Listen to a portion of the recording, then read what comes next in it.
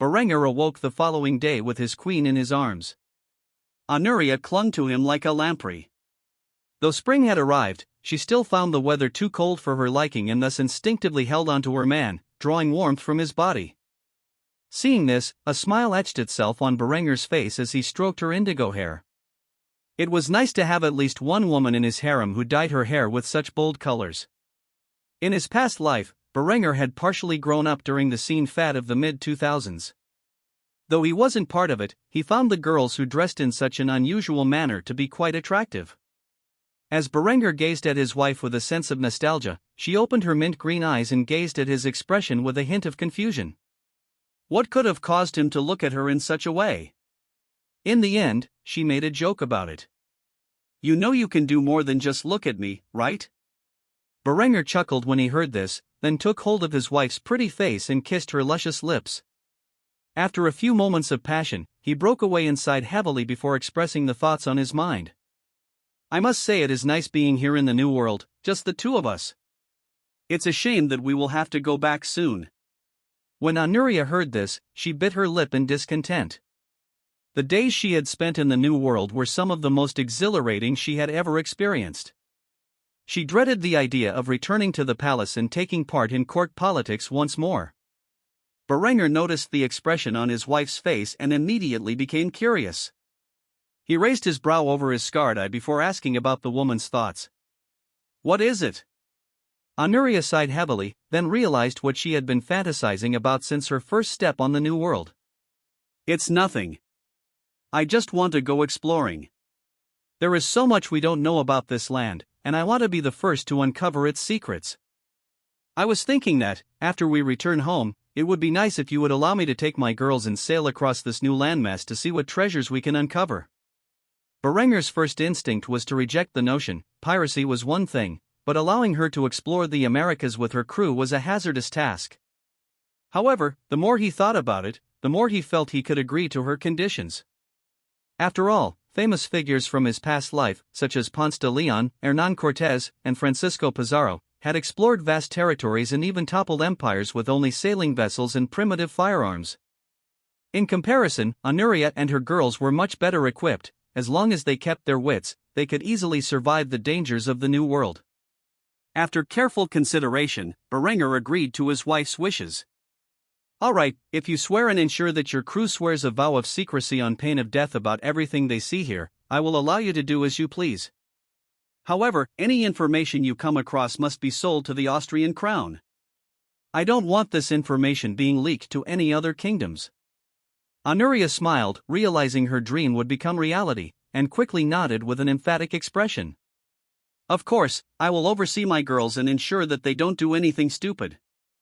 You know damn well I am not above executing one of them if they do anything detrimental to the Kingdom of Austria.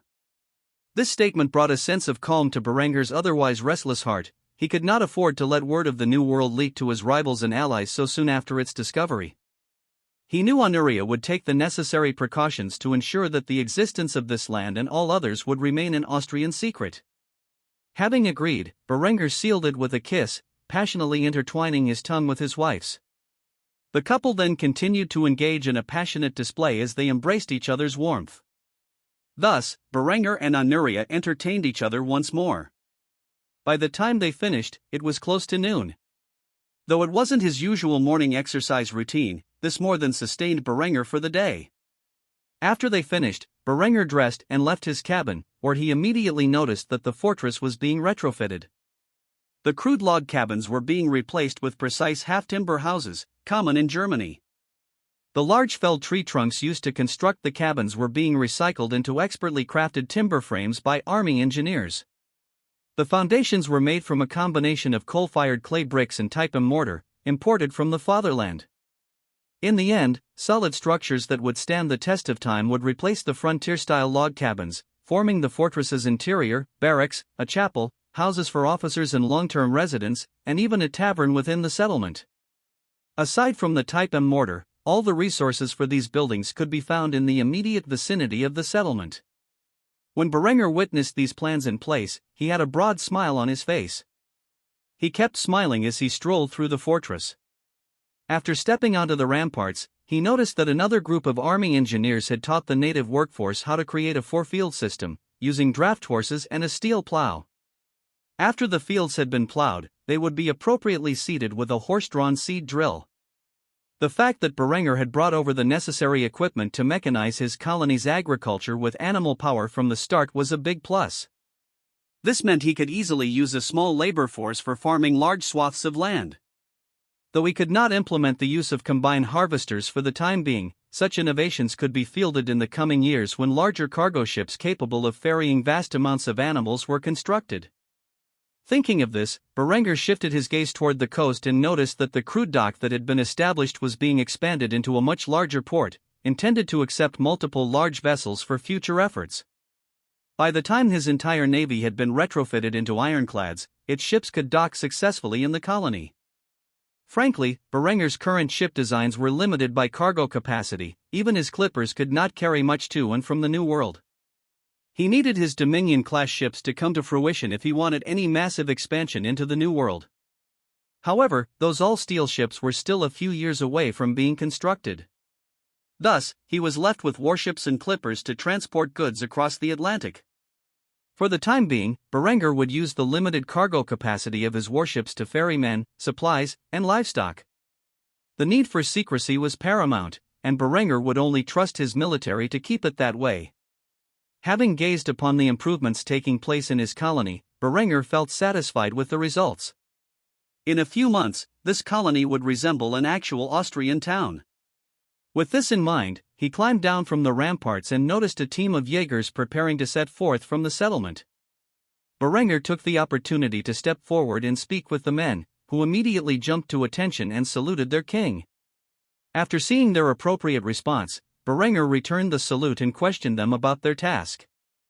"Are you departing from the fortress?" The squad leader nodded and responded to his king. "Yes, your majesty. The various Jaeger squads that have arrived are being deployed to search for valuable resources. Our objective is to travel into the unknown and seek out granite to begin building proper fortifications, rather than these poorly constructed timber walls we currently have." Berengar nodded in response. The sooner proper walls could be constructed around the settlement, the better. Reflecting on his knowledge from his past life, he quickly issued an order to the men. "Hand over your map. I have received information from the natives that might be valuable for your search." The squad leader did not hesitate and handed over his map and pen. It was a relatively crude map based on scouting reports from the marine reconnaissance teams and information traded with the native tribes. Berengar made a rough estimate of a granite location, which he knew about from his time living in the state of New York during his previous life, and marked a red X. He then returned the map to the officer and said with a stern expression, "You may find what you are looking for in that location, but what lies between here and there is a mystery even to me. So, keep your heads on a swivel, and don't be afraid to shoot anything that poses a threat, understood?" The soldiers immediately nodded their heads in response to their king's statement. "Yes, sir." Berengar left one final remark before allowing the men to begin their journey. "All right, you boys, come back safe. I don't want to ferry a body back to the fatherland. Hail victory!" The Jaegers immediately threw up their salutes once more before responding to their king in kind. Hail victory! With those words, the Jaegers entered the unknown, searching for valuable resources. Whether they would return to the settlement, and with viable intel, remained unknown. However, their journey and what they encountered on it would be exciting. Eckhard gazed upon the destruction with a sense of overwhelming disdain. Since he had begun his defense of the Teutonic state, the Eastern Coalition had thrown wave after wave of men at his defenses, only to be continuously shredded apart by the overwhelming volume of fire the Austrians unleashed upon them. By now, the leaders of the Eastern Coalition had learned a valuable lesson: a frontal assault against the Austrian army was the equivalent of suicide. Since they could not capture the fortifications or the cities that once belonged to the Teutonic state, they had begun to raid the local villages. The village lying before Eckhard was one of the victims of these assaults. The fields were burnt to a crisp, the buildings razed to the ground, and the people slaughtered or enslaved. Such mindless destruction weighed heavily on the conscience of the old field marshal. As he reflected on this, an officer under his command approached to comment on the situation. "Marshal, we must retaliate for this offense. The fact that they have raided these villages after we proclaimed them under our protection is an insult to our kingdom and its monarch." A single sigh escaped the lips of the veteran field marshal as he contemplated the best way to deal with these new tactics. While his army held the cities and castles with great skill, they could only do so much to protect the many villages in the region. After several moments of silence, he nodded his head in response to his officer's remark. With a grim expression on his aging face, Eckhard gave the order that would be infamous throughout the rest of history. "If they wish to raze our villages to the ground, then we will do the same. Prepare to march on Krakow. Let us show these Polish fools what happens when they march on Austria." Terror was a weapon constantly wielded by the Austrian crown since Berengar had first crowned himself king. Under the control of Austria's current monarch, retaliation was based on the tenfold doctrine. This military strategy held that if civilian casualties occurred in Austria or its territories, the Austrian royal army would respond by claiming at least 10 times as many lives as they had suffered. In Eckhard's view, this was utter madness. However, Berengar was a man of extreme action. He greatly despised civilian casualties, but if his civilians were targeted, he would do the same to his enemies. After all, there was a saying from his past life that he admired: "An eye for an eye, and a tooth for a tooth." Without any universal standard of international law regarding warfare, Berengar would respond with greater intensity to any attack against him and his people. Eckhard was aware of this and knew that if he did not fulfill his obligations to the king, he would be severely punished. Allowing a massacre of Austria's citizens to occur without swift and severe retaliation was a failure of military duty.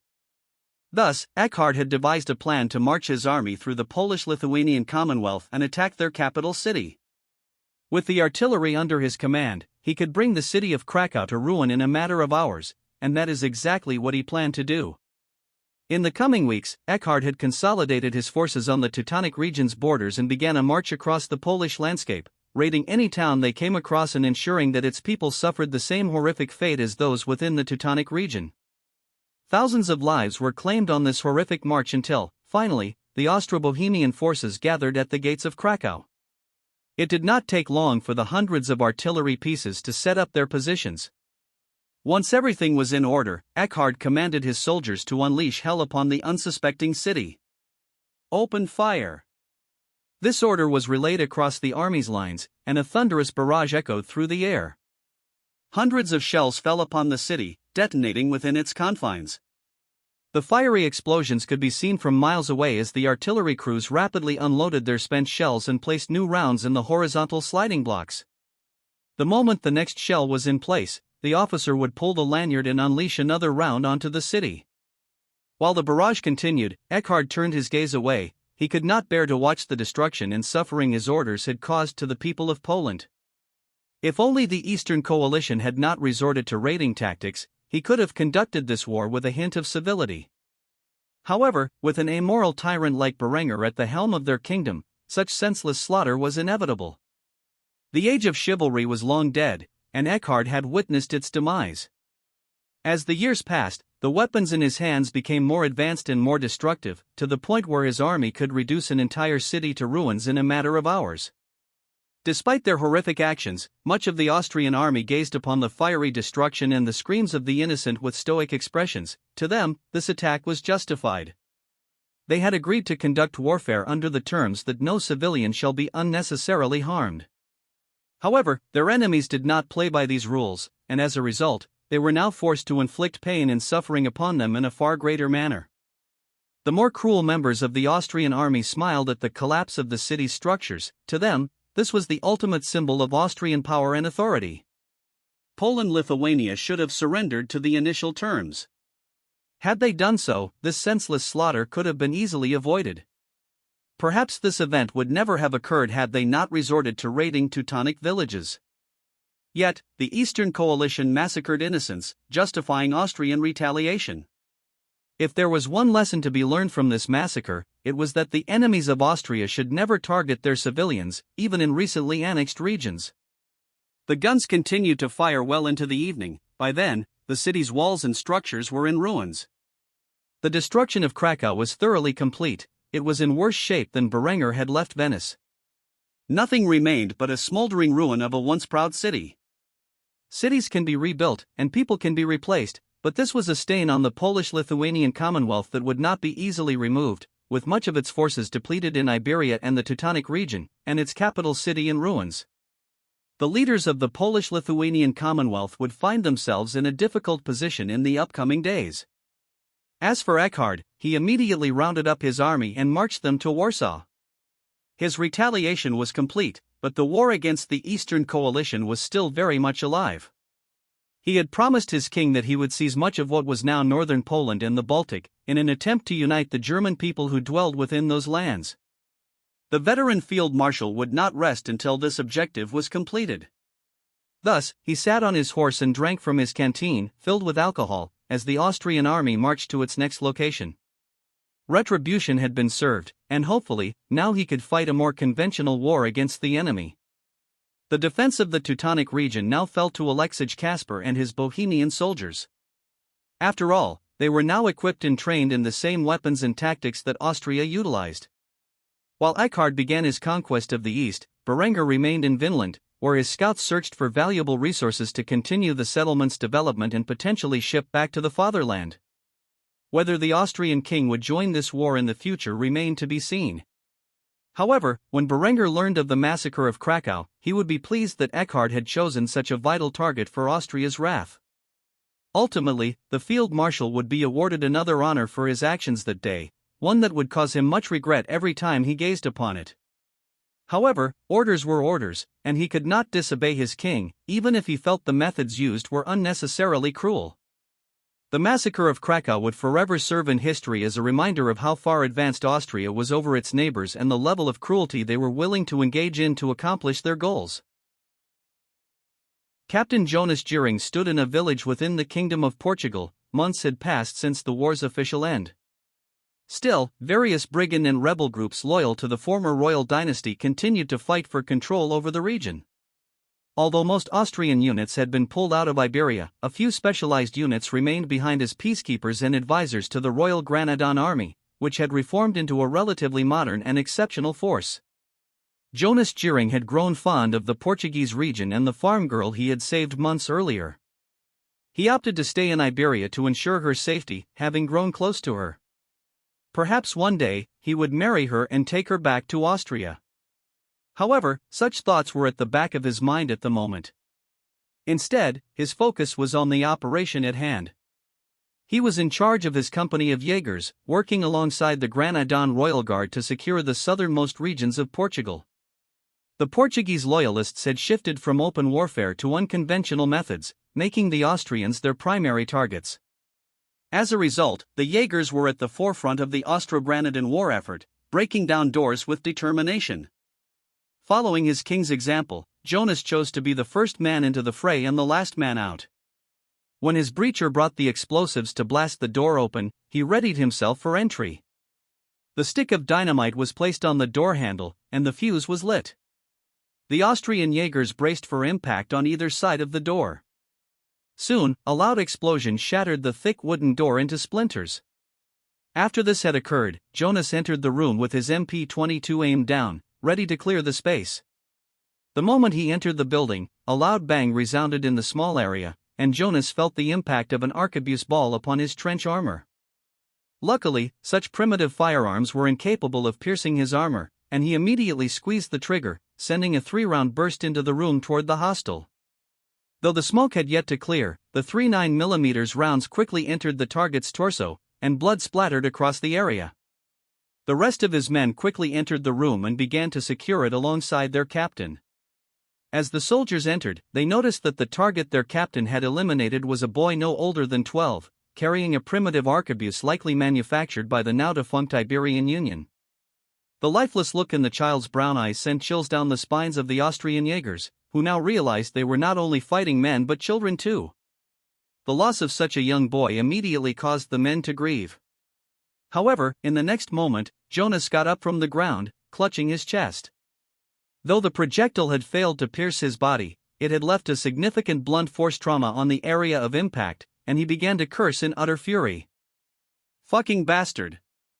After saying this, he withdrew his P-22 sidearm, pointed it at the boy's corpse, and fired 2 extra rounds into his skull. The rage in his heart could only be released by venting it upon the hostile child's corpse. After Jonas had recovered from his fragile mental state, he looked over at his soldiers, who were gawking at him in shock. "What the hell are you idiots waiting for? Clear the rest of this fucking building." Immediately, the soldiers snapped back to reality, checked their weapons, and began moving through the building. Despite his condition, Jonas quickly shouldered his submachine gun and led his men through the rest of the building. He kicked down a door to find a pregnant woman and a young girl huddled in fear. It was her son who had attempted to gun down the Austrian soldiers. Jonas immediately began shouting in Portuguese. "Get on the ground now." The various Jaegers pointed their rifles and machine guns at the unarmed civilians. They could never be too careful when clearing a room. After all, they had just witnessed the tenacity of the Portuguese people in their resistance against their new Granadan overlords. The mother screamed in fury, cursing the Austrians for killing her son. Though she had not confirmed his death, the fact that they were standing there after an exchange of gunfire was enough evidence to support her claims. "You young heathen bastards! How dare you kill my boy? I hope you burn in hell for your sins." Jonas was in a foul mood after being shot and immediately wrestled the woman to the ground, placing a pair of cuffs around her wrists. The soldiers followed suit, forcing the young daughter into a similar position, and immediately began searching the 2 civilians' bodies for weapons. While Jonas led 2 of his soldiers in these actions, the other members of the fire team continued clearing the rest of the building. Before long, another exchange of gunfire echoed through the corridors, causing Jonas to rush toward the sound of conflict. In the corner of the building, the family's father lay dead, with a crossbow in his hands. Multiple bolts had torn his skull and internal organs apart, leaving a particularly gruesome scene. By now, the Austrian soldiers were well accustomed to bloodshed and did not react to the sight. After seeing that none of his troops were wounded, Jonas sighed in relief and checked on his soldiers' well-being. "Anyone hurt?" The soldier who had been shot by the crossbow shook his head, a look of contempt on his face. "I was lucky. If that bolt were an inch lower, it would have hit my eye. Fortunately, it struck my helmet and bounced off." After saying this, the soldier spat on the corpse of the Portuguese man. Jonas nodded in affirmation before giving his troops their next orders. "All right, search the rest of the building. This is the first of many we have to clear today." The soldiers immediately saluted their captain and responded in unison. "Yes, sir." They then began to clear the rest of the building. However, they had already killed all of the hostiles, so there were no other sounds of conflict within the household. Having secured the building, Jonas and his fire team grabbed the bound civilians and brought them to the center of the village, where they handed them over to the Royal Granadan Army. These men now wore khaki uniforms with steel helmets and breastplates, resembling the uniforms of the Ottoman Empire during the Great War from Berengar's previous life, with the primary difference being their M1-style helmets. When the prisoners were brought forward and handed over, the captain of the Granadan company saluted his Austrian counterpart. He noticed the dent on Jonas' breastplate and immediately commented on his condition. "Are you all right?" Jonas nodded and sighed in response. "I'm fine, but it seems the enemy has more firearms than we initially estimated. I'll relay this information back to intelligence. It's up to them to find out where they're acquiring these weapons." The Granadan captain nodded and ordered his troops to take charge of the prisoners. After they did, he asked the Austrian captain again, "Are you going back out there?" The Jaeger captain immediately pulled out a pack of hemp cigarettes and lit one. After releasing a large plume of smoke, he nodded with a bitter expression. "Somebody has to kick down these doors." Having said this, Jonas dropped his cigarette to the floor and stamped it out before checking his magazine to ensure it was still loaded. Confirming there was an appropriate amount of ammo, he shoved the magazine back into his gun and walked away, giving further orders to his troops. "One down. 12 more to go, look alive, boys." With that, the Austrian Jaegers approached another building, unaware of whether or not it was filled with hostiles, and prepared to breach its entrance. This urban warfare would later inspire Berengar to design and issue shotguns to his forces, as it was wasteful to use TNT to breach so many doors. 2 weeks had passed since Berengar first dispatched Jaegers to Vinland to search for critical resources.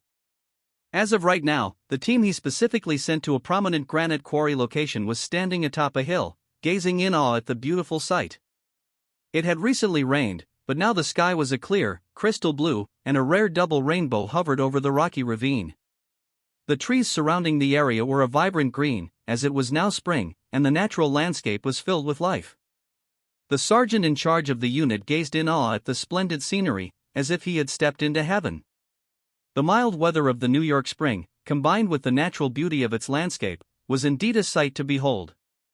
In this new world, rich in natural resources, one gained the feeling that a man could be anything he wanted to be, so long as he worked hard enough. The sergeant immediately descended from the hill into the ravine. His task was simple.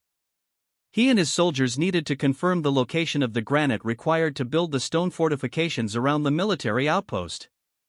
With this in mind, he carefully climbed down to inspect the bedrock of the area. Having tied a rope to a sturdy tree near the edge of the cliff, the sergeant was the first to rappel down the hill into the ravine below.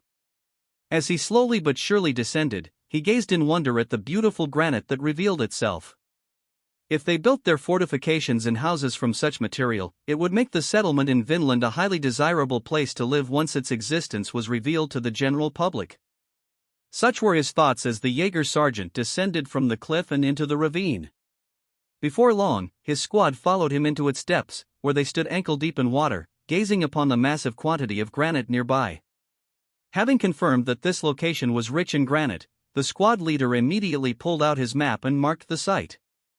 When they finally returned to the settlement, they would dispatch workers to begin constructing a proper quarry so that the materials could be mined and brought back to the territory to be used in the establishment of significant fortifications. Unbeknownst to the Jaeger squad, several pairs of eyes were gazing upon them from the tree line above. The Algonquin scouts had watched as the pale-skinned foreigners descended into the ravine. Though they did not know what these people were looking for, they knew it could not be good for them. Remaining entirely unaware of the nearby hostile scouts, the Austrian Jaegers continued to explore further, plunging into the ravine. Up to this point, they had not only been scouting for resources but also creating a detailed map, and this location was no exception. The soldier in the group skilled in cartography walked around the area, jotting down the details on a piece of scrap paper. While he was doing so, the rest of the squad remained on guard. They were far from the known territory that the expeditionary force had established, and danger lurked in every corner, from wildlife as well as the natives who had proven to be hostile. While they were searching the area and taking up defensive positions, the Algonquin scouts had trekked through the tree line to set up an ambush. The moment the Austrians climbed up the rope from the ravine below, the native warriors planned to attack them. As per their usual tactics, the Austrian squad consisted of a sergeant equipped with a submachine gun, a machine gunner armed with an MG-22H, a sniper with a scoped G-22, and the rest were standard riflemen. The sniper gazed through his optic, searching the surrounding tree line for any potential threats. He immediately became aware of the natives' presence. The man raised his fist and communicated silently with the squad that hostiles were approaching and preparing an ambush. No words were spoken, and the Austrian Jaegers communicated via sign language as they prepared for combat. The soldiers flicked off their safeties as they began to climb the rope. Before doing so, the sergeant pulled out a smoke grenade and threw it with all his might onto the cliff above. A pool of smoke filled the air when the device went off, obscuring the native warriors' sights. Afterward, the sergeant began to rapidly climb onto the cliff above, where his soldiers immediately followed. By the time the smoke dispersed, the squad had made it to the cliff with their fingers on the triggers. The moment they contacted the enemy, the sound of gunfire echoed through the air as bullets roared down toward the concealed Algonquin warriors. Blood splattered as the sniper was the first to pull the trigger. An 8mm round pierced straight through the skull of his opponent. Immediately after, he racked the bolt back and acquired another target, sending another round into the man's torso. The Algonquin began to panic as their initial wave was cut down so quickly. Nevertheless, they started to unleash a volley of arrows down onto the Austrian soldiers. Arrows filled the sky and fell on the Austrians, who braced for impact, with their heads, necks, and vitals protected by steel armor. While some arrows pierced through their limbs, they were far from mortal wounds. With this in mind, the Austrians ripped the arrows from their joints and opened fire once more on the native warband. While not every bullet hit its mark, the volume of fire was too high for the natives to counteract. especially with a machine gunner prone in the mud, slinging 8mm projectiles downrange at a rapid rate. Each time his magazine ran dry, he would pull another from his pouch, insert it into the top of the machine gun, rack the bolt back, and fire another 30 rounds at his targets. It did not take long for the enemy to begin to flee. One soldier, too eager for blood, immediately sprinted off towards the opponents. Before he could get far, a bullet shot past his head and hit the tree in front of him. The Jaeger looked back to see his NCO staring at him with a frown, a smoking gun in hand. "Are you a moron? They've probably set up traps for us.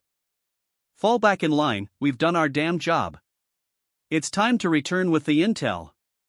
The soldier immediately swallowed the saliva that had pooled in his throat, considering what his NCO had said, and immediately obeyed his orders, falling back into line. The wounded were carried away by members of their squad as the Austrian Jaegers began to flee back to the settlement. This would not be the only ambush they encountered on their journey back to the main force, nor was this the only squad under attack by the native tribes. There would be several losses on the expedition to locate and secure resources for the Austrian settlement. However, conquest was never achieved without bloodshed. The resources these young Austrian men gave their lives for would become the backbone of the Kingdom of Austria for years to come. Berengar later declared any man who gave his life in service of exploration to be posthumously honored with an Iron Cross second class. While Berengar's soldiers were locating and securing natural resources, he was overseeing the ongoing construction efforts of the settlement. This fortress in the New World was designed to be self-sufficient, with monthly exchanges between the fatherland and the colony. The remaining native tribes of New York were preparing for war, and these ambushes were the first signs of a broader conflict to come. The more Austrian soldiers arrived in the New World, the more threatened the pre-existing inhabitants felt. It was only a matter of time before bloodshed occurred on a scale far larger than what had already been fought. Berengar was well prepared for this eventuality, and before long, the fortress in the New World would be impregnable, at least against the primitive people of North America. Without gunpowder, it would be impossible to breach the granite and mortar walls of the massive star fortress being constructed. While the remainder of the American wilderness was an unknown factor to Austria, the fortress would be a beacon of hope for the soldiers living in Vinland and future generations to come. After all, this was a land rich in natural resources, and the only enemies the Austrians faced were various Stone Age societies. Emperor Vetranes gazed upon his mangled son with an expression filled with pity. Decentius had invoked the ire of the Austrian crown and, as a result, paid a hefty price for his hubris.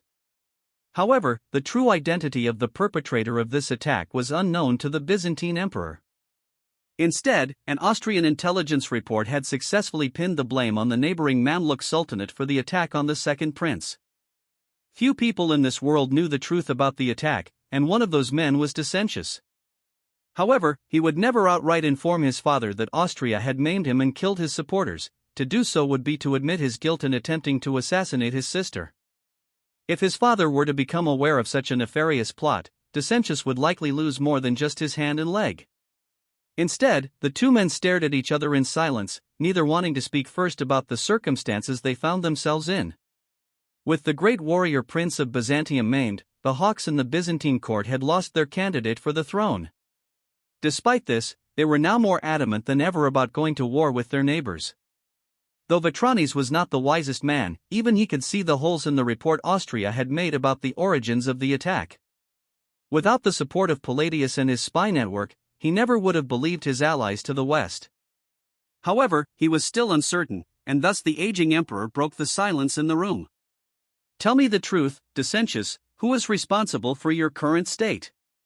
The second prince of the Byzantine Empire immediately turned his head toward his father, revealing the massive wound on his once handsome face. Not only had the explosion blown apart one of his hands and lower leg, but it had also severely damaged his face and blinded him in one eye. Decentius refused to elaborate further and merely retorted with a rhetorical question. "Who do you think?" Though there was no outright admission, Decentius' words were enough to convince Vetranes that the attack on his son was not from the Mamluk Sultanate but from their most prominent ally. This realization struck Vetranes with a mix of grief and rage, causing him to pound his hand on the nearby table. Why? Why would he do this? A tinge of guilt flickered in Decentius' one good eye as he avoided his father's gaze, trying to deny his part in the vicious retaliation. Your guess is as good as mine. Betranes clenched his fist so tightly that his fingernails dug into his palms, drawing blood. He did not understand what his family had done to Austria to provoke such a vicious attack.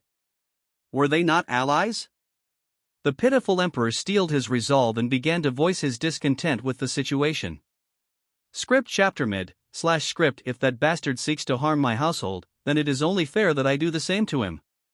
His reckless words drew the attention of a passerby, who silently entered the room, observing his brother and father conspiring against the King of Austria and his family. Quintus leaned against the doorframe, unnoticed until he interrupted their meeting. A wide smirk spread across his face as he stepped in to defend their Western allies. If Austria attacked Decentius and those who support him, there must have been a proper reason for doing so. Berengar is not reckless and would not take such violent action against an ally unless provoked. As for his little spymaster, she is even more cautious. The real question is, what did my dear little brother do to warrant such a vicious attempt on his life? Quintus was aware of the allegations against Decentius. After all, Palladius had come to him for support after the second prince had murdered the late strategos Arethes in cold blood. However, he lacked any significant proof and thus stayed out of these affairs. Despite his neutrality, there was now an attack on the Byzantine imperial family, and he could no longer ignore the accusations against his brother. As a significant rival in the war for succession, Quintus made sure to take advantage of this crisis and use it against his little brother, who sought to usurp his birthright. Decentius gazed at his older brother with a look of contempt across his wounded face. He knew exactly what Decentius was implying and hoped to avoid this conversation with their father for as long as possible. However, his brother was a sly bastard and had begun to kick him when he was down. Immediately, the second prince denied any fault, with an innocent expression on his face. I have done nothing to warrant such a ruthless attack on my life. You best be careful, brother, you are close to speaking slander against my character. In response, Quintus merely smirked before tossing a document on the bed, where Betranes immediately gazed upon it with wide eyes. His first instinct was to question what he was reading. Is this true? Quintus did not hesitate and instead nodded his head before further digging a grave for his little brother. Palladius has confirmed it. One of my brother's trusted underlings placed a bid for our dear sister's assassination, and the Austrians have made arrests of the potential assassins. They were likely unaware that Decentius was meeting with the scoundrel responsible when they launched their attack. One could say this is Austria's way of seeking justice against those who tried to kill Honoria. Whether Decentius was involved in this conspiracy remains unknown. However, it does raise the question, why was Decentius meeting with a group responsible for an assassination plot against our sister? Betranes immediately ignored his eldest son's implication and changed the subject. He could not bear to think that Decentius had knowingly participated in an assassination attempt on his sister. Instead, he asked the second most important question on his mind. Then why did Austria pin the blame on the Mamluks? Quintus burst into a brief fit of laughter. He did not believe his father was foolish enough to ask such an obvious question genuinely. Seeing the disturbed expression on the emperor's face, the crown prince immediately bowed his head and responded obediently. My guess is that once they discovered Decentius was wounded in the attack, they began to panic, fearing you might dissolve the alliance between our two realms. Such a scenario would benefit neither them nor us. I suggest we accept the Austrians' gift and use this as an excuse to annex the remainder of the Mamluk Sultanate. After all, this did not appear to have been an intentional attack on Decentius. He was simply in the wrong place at the wrong time. Betranes thought deeply about what had transpired. If what Quintus said was true, then the maiming of his second son was unintentional, a consequence of his son associating with conspirators who attempted to murder his daughter. Even so, few men in this world knew the actual perpetrator behind the attack. If they swept this incident under the rug and accepted the casus belli against the Mamluk Sultanate, it could aid them in reuniting long-lost portions of the empire. After careful deliberation, the Byzantine emperor nodded and turned to gaze at his wounded son. There must be war. We will pay the Mamluk Sultanate tenfold for what they have done to you, and as far as anyone is concerned, they are indeed the responsible party. Take this as a life lesson. I would hate to see what becomes of you, my son, if you were to further associate with traitors to the empire." After saying this, the Tronies left, leaving Quintus and Decentius to stare at each other with mutual hatred. Ultimately, Quintus was the one to break the silence. "Consider yourself lucky. If your attempt on Honoria's life had succeeded, then there is no force in this world that could protect you from the wrath of the Austrian king.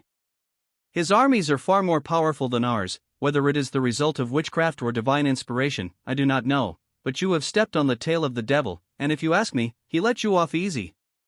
Having said this, the first prince of the Byzantine Empire retreated from his brother's quarters, leaving the second prince alone and bitter with his fate. Little did those present know that Berengar was on the other side of the world, completely unaware of the events that had taken place. Months had passed since the expeditionary force to the New World, now referred to as Vinland, began to procure natural resources. In this time, substantial improvements were made to the settlement. For starters, the fortifications were now constructed from granite and type M mortar, forming a star fortress. A proper garrison was established to ensure its defense, with machine guns and artillery pieces spread throughout the ramparts. Inside the star fortress were the soldiers' quarters, including barracks, cookhouses, chapels, and other institutions. The half-timber structures and Baroque cathedrals combined to create a settlement unlike any the New World had seen before. Outside the Star Fortress was an important port extending into New York Bay, serving as a harbor for Austrian ships traveling to Vinland. Apart from the dock, several large fields with horse-powered mechanized agricultural devices were set up using the four-field system. These fields utilized advanced fertilizers, which were currently being imported from the fatherland. As the settlement grew with an increase in Austrian overseers and native laborers, it began to catch the attention of nearby tribes. Aside from minor skirmishes in the wilderness, there had been no further attacks on the settlement. Now that the fortifications were properly established, Berengar was confident in the garrison's ability to maintain control over the region. The mighty Austrian king stood upon the ramparts of the Star Fortress, gazing upon the vast landscape before him. In half a year, he had successfully established a permanent settlement in the New World. With this in mind, it was finally time to name this location. He began to raise two flags high above the fortress. The top flag was none other than the Kingdom of Austria's, while the bottom banner was a new design, a colonial flag that he had created to showcase the evolution of the Kingdom of Austria. With this colony under their control, they now had overseas territory, making them an empire. However, he would not yet boldly declare himself an empire in European politics. Such a proclamation would cause backlash and investigation into the claims. Regardless, a new flag was designed to represent the New World colonial territory of the Kingdom of Austria. This flag was similar to the colonial flags of the German Empire from his past life. The differences were that the bottom color was gold instead of red, and the von Kufstein double-headed eagle was in the center. As the Austrian soldiers stood below, they saluted the raising of the two flags. Berengar immediately called out to his people and declared the official establishment of a new overseas colony. Let today be known as the day the Crown of Austria has formally established the colony of New Vienna. Glory to the Kingdom of Austria, glory to our newfound empire. As Berengar spoke, the soldiers beneath him began to shout in unison, "Glory to the empire." Hearing these words, a smile formed on Berengar's face, and he quickly made another announcement to those gathered. "It is with a heavy heart that I must inform you I will be returning to the fatherland shortly after this ceremony. Please understand that your work here in Vinland is of vital importance to the continued prosperity of our empire. Thus, I will leave control of the colony in the hands of a man renowned for his capabilities as both a military and civil leader." After saying this, a familiar face came forward and stood before his king, dressed in a field uniform like Berengar's. He had only recently sailed across the Atlantic to visit the New World for this purpose. Major General Arnulf von Thiersee knelt before his king, eagerly awaiting the reward for his years of hard work. Berengar was keen to bestow it upon him. "I confer upon you, Arnulf von Thiersee, the military rank of Field Marshal, the civil position of Colonial Governor, and finally, the noble title of Grand Duke of New Vienna. I look forward to your progress here in Vinland. Now, rise." Upon hearing these rewards, a broad smile spread across Arnulf's face. He was no longer a meager lord or a simple general but a full-fledged field marshal, a grand duke, and colonial governor.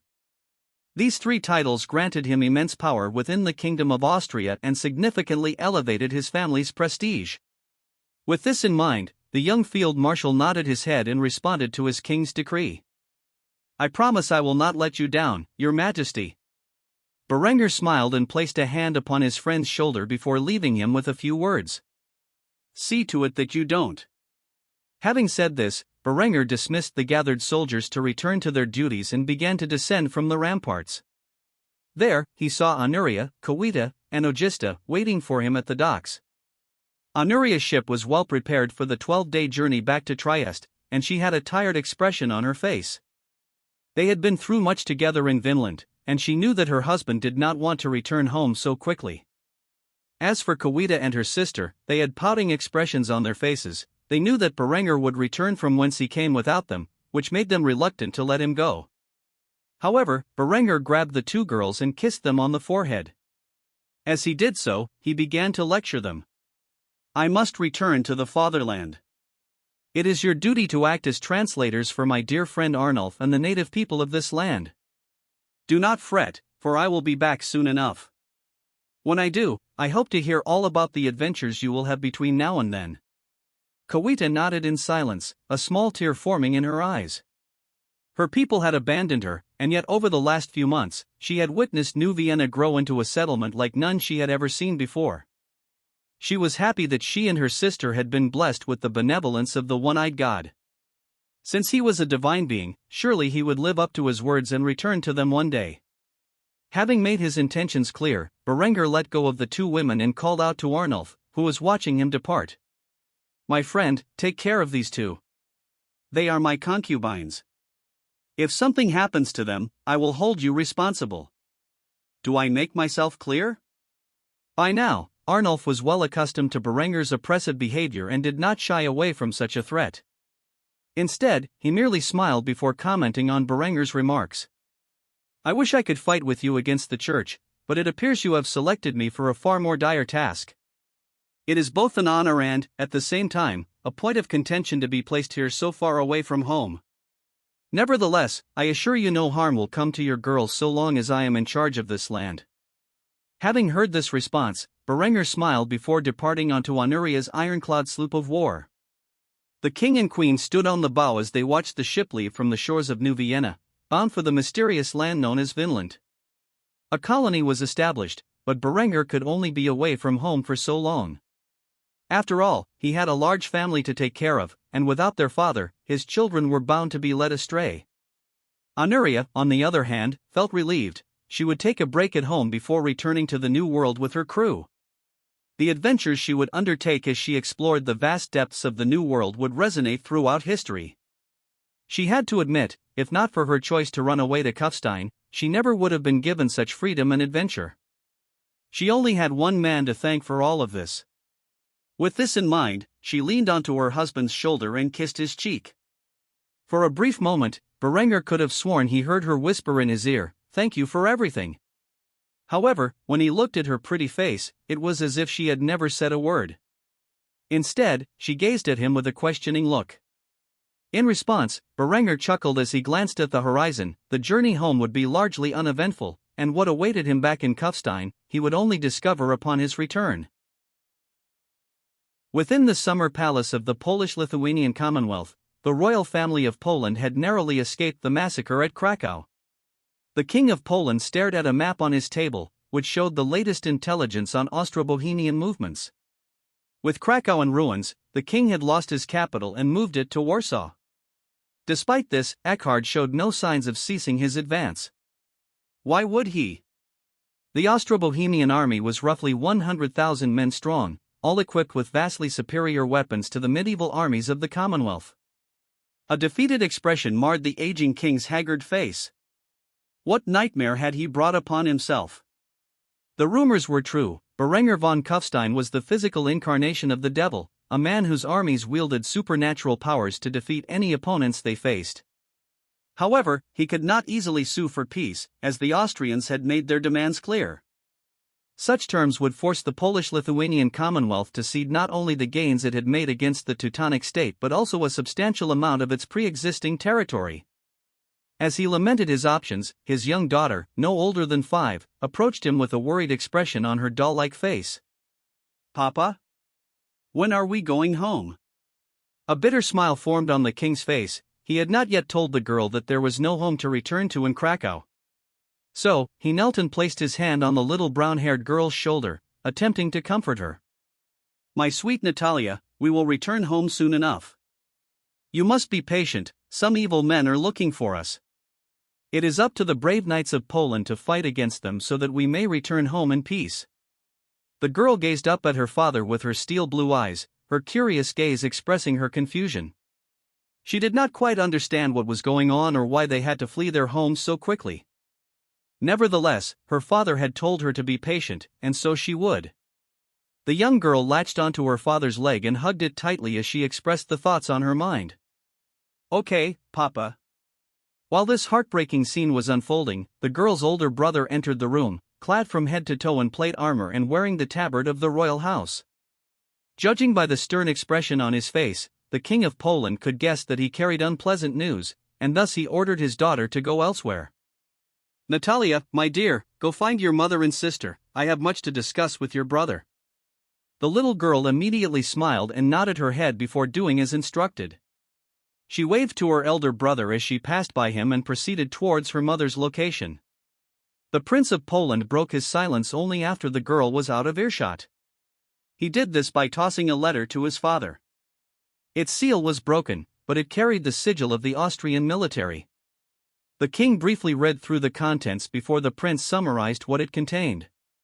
Script chapter mid/script. The Austrian field marshal implores us to surrender and give in to the conditions he previously laid out. If not, he vows to march on Warsaw and destroy every semblance of Polish civilization. Immediately, the king's eyes grew wide in fury as he tore the letter apart and cursed his rivals from the west. "Goddamned Austrians! Who do they think they are, intervening in our war with the Teutonic Order? For centuries, we have suffered abuse at the hands of those bastards, and just when victory is within our grasp, they deny us this triumph with their interference from the south." Despite his father's harsh words, the Polish prince was far from hostile toward the Austrians. Unlike the king, he had witnessed firsthand the devastating power of Eckhard and his soldiers. This is why he had personally delivered the letter to his father, rather than sending a messenger. He did not wish to engage in combat with the enemy, so he had marched his army back to the capital to deliver the letter himself. After recalling the Austrian troops' brutality and the explosive firepower they wielded, the prince dropped his facade of strength and began to implore his father to make peace. "Father, I suggest we yield to their demands. Austria is too powerful to contend with. You should be grateful they are only asking for the regions occupied by the German people. I have seen the weapons they use in battle. Before our knights can even get close, they are consumed by Austria's hellfire. I hear the Austrian king has a young son who is roughly Natalia's age. Perhaps we could secure peace by arranging a marriage between the two of them. Maybe they would even reduce the amount of territory they desire?" The King of Poland did not react as his son expected. Instead, he immediately struck the young man across the face with all his might. The impact sent the boy to his knees, where he gazed up in shock at his father's enraged face. "You suggest I give up everything I have conquered to the Austrians and sell my beloved daughter to this lowly baron who dares call himself king, as if she were some common whore. If you weren't my son, I would have your tongue removed for suggesting such a farce." The prince spat out a puddle of blood from his mouth and shifted his jaw. The force with which his father had hit him was no joke, yet he continued to remain defiant. He was desperately trying to convince the King of Poland to yield. "Father, you have not seen their army as I have. They have 100,000 men capable of slaughtering our army like mere insects. What remains of the battlefield after our defeat is a scorched wasteland, as if hell itself had been conjured onto the land." As the king heard these words, he erupted into fury once more. He nearly struck his son again but forced himself to calm down. After taking a deep breath, he exhaled heavily before lecturing his eldest son. "I do not remember raising such a cowardly son. You have dishonored yourself in this household, not only by your actions but by your words. Iwan, my son, I hereby order you to take charge of what remains of our army and ride out to meet the Austro-Bohemian forces in open battle. You will either return victorious or not at all." The Polish prince, Iwan, could hardly believe his father's words. This was essentially a death sentence. Nevertheless, he was honor-bound to fulfill the king's orders to the best of his ability. Clutching his fist in grief and anger, he slowly came to accept his fate. After a few moments of silence, he sighed heavily and nodded in agreement. "If that is your command, your majesty." After saying these words, Iwan departed from the room where his father dwelled. He briskly walked towards the castle's exit, where he saw his little sister Natalia peeking out from behind a door. The girl quickly rushed over to her elder brother, who caught her in his ironclad embrace. A bitter smile formed on the Polish prince's face as the young girl innocently asked where he was headed. "Big brother? Where are you going?" Though he tried not to show his grief to the innocent and naive princess, his dark blue eyes ultimately revealed the lament deep within his soul. He forced a smile and patted the girl on the head. "Natalia, my sister, I have been ordered by our father to reclaim the land stolen from us by the Austrians and their Bohemian allies. I am afraid I must leave you behind again." The girl was too young to realize that her brother was marching off to an unwinnable war. She cocked her head in curiosity and asked, "You will return, though, right?" Though Iwan wanted to reassure her that he would return home safe and sound, he knew deep down that this was likely his swan song. He choked on the sentence he had prepared and merely nodded in silence. Seeing the grim expression on her older brother's face, Natalia handed him her favorite toy, a small stuffed rabbit. With a cheery smile, she spoke to her eldest brother with a glint of hope in her eyes. "Here, hold on to Casper for me. Make sure you both come home safe and sound." Iwan grabbed the stuffed rabbit and clutched it tightly to his chest. He nodded 3 times and patted the girl on her little head, trying not to break into tears. He turned toward the door and opened it. The last words he spoke to his younger sister would forever resound in her head. "I will make sure to return this little rabbit to you." After saying this, the young Prince of Poland departed from the summer palace in Warsaw. He would lead what remained of the Polish-Lithuanian Commonwealth soldiers into battle against their enemy to the west. Within the royal palace of Paris, the young prince knelt before his elder sister, Sibylla. The princess wore a scowling expression as she repeatedly tapped her hand on the armrest of her seat. Though she had sent Aubrey to seduce the Austrian king and win his support in the war against the rebels and the English crown, he had returned empty-handed and in a state of disarray. She had no idea what horrors he had faced, but one thing was clear in her mind: nobody terrified her precious little brother to such an extent except her. Aubrey knelt so low that his head touched the floor. Despite this, he was still dressed in a floral-patterned evening gown. The sight of him made Sibylla both aroused and frustrated. How could her little brother be so much prettier than she was? These thoughts always accompanied her whenever she saw Aubrey cross-dressing. As for King Giles, no one had seen him in days. Perhaps he had finally died on the chamber pot. She supposed she would have to search for the missing king eventually, but for now, she needed to discipline her brother for his failure. "So, let me get this straight. You went to Austria, embedded yourself in their royal palace, managed to make physical contact with their king, and yet he still didn't fall for your cute appearance?" Aubrey nodded obediently when he heard these words. He tried to raise his head but was immediately stepped on by the white leather heels his sister wore. His delicate head was slammed back down onto the cold tile as she grabbed a whip and lashed it at his petite back. "Who told you to raise your head?" Aubrey immediately shook from the impact of the whip. Despite this, he did not cry out in pain. After all, he had endured Sibylla's abuse for so many years that he was well accustomed to it. Instead, the French princess immediately commented on her brother's untimely return. "What I don't understand is why you didn't keep at it. Did he threaten to castrate you or something?" The effeminate French prince immediately shivered at the thought. The warning Linda had given him constantly resounded in his mind, but as he gazed upon his frightening sister, he could practically see the busty, red-headed lass staring at him with her cold, sky-blue eyes. He immediately kept his head down and repented to his sister once more. "I am sorry, Sibylla. That woman is terrifying.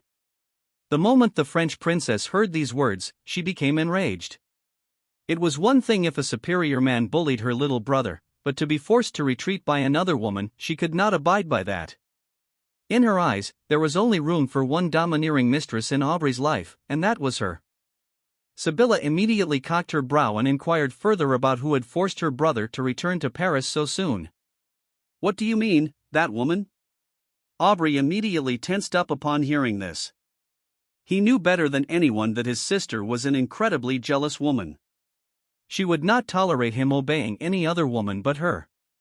He wanted to cut his vocal cords after realizing his mistake, but he immediately responded to his sister, seeing the vicious gaze in her eyes. The red-headed bitch. She was one of Berengar's wives.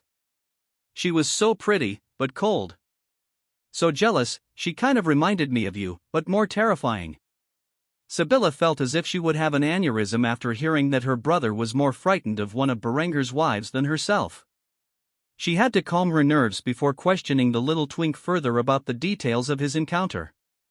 "You say she was even more frightening than me? I highly doubt that." Despite her harsh tone, Aubrey had already spilled the beans, and thus he was forced to reveal his intense fear of Linda, which had caused him to flee from Austria so swiftly.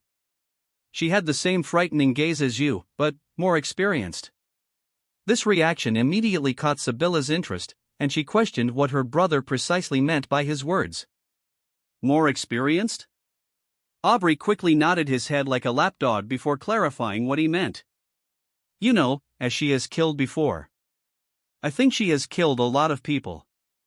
As if just by a single word she could make me disappear forever." Sibylla was immediately taken aback.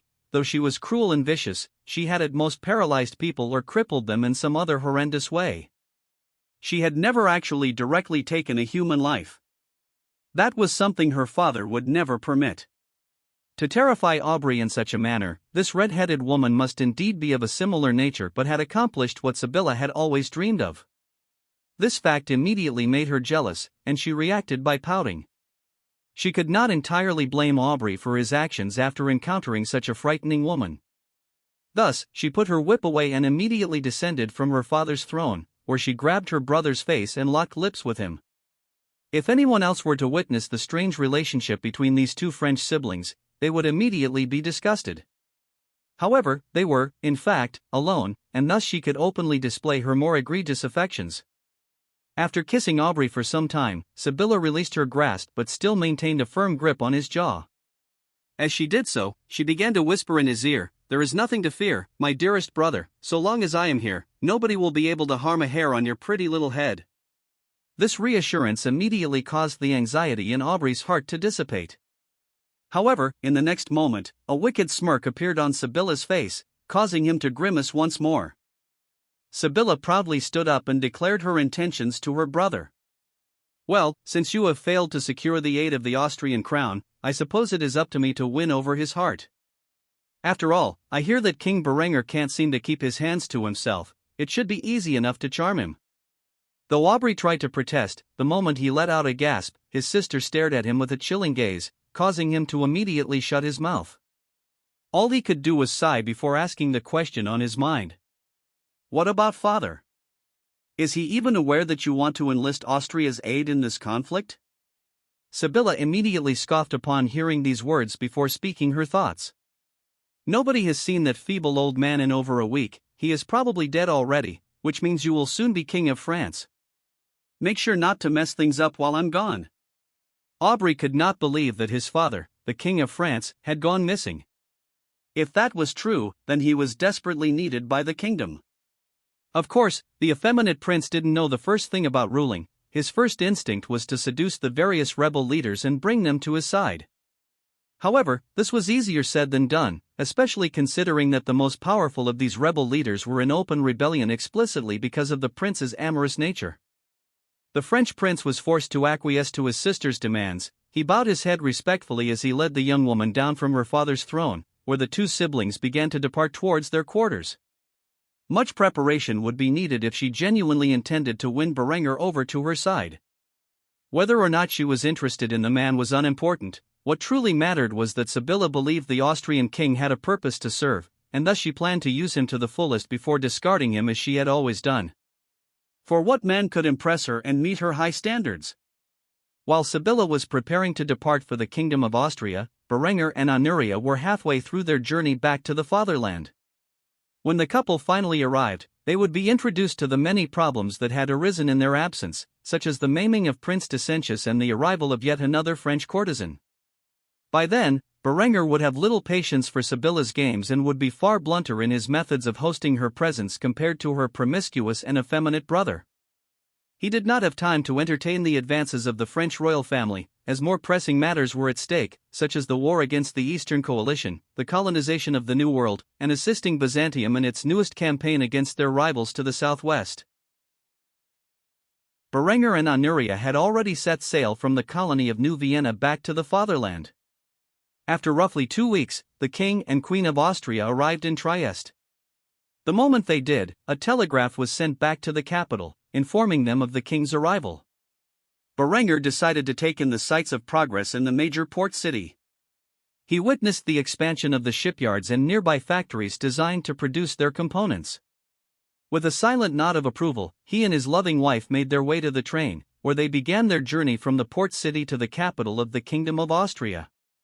After several hours, the steam-powered locomotive and the train cars behind it successfully navigated the Austrian Alps and arrived in the city of Kufstein, which had become a bustling metropolis surrounded by acres of fertile farmland over the years. Berengar had not made it publicly known that he was gone during his absence. Instead, an ongoing image of him being confined within the palace while working diligently was maintained. Thus, when he stepped off the train, people did not think much of it. They assumed he had been visiting another city for business purposes. Nevertheless, as usual, a significant-sized crowd gathered around him and his security detail. After all, it was not every day that the common folk could witness the glorious presence of their monarch.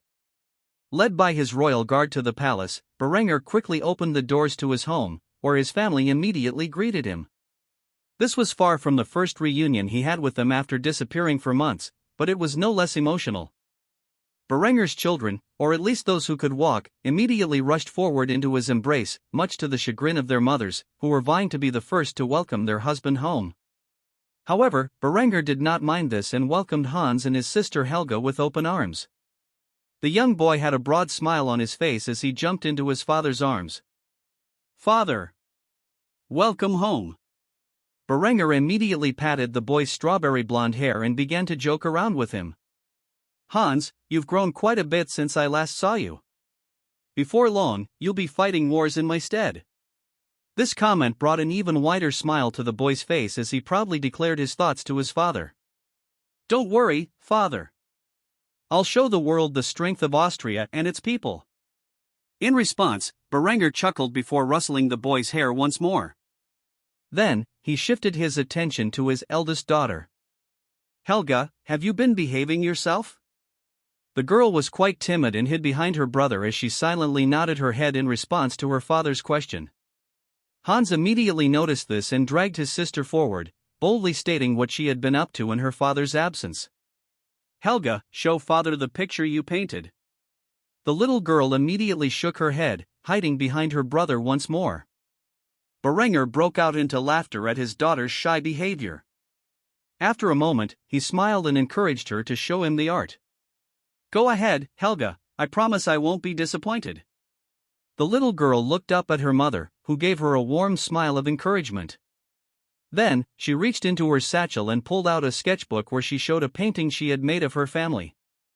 Berengar immediately noticed that the only ones in the childish painting were himself, Linda, Hans, Helga, and Ilse. As for Berengar's other wives and their children, they were noticeably absent. When Berengar saw this, he did not mind and instead complimented the girl on her work. "Very well done, I suspect you will be a great artist in the future." Honestly, the only impressive thing about the art was that it was a step above what kids her age would usually be capable of creating. Nevertheless, it proved the girl had some natural talent, and if nurtured correctly, she could bring a level of prestige to the von Kufstein name in the future. Helga smiled and nodded her head in silence. Clearly, she was not much of a talker. Having given his two eldest children with Linda the attention they deserved, Berengar immediately shifted his gaze to his second wife, who wore a pretty smile. "Welcome home, master," she said. Berengar immediately grasped the woman and planted a kiss on her luscious pink lips. After doing so, she whispered something in his ear in a voice so low that only the two of them could hear it. "We need to talk, in private." Berengar immediately nodded his head in silence upon hearing this before shifting his gaze to Adela. The woman had a pouting expression on her face as she begrudgingly hugged her husband, then began to scold him with a furious look in her eyes. "I hope you behaved yourself while you were away." In response, the young Austrian king wore a mischievous smile as he addressed his wife's concerns. "Of course. Who do you think I am? Some kind of playboy?" Adela merely rolled her eyes when she heard this and handed her two children off to Berengar. These two babies were still too young to speak, but Berengar showed them affection by kissing them on their foreheads before handing them back to their mother. After doing so, he approached his fourth wife, Yasmin, who was visibly pregnant. Her round belly contained the fruits of their love. She wore a satisfied smile as she greeted her husband. "Welcome back. I hope your travels went well." The young Austrian king nodded, hugged the woman, and kissed her on the cheek before responding, "Of course." Before he could say more, Berengar noticed Henrietta running down the stairs at full speed. The girl immediately jumped into his arms, knocking him to the floor and latching onto him like a lamprey. "Big brother! You're finally home." A defeated smile spread across Berengar's face as he tried to struggle out of his little sister's embrace. This girl was seriously too forward. If only they weren't blood siblings, then maybe he would consider being with her. However, his parents had confirmed they were blood-related, and they wouldn't lie to him, would they? After all, he would remember if she were adopted. After a few seconds, Berengar finally pulled himself away from Henrietta's grasp and flicked her on the forehead. "Behave yourself, I've only been gone for a few months." Though Henrietta wanted to protest, she complied, allowing Berengar to dust himself off and stand tall among his family once more. He then made a bold declaration to the members of the von Kufstein dynasty. "How about you all go wash up and meet for dinner? In the meantime, I have something important to discuss with Linda, so I'll see you all in the dining room shortly after I'm done with her." Though the other women in his harem were impatient, having not seen their husband in many months, they could tell by the glint in his eyes that something serious had occurred. Thus, they obediently nodded and did as they were told. As for Berengar and Linda, they walked to his office. It was only after the door was sealed behind them that Linda began to reveal what had transpired in her husband's absence. "I've got some bad news and some worse news. Which do you want to hear first?" Upon hearing these words, Berengar frowned, then sighed heavily before answering. "Let's start with the bad news." There was no hesitation on Linda's part. Instead, she immediately began to clarify what she had been made aware of. "Princess Sibylla of France is on her way to Kufstein. Evidently, after that boy Aubrey failed to charm you, she decided to come in person." A loud scoff echoed in the room as Berengar heard this. He immediately began to unfasten the medals around his neck and loosen his collar as he sat back in his leather-bound chair and relaxed. "What do the French want from me now?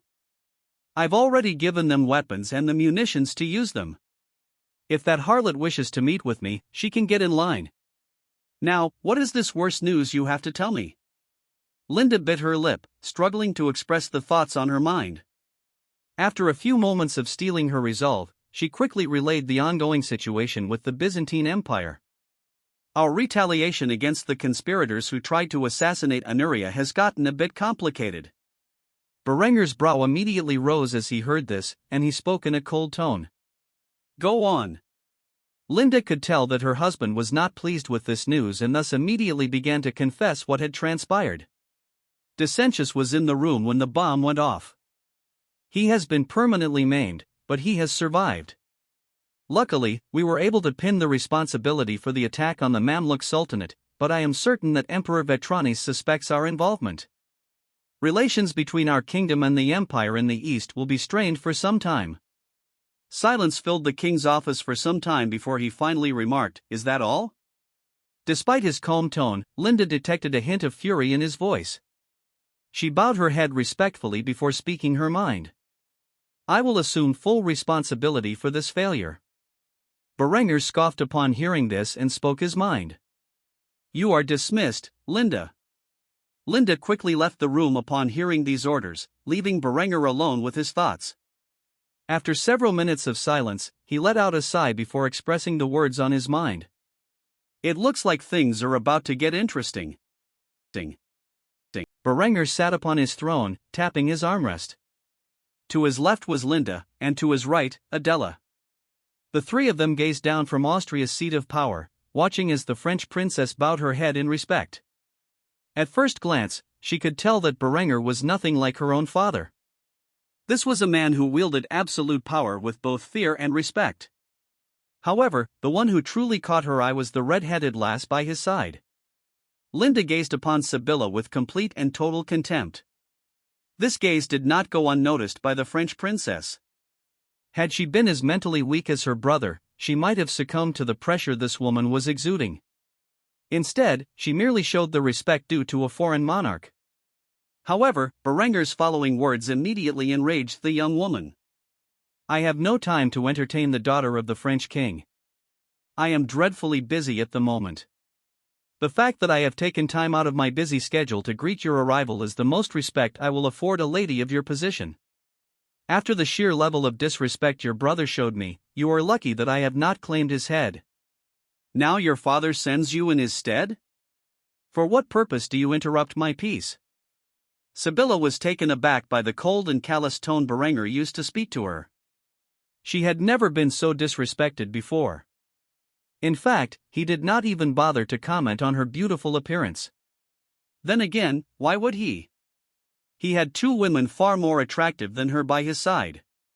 The thought that she could not compare to the women by Berengar's side only fueled the fire in Sibylla's black heart.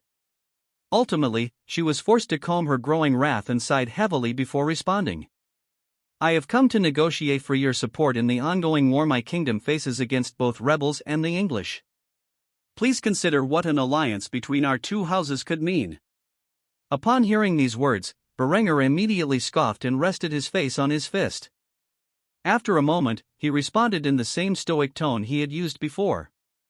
"I have already given your father sufficient arms to put down his rebellion and offered to establish an arms trade between our two countries. Yet, as far as I am aware, he has still refused to use these weapons in the field. If your father wants Austrian troops on French soil, I am afraid that is not something I am inclined to do. You may not be aware, but we are currently fighting a war with the Eastern Coalition and will soon be thrust into a defensive war against the Catholic world, which, I suppose, would include your kingdom, would it not?" Sibylla bit her lip in displeasure. She was not accustomed to verbally sparring with someone who had such a sharp wit and a complete disregard for her people. In the medieval world, France was a significant power, yet Berengar looked upon them as if they were worthless. The idea of an alliance with France was laughable to him, which only stoked the rage the French princess was feeling.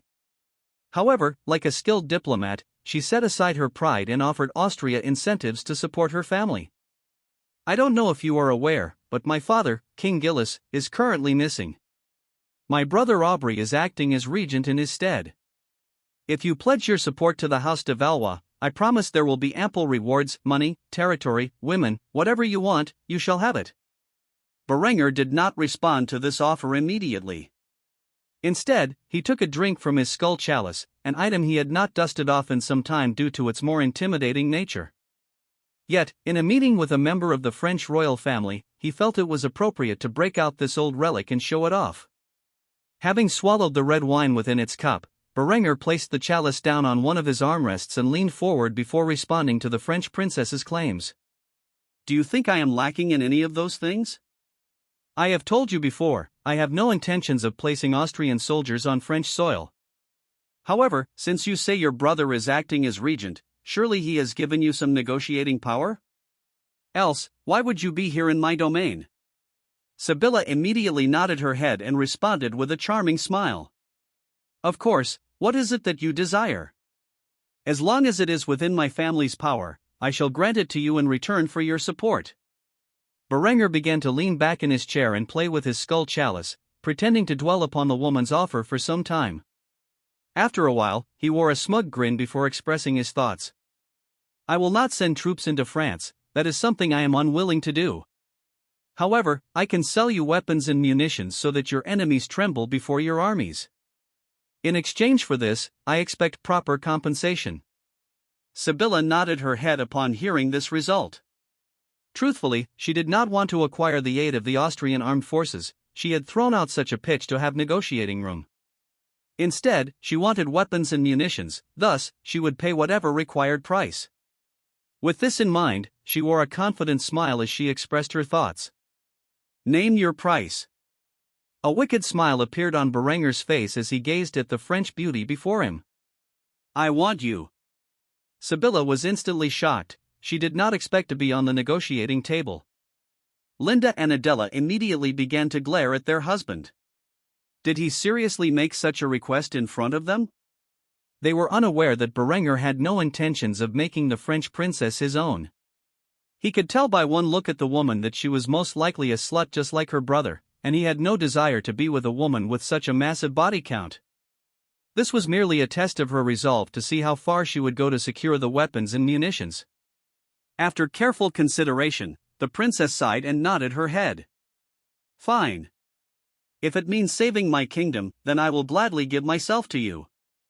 Berengar's brow raised in curiosity. He had not expected such a result. He immediately began to panic as his two wives glared at him fiercely. He needed a way to decline her offer. Despite his internal hesitation, he kept a calm facade and boldly declared his conditions for his previous demands. "Very well, so long as you are a pure maiden, I don't mind adding you to my collection of beautiful wives." "You are a virgin, are you not?" The moment Sibylla heard these words, she felt as if her mind was going to explode. Did this man seriously have the audacity to ask her that question? She did not know how to answer him satisfactorily. Of course, she wasn't a virgin. Berengar's estimation of her was right on the money. Every night, she enjoyed the company of a man, sometimes multiple at the same time. The panic on Sibylla's face became apparent after being asked this rather inappropriate question. On the other hand, Linda had a cruel smile on her luscious lips. She immediately understood her husband's intention.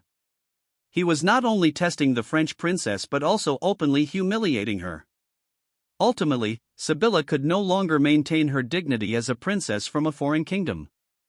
Instead, she completely lost control and began to scold Berengar for his mockery. "You dare question my purity? What gives you the right? After all, I highly doubt any of your wives were pure before you laid your filthy German hands on them. What kind of loose women would marry a scoundrel like you?" However, the moment she uttered these words, the French princess filled with regret. Berengar snapped his fingers, and his royal guards surrounded and restrained the young woman. As they pinned her to the ground, he stood up from his seat and walked down the steps to stare down at her. "Out of respect for your family's power, I restrained myself when your brother sexually harassed me. In fact, I was willing to overlook anything you said about me. After all, I am not a petty man who cares about the opinions of fools. However, you made one major mistake. You dared to compare my women to a French harlot like yourself? I am tired of dealing with your family and your lack of manners. Lock this bitch in a labor camp, release her after a year. That ought to teach her some respect. As for supporting your kingdom, I am now more inclined to arm the rebels than to support your wretched household. Perhaps the Duke of Burgundy will show a proper degree of respect to his superiors." After saying this, Sibylla was dragged out of the royal palace, kicking and screaming, by Berengar's guards. The young king then sat down on his throne and drank from his skull chalice. After finishing his drink, he let out a sigh and complained about the current situation. "I should have done that while her brother was here." Adela immediately looked up at her husband with a worried expression. "By locking up the French princess, aren't you worried that France will declare war on us?" Despite the dire question, Berengar remained unmoved. He scoffed in annoyance and educated his High Queen on the geopolitical situation. "You heard her, Gillis is missing, and that twit of a prince sits on the throne. If her father were still in charge, I might not have reacted so harshly. But as long as Aubrey is on the French throne, I can do whatever I want to his sister. That boy doesn't dare to step on my tail." On the other hand, Linda immediately began to hug her husband after pouring another cup of wine for him. Resting her head against his shoulder, she complimented him. I love it when you act so ruthlessly." Having said this, Berengar gazed toward the entrance of his throne room.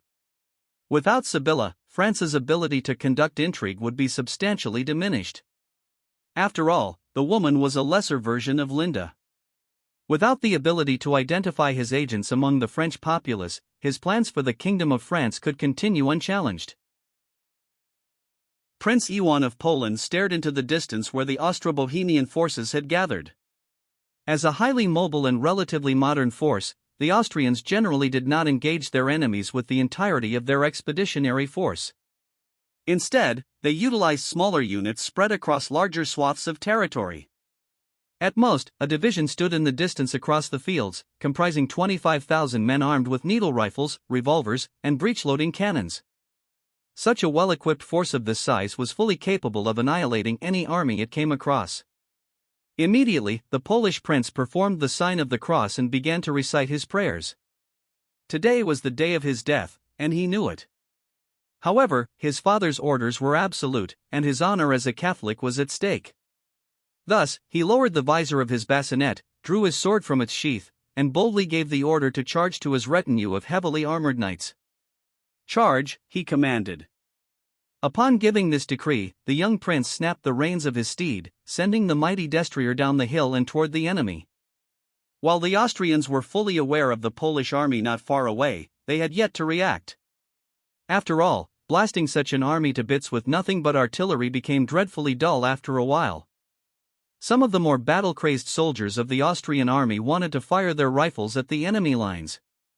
Thus, they would not begin firing the artillery shells at the enemy cavalry until they were near danger-close proximity. Instead, as the 10,000 horsemen charged down from the mountainside, the Austrian infantry reacted calmly, fixing their bayonets and loading their paper cartridges into the chambers of their rifles.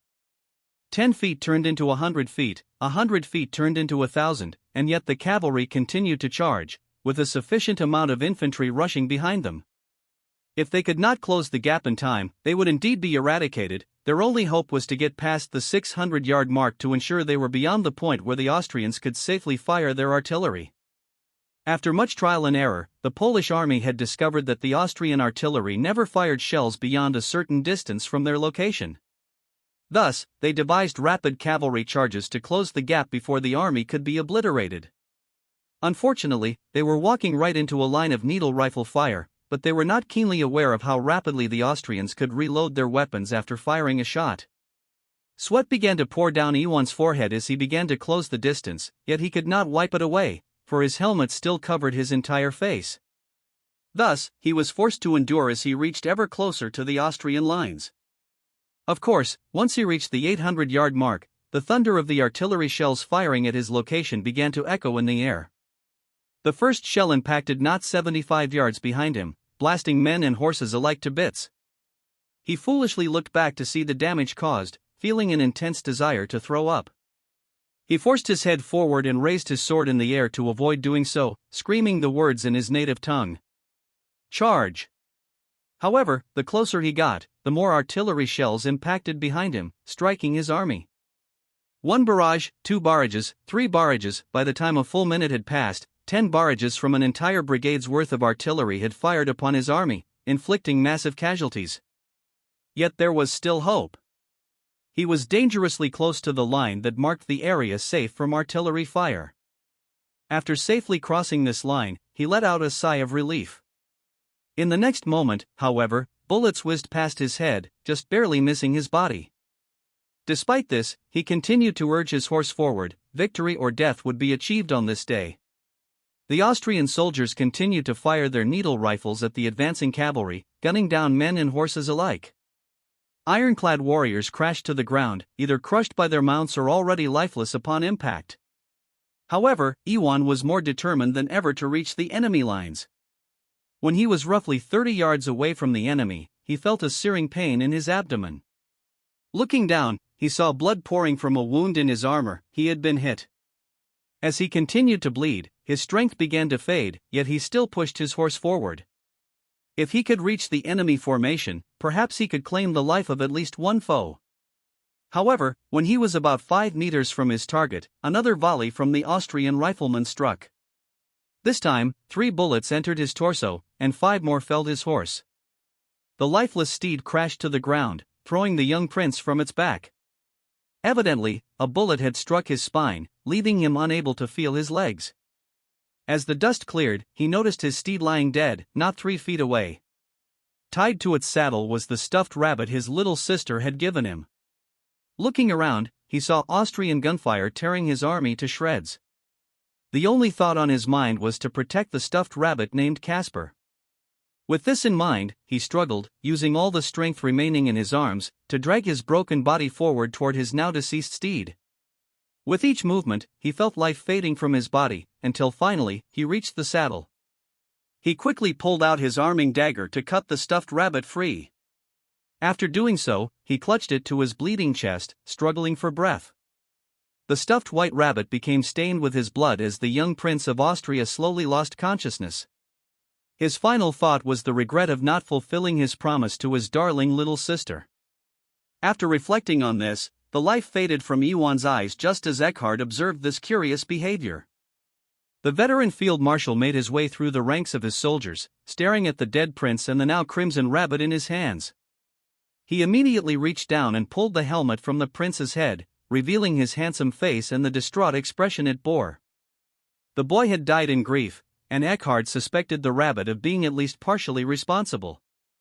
With this in mind, he ripped the toy from the prince's cold, dead hands and began to inspect it. As the soldiers beneath his command witnessed their field marshal inspecting a stuffed rabbit on an active battlefield, they immediately rushed over to protect him. One of the men commented on this situation. "What is it, sir?" Eckhard did not shift his gaze from the dead prince and the toy he had fought so desperately to protect as he voiced his thoughts. "Curious, isn't it? With his last dying breath, this boy fought to protect a toy. Why would he even bring such a thing to the battlefield?" Eckhard recognized the tabard the prince wore, signifying him as a member of the royal family of Poland. With this in mind, a bitter expression appeared on his lips as he grabbed the toy and stuffed it into his pouch. After doing so, he gazed off into the distance towards Warsaw before making one final comment. "Finish this battle quickly, it would appear the Polish princess is missing her favorite toy. I intend to return it to her." The Austrian soldiers immediately saluted their field marshal upon hearing this before getting back to the front lines. It did not take long for the well-trained and supplied Austrian army to mop up the Polish army's remnants. Within an hour, the enemy either lay dead, had routed, or was taken prisoner. As for the corpse of the Polish prince, it was buried in a mass grave alongside all the deceased of the Polish army. Only the Austrian corpses would return to their homes. For the enemies of Austria, such a luxury was not afforded. Having finished the battle, Eckhard shifted his target towards Warsaw, where the remainder of the Polish royal family lay in hiding, far from the consequences of their actions. Witnessing the spectacle of the prince's death, Eckhard was now more convinced than ever that he needed to speak with the Polish king personally about his choices in life. In a dimly lit castle, a short yet burly man sat. This man had a long, perfectly combed brown beard, and his hair was similarly long and straight. The short man was dressed in attire that, while luxurious for his kingdom, seemed more fitting for a pauper when compared to the wealth of his neighbors across the English Channel. The banners of the House of Lancaster were proudly displayed behind his throne, though they appeared rather unkempt. It seemed that Father Time had not been generous to the royal House of England. Despite the lack of wealth, one thing remained certain: King Lawrence of the House of Lancaster was a mighty foe. Over the past decade, he had made his French counterparts bleed dearly since assuming the mantle of King of England. At that moment, 2 servant girls sat on his lap as he drank from a massive pewter goblet embossed with depictions of the Arthurian legends.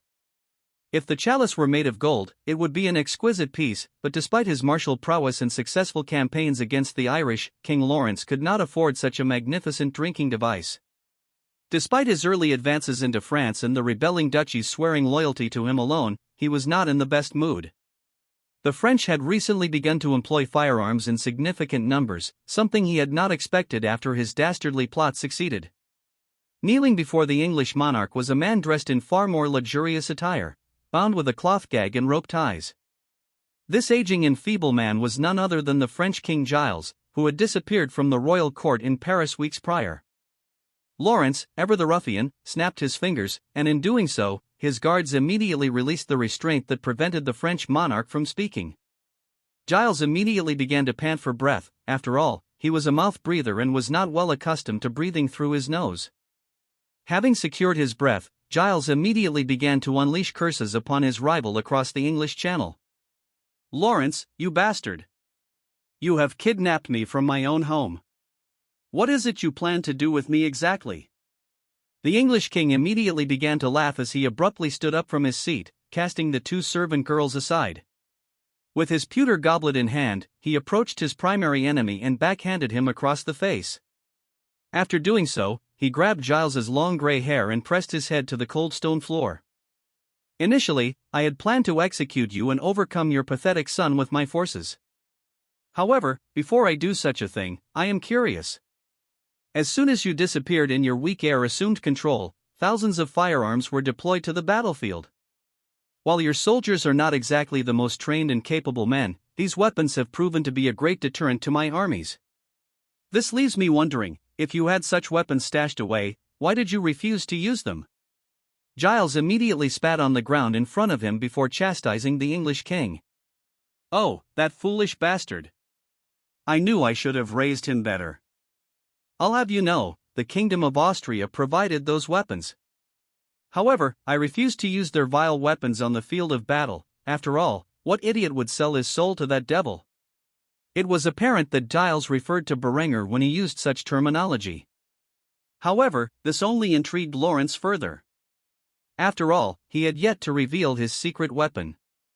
After hearing such valuable intelligence, he released his hold on his French counterpart, leaving him to struggle in his bindings. In a fit of mad laughter, Lawrence came to a conclusion about the state of the ongoing war with France. When Giles looked at him as if he were insane, the English king immediately whistled. In response, several crates were brought forward, and their contents were laid bare for the French king to see. Several hundred firearms tumbled out of the crates and onto the ground, astonishing Giles. Though these firearms did not bear the proof marks of the Kufstein armory like those delivered to France, there was no mistaking that they were manufactured in the southern German kingdom. Seeing Giles' confusion, Lawrence explained to the French king as if he had uncovered a grand conspiracy. "A while ago, I was approached by men who identified themselves as ambassadors of the Iberian Union, as were the Dukes of Burgundy and Aquitaine.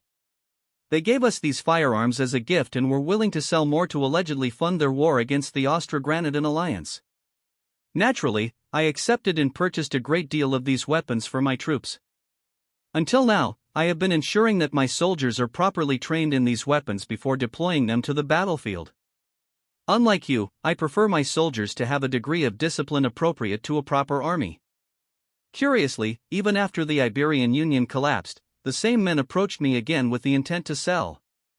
By this time, they claimed to be representatives of the Kingdom of Aragon. Thus, I kept buying the weapons.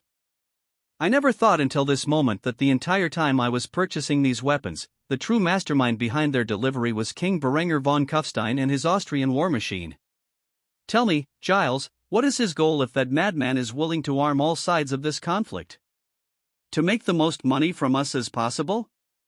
Fat chance, nobody in the Western world is wealthier than the King of Austria, so what other purpose could he have in arming all of us with more efficient weapons? What exactly are Austria's plans for France?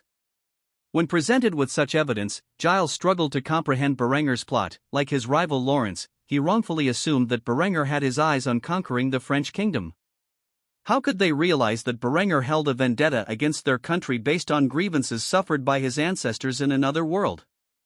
Upon seeing Giles come to a similar conclusion, Lawrence laughed and unsheathed his sword from his belt. He raised it above Giles's neck while taunting the man.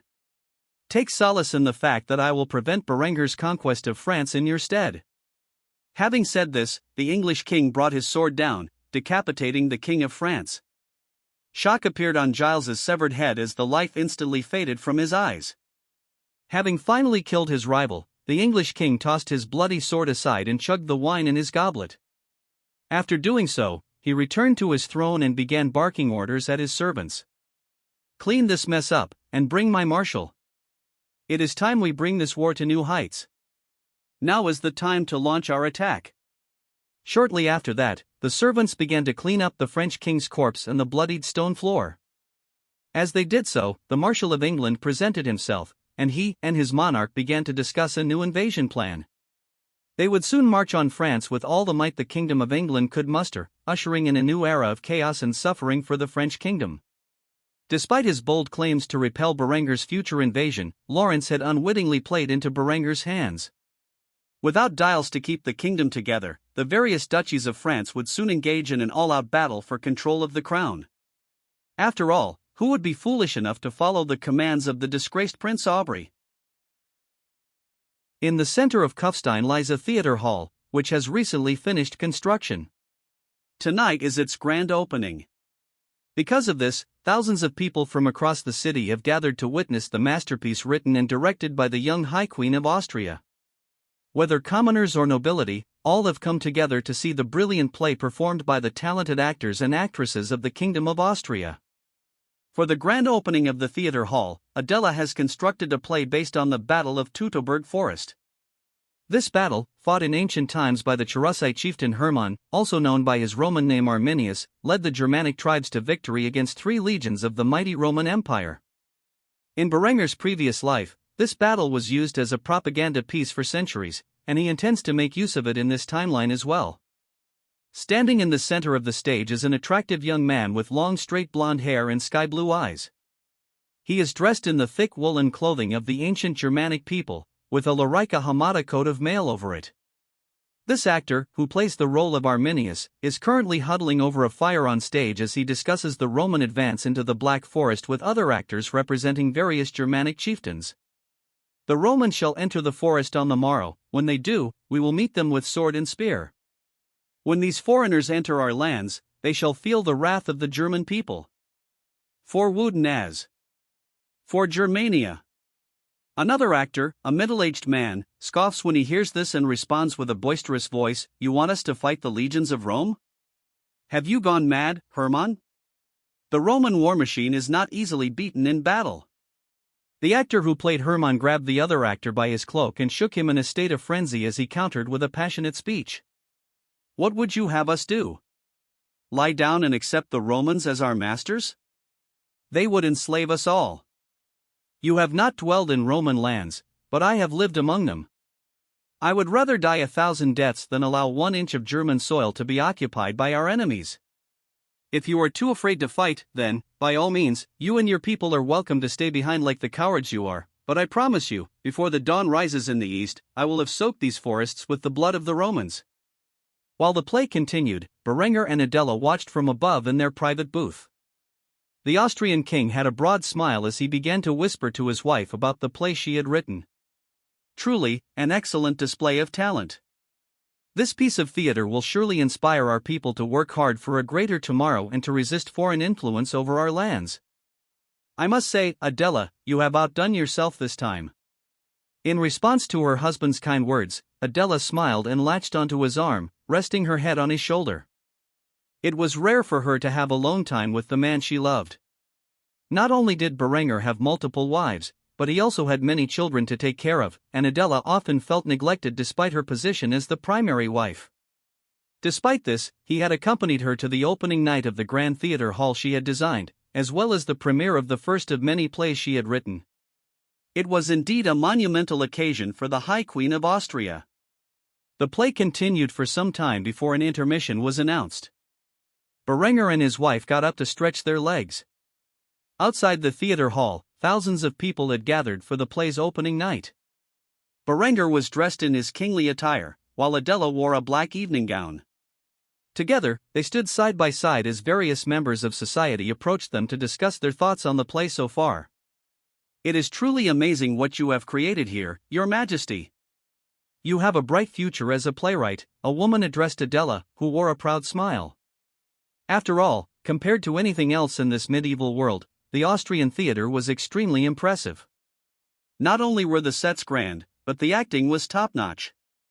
Watching such an extravagant piece of theater was a luxury only the people of Kufstein could afford. However, Adela planned to open theater halls across the kingdom and other institutions to further enhance Austria's culture. The young noble queen nodded and thanked the aristocratic woman for her kind words with a pretty smile on her luscious pink lips. I am glad you are enjoying the play so far. The best is yet to come, so feel free to eat and drink your fill of wine and fine cheeses. When the intermission ends, I promise you will be pleased with what comes next. With that, Adela began to entertain more guests, and before long, they returned to their seats, where the play continued. Berengar watched with an eager expression. Soon, the main battle scene occurred, where the Germanic warriors ambushed and slaughtered the Roman legionnaires. As the last eagle fell, the crowd erupted in applause.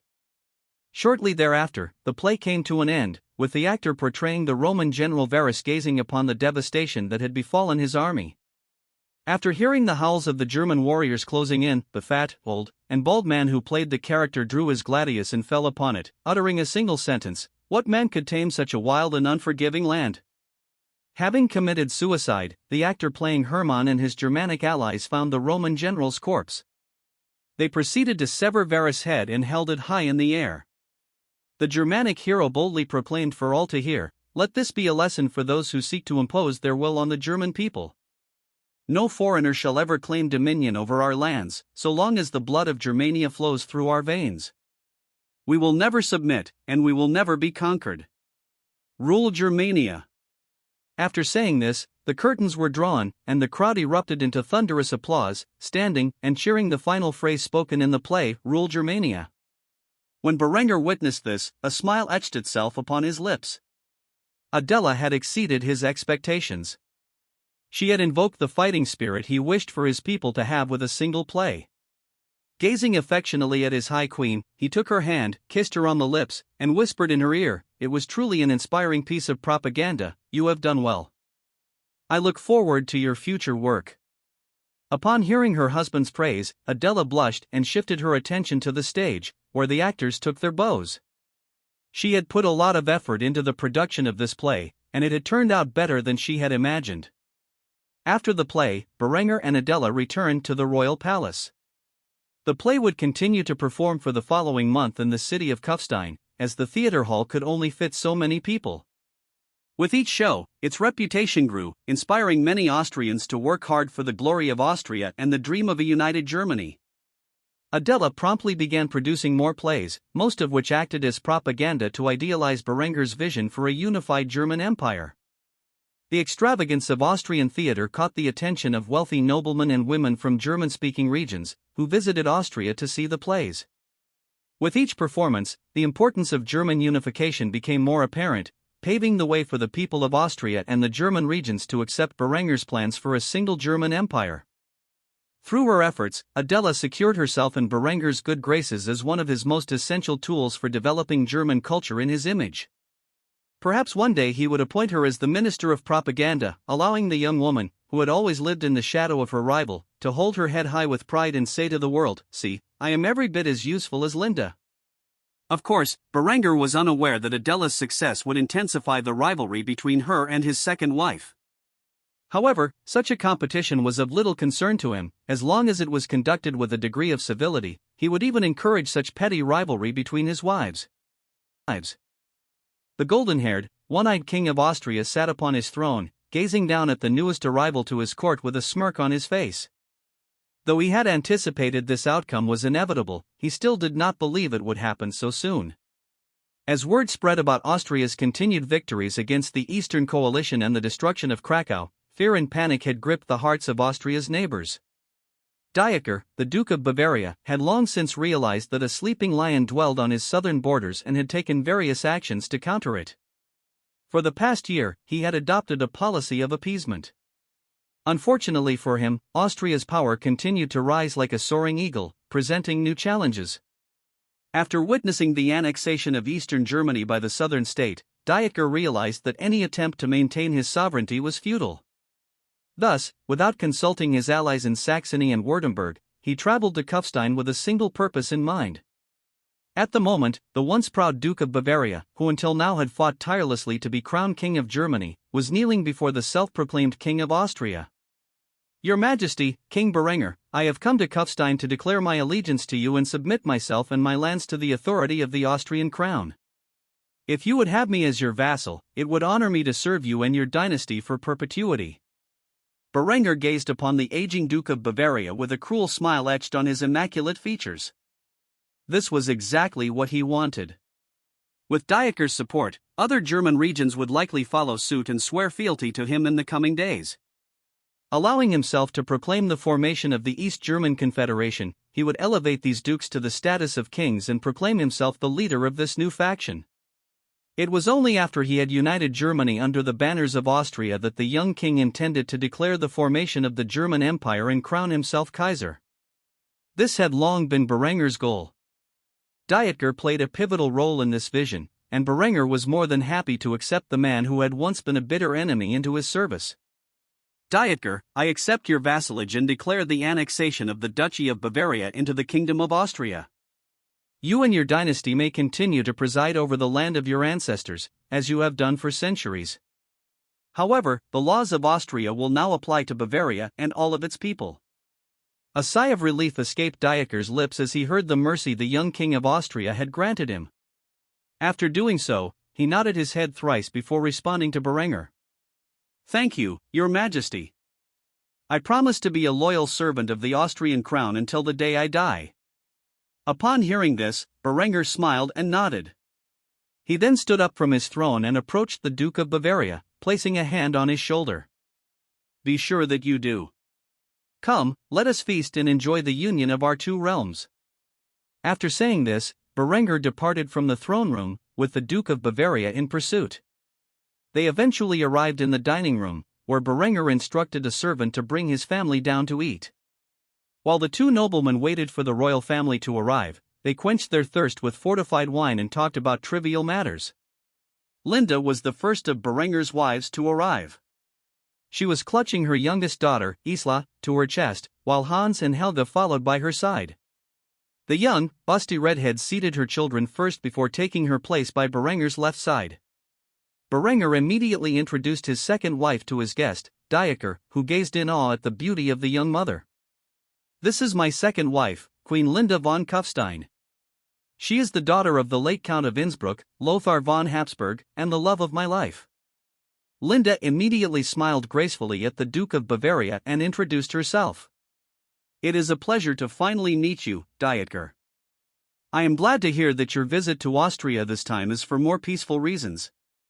Naturally, as the director of Austrian royal intelligence, Linda was aware of Dieker's purpose for visiting Kufstein the moment he set out from Munich. Dieker had remained silent with an enamored expression since the moment he first laid eyes on Linda. Eventually, he could not help but compliment her appearance. I had heard there were 3 heavenly beauties of Austria, and I must say that you are much more beautiful than the late Duke Wilmar von Habsburg's daughter Agnes, who is said to be chief among them. If I had known that such an angelic woman existed in Austria, I would have claimed you instead of her as the bride of my eldest son. In response, Linda giggled in a rather sadistic fashion, responding in a way the Duke did not expect. I highly doubt that. By the time you wiped out the main Habsburg line, I had already dedicated my life to Berengar, and he would never allow you to take me from him. A man of your caliber would have died trying. Though this was a direct insult to Dieker's pride, one that wounded him deeply, he knew better than to invoke the ire of King Berengar, especially after he had just sworn subservience to him and his dynasty. Berengar merely sat back and drank his wine as his wife unleashed her venomous tongue toward his newest vassal. Before long, Adela arrived with her children in tow. She gazed upon the awkward scene with a curious glance before introducing herself to her husband's guest. I am the High Queen, Adela von Kufstein. It is a pleasure to meet you. And you are? Dieker stood and bowed before the High Queen of Austria. Duke Dieker of Bavaria. I have just sworn my allegiance to your husband. I look forward to working with you and your family soon. Adela nodded and sat down beside Berengar on his right. As she did, she noticed the expression on Dieker's face. He could hardly believe that Berengar had 2 such beauties by his side. He understood Linda, after all, she was one of the 3 heavenly beauties of Austria, but he was unaware of who this young blonde was. At this moment, he remembered something important and immediately inquired for clarification. You wouldn't have a sister named Ava, would you? Upon hearing her eldest sister's name, Adela's smile faded, and she glared at the man before silently nodding her head. Seeing this odd expression, Dieker felt confused but ultimately smiled and complimented the High Queen of Austria. Then that makes sense. You are the younger sister of the third member of Austria's legendary trio of heavenly beauties. Who knew that her younger sister was every bit as beautiful as she is? I feel you need to update your fables and include the High Queen as the fourth member of this elite group. Adela merely scoffed in response to these vain compliments and took a sip of her wine. She had no desire to be grouped with her elder sister in a reputation based solely on appearance. Shortly after this minor incident, the other members of Berengar's family made their way to the dining hall, where they enjoyed their meal. It surprised Dieker to see that Berengar had collected so many beautiful women from different parts of the world, and he began to feel envious. However, a thought suddenly entered his mind: if Bavaria was now part of Austria and had to obey its laws, didn't that mean he could now marry a few more beautiful young women too? Thus, Berengar had inadvertently inspired his newest vassal to work hard to achieve a lifestyle similar to that of the Austrian king. Perhaps one of his children or grandchildren could even marry into the von Kufstein line. Such a union would surely bring prestige to the House von Wittelsbach. After all, it was becoming clear that Berengar would achieve far greater feats in his life than he had already accomplished. Thus, the Bavarian duke had a new life goal as he sat and dined with his new king. As for the ramifications of Bavarian submission to the Austrian crown, the folding of the Bavarian duke and his claim to the vacant German throne would allow the House of Luxembourg to assert that they were, in fact, the true German kings. This claim was in direct conflict with Berengar and his goals of a unified German empire. Duke Hartmann von Luxembourg sat upon his seat of power in the land of his ancestors. At the moment, the young man was twirling the white queen of his chess set in his hand as he prepared to make his next move against his old friend and mentor. The man sitting across from the young duke was Renaud de la Roche, a Frenchman by birth. Yet, he had traveled into the heart of Luxembourg and swore his service decades ago to the father of the young man sitting before him. Since then, he had looked after the bastard of Luxembourg as if he were his own child, teaching him the ways of chivalry and the tactics that a duke should know to achieve victory on the battlefield. Over the years, Hartmann had proven himself a capable warrior and a cunning leader. In fact, it was due to his actions that the trueborn sons of his father met an untimely demise. Of course, none of this had ever been proven, and to speak of it would be slander, surely resulting in the decapitation of whoever uttered such foolish words. Despite his natural intellect and charisma, Hartmann now found himself in a difficult situation. He could not see through his mentor's play on the chessboard and was only a step away from being checked. After nearly 5 minutes of gazing at the board, examining every path to victory, he suddenly realized that Renaud had defeated him long ago. It was then that the young man noticed the cruel smile spread across the veteran knight's lips as he gloated in victory. Though such a sight always brought out the worst of Hartmann's inner emotions, he calmed himself by taking a deep breath and exhaling before doing the one thing a man in his position could do: admit defeat. You have bested me once again, Renaud. I humbly admit defeat. The elderly knight broke out in laughter as he took a swig from his flagon of wine. After doing so, he gazed fondly at his charge before commenting on the situation. You are getting better, but you are still a ways away from defeating this old knight. Before Hartmann could respond, a messenger entered the room and whispered something in his ear. Though Renaud could not hear what the messenger said, he could tell by the excited expression on the young man's face that something good had happened. Despite his eagerness, Hartmann remained calm as he dismissed the servant after receiving the complete message. Leave us. The messenger did not hesitate and immediately departed from the room, leaving the mentor and his student alone in silence. Hartmann took a sip from his drink before gracefully wiping away the residue with a handkerchief. After doing so, Renaud broke the silence between the two. Well, don't keep me waiting. In response, Hartmann smiled before sharing the good news he had received from his servant. Dieker has relinquished his claim to the throne. There is nobody else left to challenge my claim. That means I am the new king of Germany. Despite the good news, Renaud did not react overly joyously. Instead, he scratched his chin as he thought about what he was told. After a few moments of silence, the veteran knight quickly inquired for further details. What exactly happened? I can't imagine Dieter would spend decades preparing for this war, engage in a bloody stalemate for 5 years, and thoroughly bankrupt his realm, just to back out at the last moment. Hartmann did not hesitate to inform his mentor of the details of what had transpired in the city of Kufstein. I don't know exactly what happened, but Dieter has submitted to the rule of that pretender, Berengar von Kufstein, the self-proclaimed king of Austria. Without Dieter, we now have control over most of Germany, aside from Bavaria and Austria. While the news overjoyed Hartmann, Renaud was far more cautious. Just what kind of man was Berengar von Kufstein? Though he had never met the Austrian monarch, he was well aware of the stories that shrouded him. It was hard to decipher what was reality and what was propaganda. Still, it could not be denied that Berengar had risen from among the lowest ranks of nobility to become one of the most pivotal figures in the Western world. Such a feat was rare in the entire history of the world. If Dieter had submitted to this man, it meant that he knew something about Austria that they themselves did not know. Because of his cautious nature, Renaud sighed heavily before speaking the thoughts that dwelled in his mind. I dare say that this is not something to celebrate. You know as well as I do the propaganda coming out of Austria nowadays. Every facet of their society is preaching the unification of Germany under a single empire, ruled by the von Kufstein dynasty.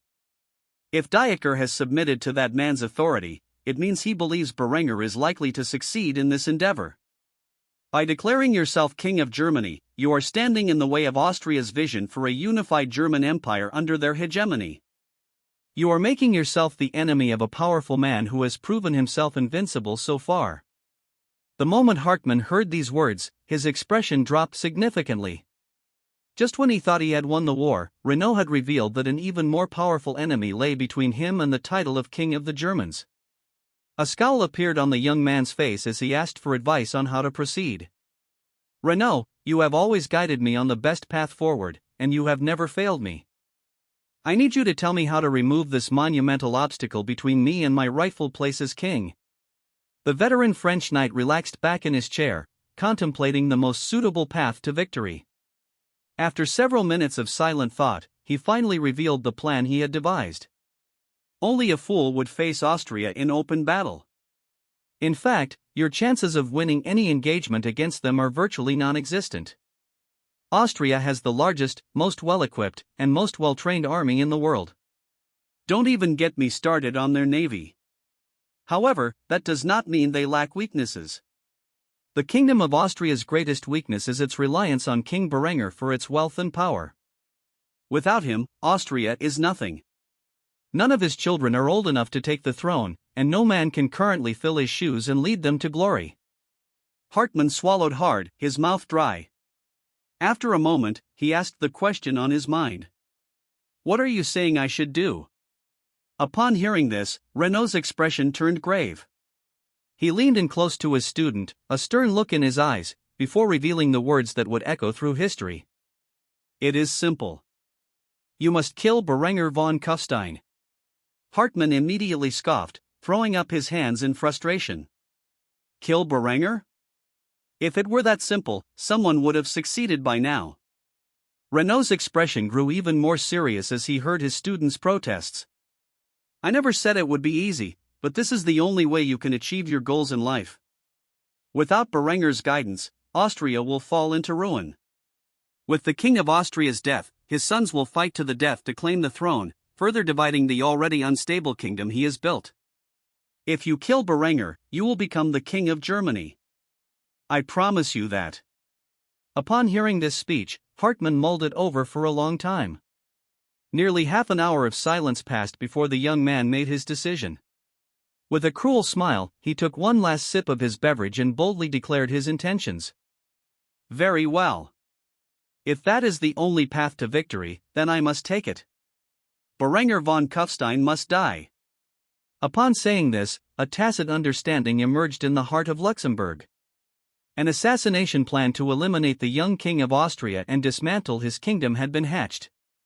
Regardless of whether this plot succeeded, it was bound to have dire consequences for the Western world and the fate of the German people. Within the royal palace of Kufstein, in its great hall, stood several prominent leaders from Central Europe. Chief among them was Berengar von Kufstein, who held the titles of King of Austria and Bohemia. The others included the Grand Duke of Switzerland, the Duke of Bavaria, and the Dukes of Saxony, Baden, and Württemberg. These German leaders had gathered for a single purpose: to reach agreements on the future of their realms. By now, Austrian fashion trends had spread across southern Germany, so these men were not dressed in the medieval attire of their North German counterparts. Instead, they were dressed in a style similar to the royalty of Austria. Among these men, none had a more striking appearance than Berengar. If their daughters were present to witness this occasion, they would surely have fawned over the Austrian king. However, Berengar was less interested in the fashion and more focused on the serious political implications of the meeting for the Western world. As the dukes bickered among themselves, he stood back, drank from his chalice, and listened to each of their concerns. "This is your fault, Dietger. Your bowing before Berengar has made a mockery of our alliance. If it weren't for the fact that we are permanently on Hartmann's shit list for siding with you, we wouldn't even be here." Berengar merely scoffed when he heard the Duke of Saxony's bold words, especially given that the Duke shared a border with Austria.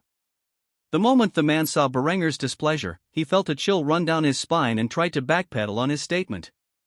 "That is not to say that the King of Austria is not worthy of serving, but your actions have spat in the face of the sacrifice that thousands of our men have made on the field of battle over these past few years."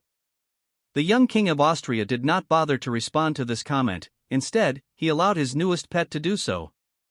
Dietger was more than willing to stand up for his actions and quickly informed his former allies of why he had knelt before the Austrian crown.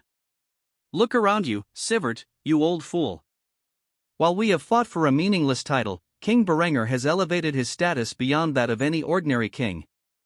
You have seen the technological marvels that are commonplace in this land, the weapons the Austrian army wields, and the ships that comprise their navy. Do you honestly think we stand a chance of defeating this mighty kingdom?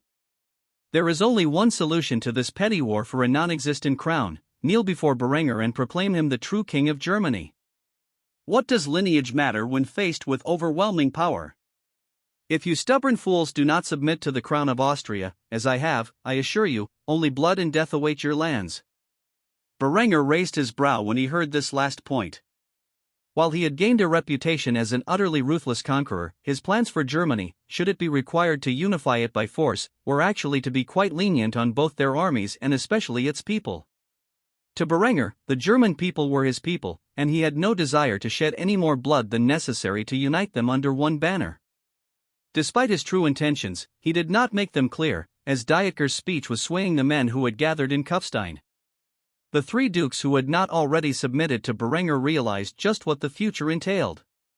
With this in mind, the Duke of Baden finally broke his silence and addressed a question to Berengar. "Apologies if I am out of place, Your Majesty, but I can no longer keep my curiosity to myself. If you would permit me to ask a simple question, I would be most honored." The other dukes gazed at the proud Duke of Baden with awe. Was this man really the duke they all knew? Never before had he responded so respectfully to authority, and yet here he was, practically groveling at Berengar's feet. The Austrian king was amused by the overpolite nature of the Duke of Baden's request and simply responded with a silent nod, signifying his approval to ask the question that was plaguing his mind. The Duke of Baden took a deep breath before doing so.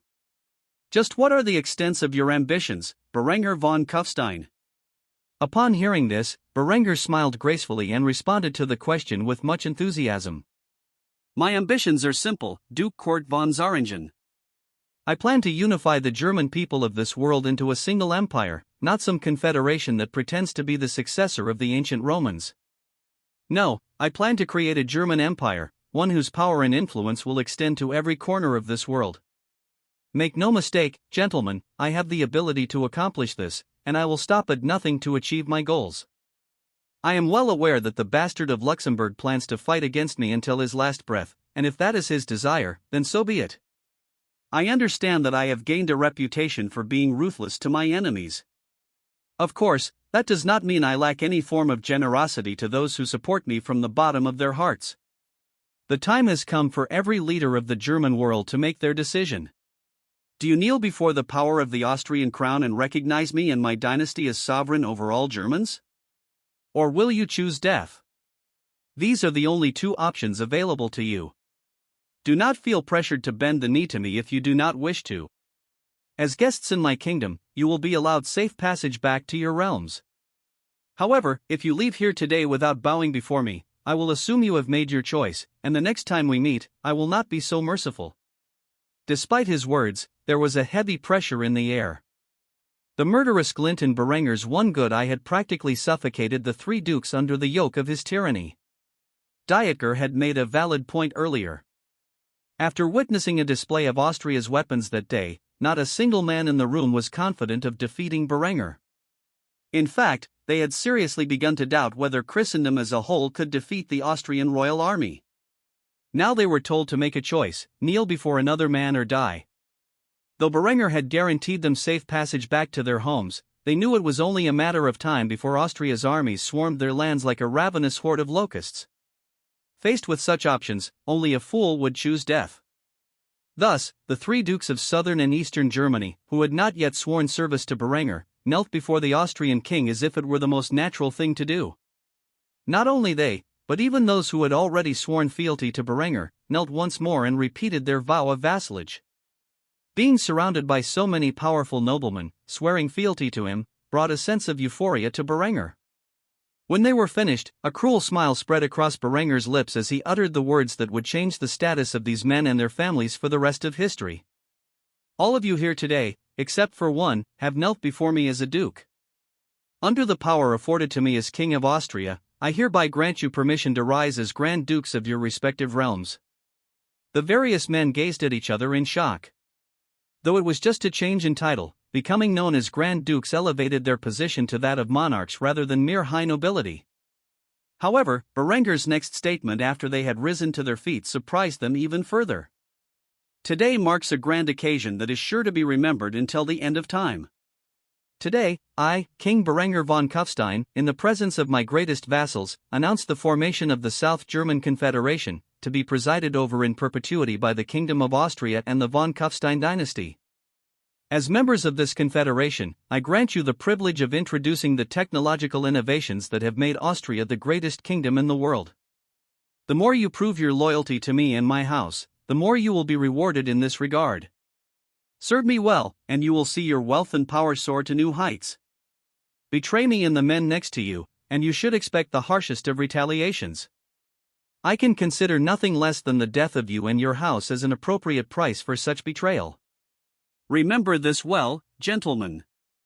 You have chosen to join me on a lifelong journey to see the establishment of a great German empire. Now that you have sworn your allegiance to me and my house, I expect you to fulfill your obligations. Now I am sure that you all have affairs to put in order now that you have sworn service to me. You are free to return to your homes as Grand Dukes, with all the prestige that comes with such a lofty title.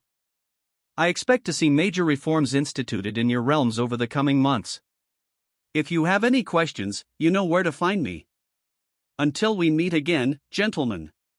After saying this, Berengar lifted his chalice in the air, took a swig of wine, and departed from the great hall of his palace, leaving the newly established Grand Dukes of the South German Confederation alone in a state of both excitement and despair. Though they had risen in the noble hierarchy and gained access to some of Austria's secrets, they had ultimately sworn themselves, their families, and their people to the service of a tyrant. Sitting atop the back of a brilliant chocolate-colored steed was a man dressed from head to toe in the unique garb of medieval India. This man was named Ishvartamara, and he was the son of the current regent of the Anagpur Empire, which lay in the northwestern corner of the Indian subcontinent. Normally, he could not be bothered to waste the time necessary to travel to the Western world, and yet, despite his reservations, he had received orders from the boy Emperor Tamara to undertake such a journey. Throughout his travels, Ishvar had seen many tremendous sights, from the neighboring Turk-Persian Empire that belonged to the Timurids to the glistening city of Constantinople, which acted as the gateway to the Western world. However, nothing he had seen until now had prepared him for the technological wonderland that was the Kingdom of Austria. Having landed in Trieste after chartering a ferry from the mighty Byzantine Empire, the Indian nobleman could not believe his eyes. The scale of the vessels in the harbor was beyond anything he had ever seen. While the Austrian fleet had not yet been fully retrofitted into a class of ironclad frigates, there were still several of them on display in the major port city of the Western Kingdom. Though this new class of warship had yet to be revealed to the world, Ishvar gained a first glimpse of the future that was on the horizon. It was not only the technological marvels of the steam-powered ironclads that caught the Indian nobleman's attention but also the many factories in the port city, designed to aid in the construction of naval and merchant vessels alike. Every aspect of this city was designed around two facets of life: manufacturing and trade. The classic German architecture was blended with modern necessities such as plumbing and wood-burning stoves, creating a beautifully sculpted and clean city free from the waste and litter commonly found in the streets of other cities around the world. The translator, procured for their journey during their brief stay in Constantinople, had a smug expression on his face. This was not his first time visiting Trieste, nor would it be his last. On more than one occasion, he had acted as a translator for those seeking to do business in Austria. Over the years, he had seen the small realm transform from a backwater duchy into the most powerful kingdom in Central Europe, and perhaps the Western world as a whole. Magnificent, isn't it? However, if you think Trieste is grand, wait until you enter the capital of this kingdom. Kufstein is more than just a city, it is an impregnable fortress protected by multiple layers of walls, each section mounted with fearsome cannons and a full-time garrison numbering in the thousands, he said.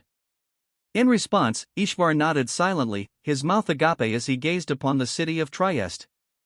While Trieste was a major port city, it paled in comparison to the grandeur of Kufstein, the capital of the Kingdom of Austria.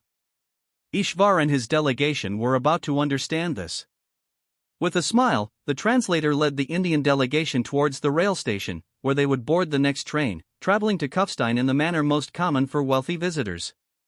Ishvar and his companions were stunned by the sights they saw as they walked through the streets, but when they witnessed the train pull into the station, they could hardly believe their eyes.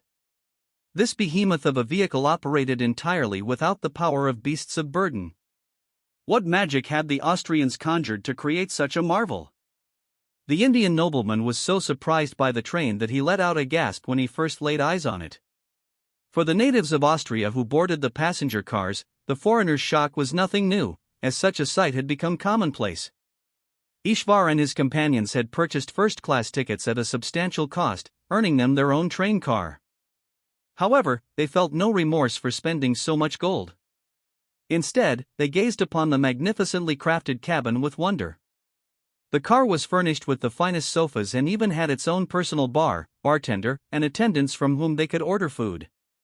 This first-class train car was indeed worth the price, assuming one had the money to spend and was on a long journey. Ishvar enjoyed freshly cooked meals from the kitchen car, Austrian delicacies paired with fine wines, distilled spirits, blended drinks, and hearty German lagers.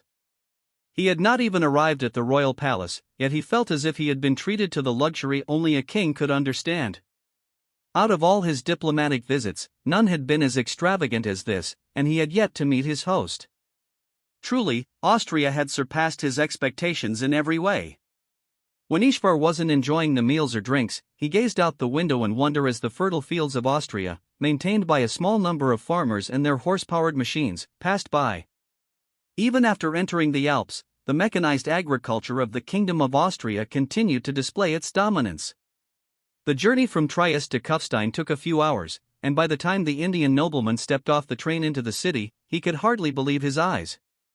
The Grand Cathedral of Kufstein, along with other architectural masterpieces, soared above the half-timbered tenements and luxurious villas. In the distance, on the hills above the fortress city, stood the giant bronze statue of Berengar and his fallen steed, Erwin, overlooking the city and its people as their eternal protector, with a sword pointed toward Rome. With the sun gleaming on its metallic surface, Ishvar felt as if he had stepped into a fairy tale kingdom. Under the direction of the translator, Ishvar and his delegation received visitor passes to the city, permitting them to stay for a total of 90 days. Any longer, and the local authorities would imprison them as illegal immigrants. Having been approved for a diplomatic visit, they made their way to the Austrian royal palace, where guards began to check their documents for verification. After a few moments, the guards confirmed that the Indian delegation was valid and conducted a thorough search for any potential weapons. Once cleared, they were approved for entry. When Ishvar finally entered the courtyard of the royal palace of Austria, he felt as if his breath had been taken away. The palace was larger and more magnificent than anything in his homeland. He had to calm his nerves before entering the royal palace, where the servants led him to the great hall. Berengar sat on his throne, waiting for his guests from the east. After witnessing the grand throne and the golden-haired, blue-eyed king seated upon it, even Ishvar felt compelled to kneel before this mighty figure. The Indian nobleman was the first to do so, and his delegation followed his lead. Silence prevailed for a few moments before Ishvar was able to gather his thoughts and speak calmly and collectedly. "Allow me to introduce myself. I am Ishvar Tamara, cousin to His Majesty Daria Tamara, and personal representative of the mighty Anagpur Empire. Truthfully, after witnessing the wealth and prosperity of your kingdom, I feel somewhat embarrassed to say such a thing. I have traveled a long way, on behalf of my people, for a single purpose, to engage in trade with your majesty and, hopefully, secure the weapons your people call the arquebus." Berengar rested his chin on his fist as he listened to the words spoken by the translator, who acted as a bridge of communication between him and the ambassador of the Anagpur Empire. To be honest, he was unaware of its existence until relatively recently, when his Department of Immigration alerted him to the request for a diplomatic visit from the Indian Empire. To prepare for this meeting, Berengar had sifted through many old documents, learning everything he could about this declining empire in the east. He was impressed by its rich history and how it differed from the timeline of his past life. However, he was more interested in its current politics, about which he had little information. Thanks to Linda's efforts over the years, Berengar's spy network had become vast, and with a little effort, he could gather accurate information about the current court affairs of the Anagpur Empire. Thus, he knew that this young man was the son of the true power behind the Anagpur throne. With this in mind, Berengar put on a gracious facade as he gazed upon the Indian ambassador and welcomed him to his home. "I am King Berengar von Kufstein, the first of my name. Allow me to welcome you into my home and kingdom. I am sure your journey was long and tiring. You and your delegation are more than welcome to sit at my table for the coming feast. As far as trade between our two realms is concerned, this can wait for another day when you are all well rested." Ishvar had a good impression of Berengar. Despite ruling over such a wealthy and powerful kingdom, which contained technological marvels he could never dream of, Berengar still acted gracefully in the face of foreign visitors from a dying empire, far from his borders. Thus, he responded to Berengar's invitation with equal respect. "Your hospitality is most welcome, and I look forward to sharing a meal with your family." Upon hearing this, Berengar smiled once more and got up from his throne. He then led Ishvar and his delegation to the dining room. The negotiations between their two realms had only just begun. Berengar sat down at the head of his table. On the opposite side sat the ambassador of the Anagpur Empire. His delegation surrounded him much like Berengar's family surrounded him. The representatives of the two realms made small talk as servants poured wine and prepared the food. The Austrian king took a sip from his gilded chalice before inquiring about current events across the world. "So tell me, Ishvar, what is it like living in the Anagpur Empire? I have not been to that part of the world yet, though I very much want to see the glory of India with my own eyes at least once in this lifetime." Ishvar looked up from his wineglass with a complicated expression. He knew that his family's empire was one civil war away from disintegration. Normally, he would deny this to maintain the prestige of their once mighty empire in the eyes of foreigners. However, the sights he had seen in Austria had humbled him so much that he could not, in good faith, keep up his usual confident facade. With a heavy sigh, he revealed the honest state of his homeland. "Gone are the days of our empire's glory. Corruption is rife within the aristocracy, and my father, the regent, is merely living out his fantasy of being a wealthy emperor while our realm collapses around us. Truthfully, he would rather spend the money on lavish feasts and exotic concubines. However, the boy emperor still has some authority and is greatly interested in purchasing your weapons. I do not know what use he has in mind, but perhaps he aspires to conquer our southern neighbors in a last attempt to restore the glory of our dying empire. Or maybe the boy is afraid that the Muslims to the west are planning another invasion, as they have continued to pursue the wealth of our lands for the past few centuries. It should be no secret to a kingdom as wealthy and powerful as yours that the Timurid Empire is amassing troops. Unfortunately, our spy network is underfunded and riddled with incompetence, so we do not know for sure whether they plan to attack our western border or their neighbors to the west." The Austrian king took a sip of his wine as he listened to the ambassador's story. He was quite surprised that the ambassador did not bother to present an image of power and glory, even though his realm was in a state of decline. After all, one should always negotiate from a position of strength. Despite this, Berengar felt inclined to give the ambassador a bit of good news to help lift his spirits. You do not need to worry so much about the Timurid Empire, at least not for the time being. The troops they are preparing for war are not meant for your empire. Instead, they seek to reclaim the Holy Land from the Byzantine Empire. My troops are sure to take part in this conflict.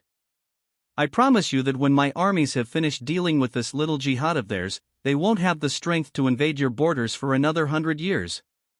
The confidence that seeped from every word Berengar spoke was enough to charm the Indian ambassador. However, there was still a hint of doubt in the ambassador's mind, and he inquired about the source of this information. How can you be so sure about this?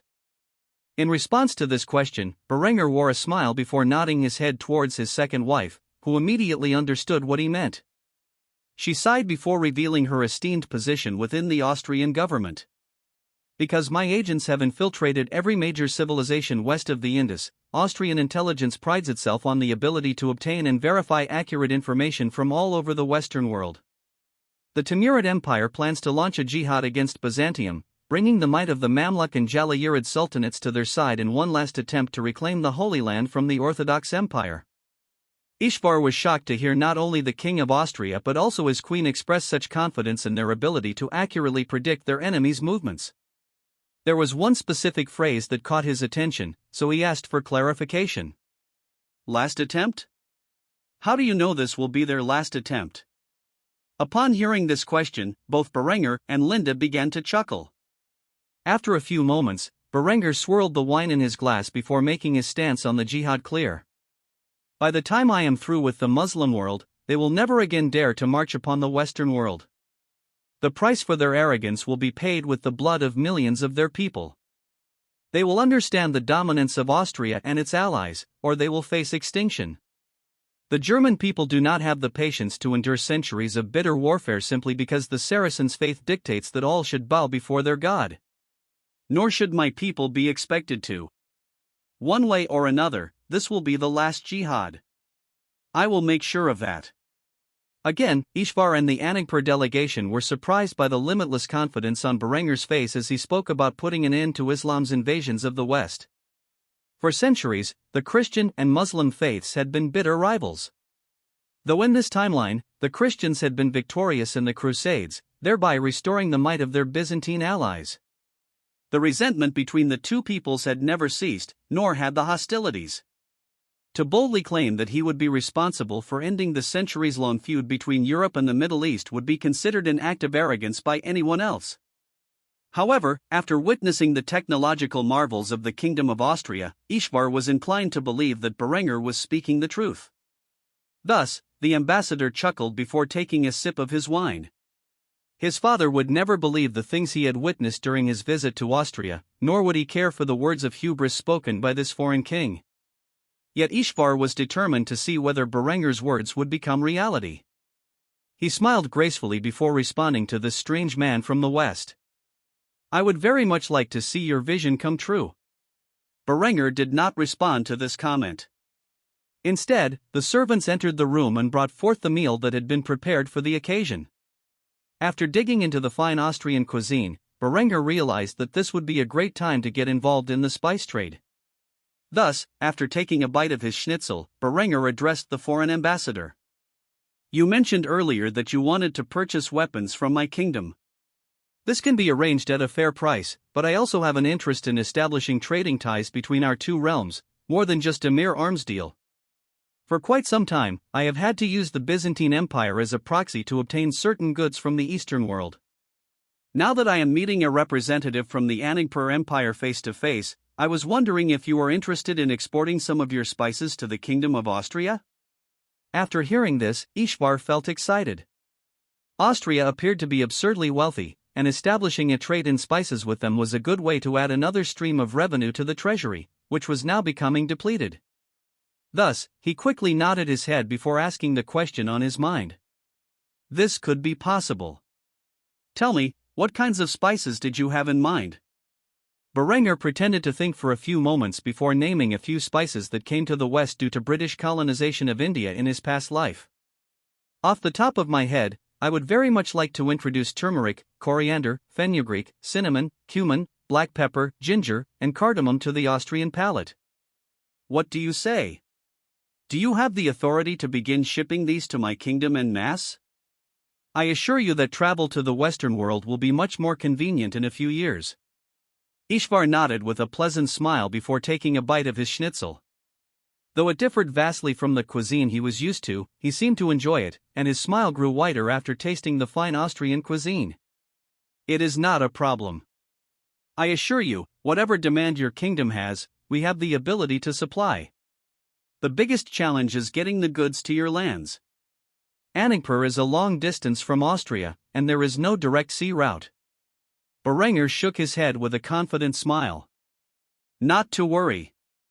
I have an alliance with the Byzantine Empire. You simply need to get your goods to the Red Sea, and my merchants will take care of the rest.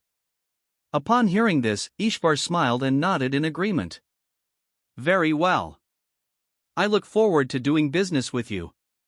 With that, Berengar and Ishvar continued to enjoy the feast until late into the night, thus beginning a prosperous trade between their two realms. Berengar awoke bright and early for his morning exercise routine. After running and lifting weights, he immediately jumped into sword training. Over 5 years had passed since he first picked up a sword, and though he rarely found himself facing an opponent on the battlefield these days, he still committed to his weapon training. However, in the past few years, he had introduced a new exercise to his daily routine, and he was in the middle of it right now. Dressed in little more than a pair of boxers, Berengar stared down his opponent with one good eye. The two half-naked men were several feet apart, which Berengar used to his advantage as he closed the distance and dropped to one knee. In a moment, Berengar penetrated through his opponent's defenses, grabbed his legs, and lifted the man into the air. He carried him a few feet before slamming him onto the thick padded surface below. Unlike the traditional wrestling rules from his past life, this conflict did not end with a point. Instead, the two men scrambled for a superior position, ultimately resulting in Berengar taking the man's back. With his legs wrapped around the man's torso in a body triangle, Berengar locked in a rear naked choke, compressing around his opponent's throat like an anaconda. After a single second, the other man tapped out, and Berengar released his position, rising to his feet. Wrestling was a staple in medieval European culture and a sport for the nobility of many kingdoms. However, Berengar had adapted the rules in Austria to make it a more efficient means of combat and self-defense. Drawing on his combatives' training from his years in the U.S. Army, Berengar incorporated his limited knowledge of Brazilian Jiu-Jitsu into Austria's variant of wrestling. In doing so, he created a new form of martial art for this world. Austrian grappling had become increasingly sophisticated over the past few years, as many practitioners experimented with submissions within the safety standards set by the Austrian crown. By now, it had been introduced as a school sport, and could be seen across many public and private institutions of learning throughout the kingdom. Of course, when Berengar was training with his opponent, he was completely unaware that his guest from the Anagpur Empire had found his way to the gym within Berengar's palace. Upon witnessing the fascinating combat sport, Ishvar clapped and whistled as Berengar applied the choke. Though he was unaware of its effectiveness, it was clear that Berengar's opponent was at his last breath the moment he tapped out. When Berengar turned to the foreign guest with his one good eye, he smiled and made a comment about his untimely appearance.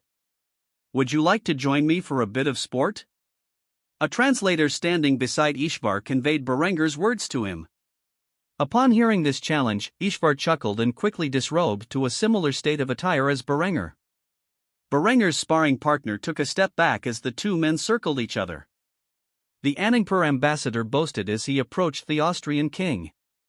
"Are you sure about that? I should warn you, I am a master of Kalaripayattu, my country's martial art." Berengar struggled to hold back his laughter at this. In his mind were memories from an era where unarmed martial arts were blended to perfection in a brutally effective combat sport. Though he had little mixed martial arts training, he had extensive experience with the U.S. Army's variant known as combatives. He had even won a few competitions set up by the Army. When compared with Kalaripayattu, which was known among fighters as one of the less efficient traditional martial arts, Berengar was unafraid. Instead, he was brimming with confidence and boldly challenged the Indian ambassador. He who dares, wins.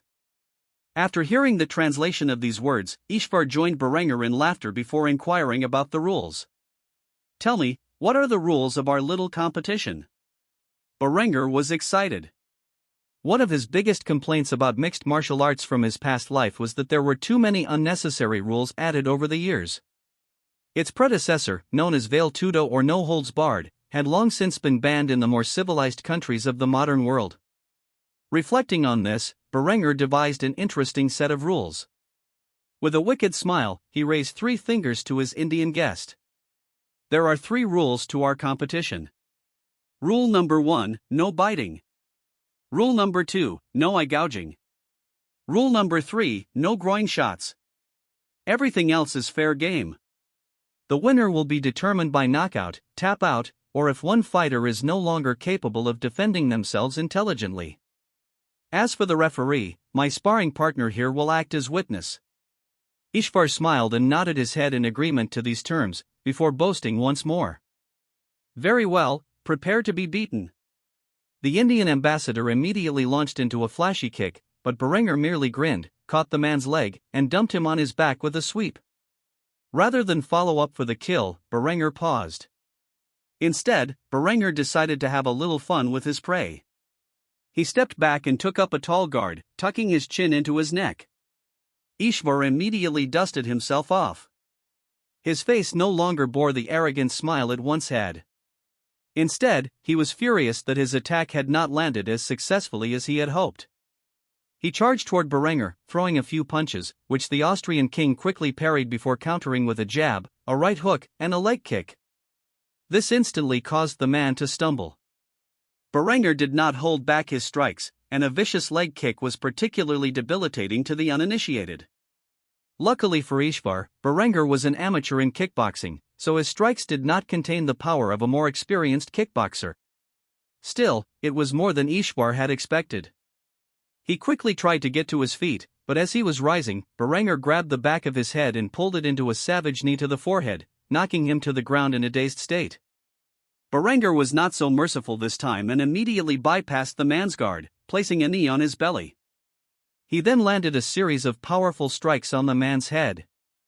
His bare knuckles and elbows pounded upon the Anagpur ambassador's face, each blow more vicious than the last, until the man was no longer capable of defending himself. When the referee saw this, he pulled Berengar off his opponent, signaling his victory.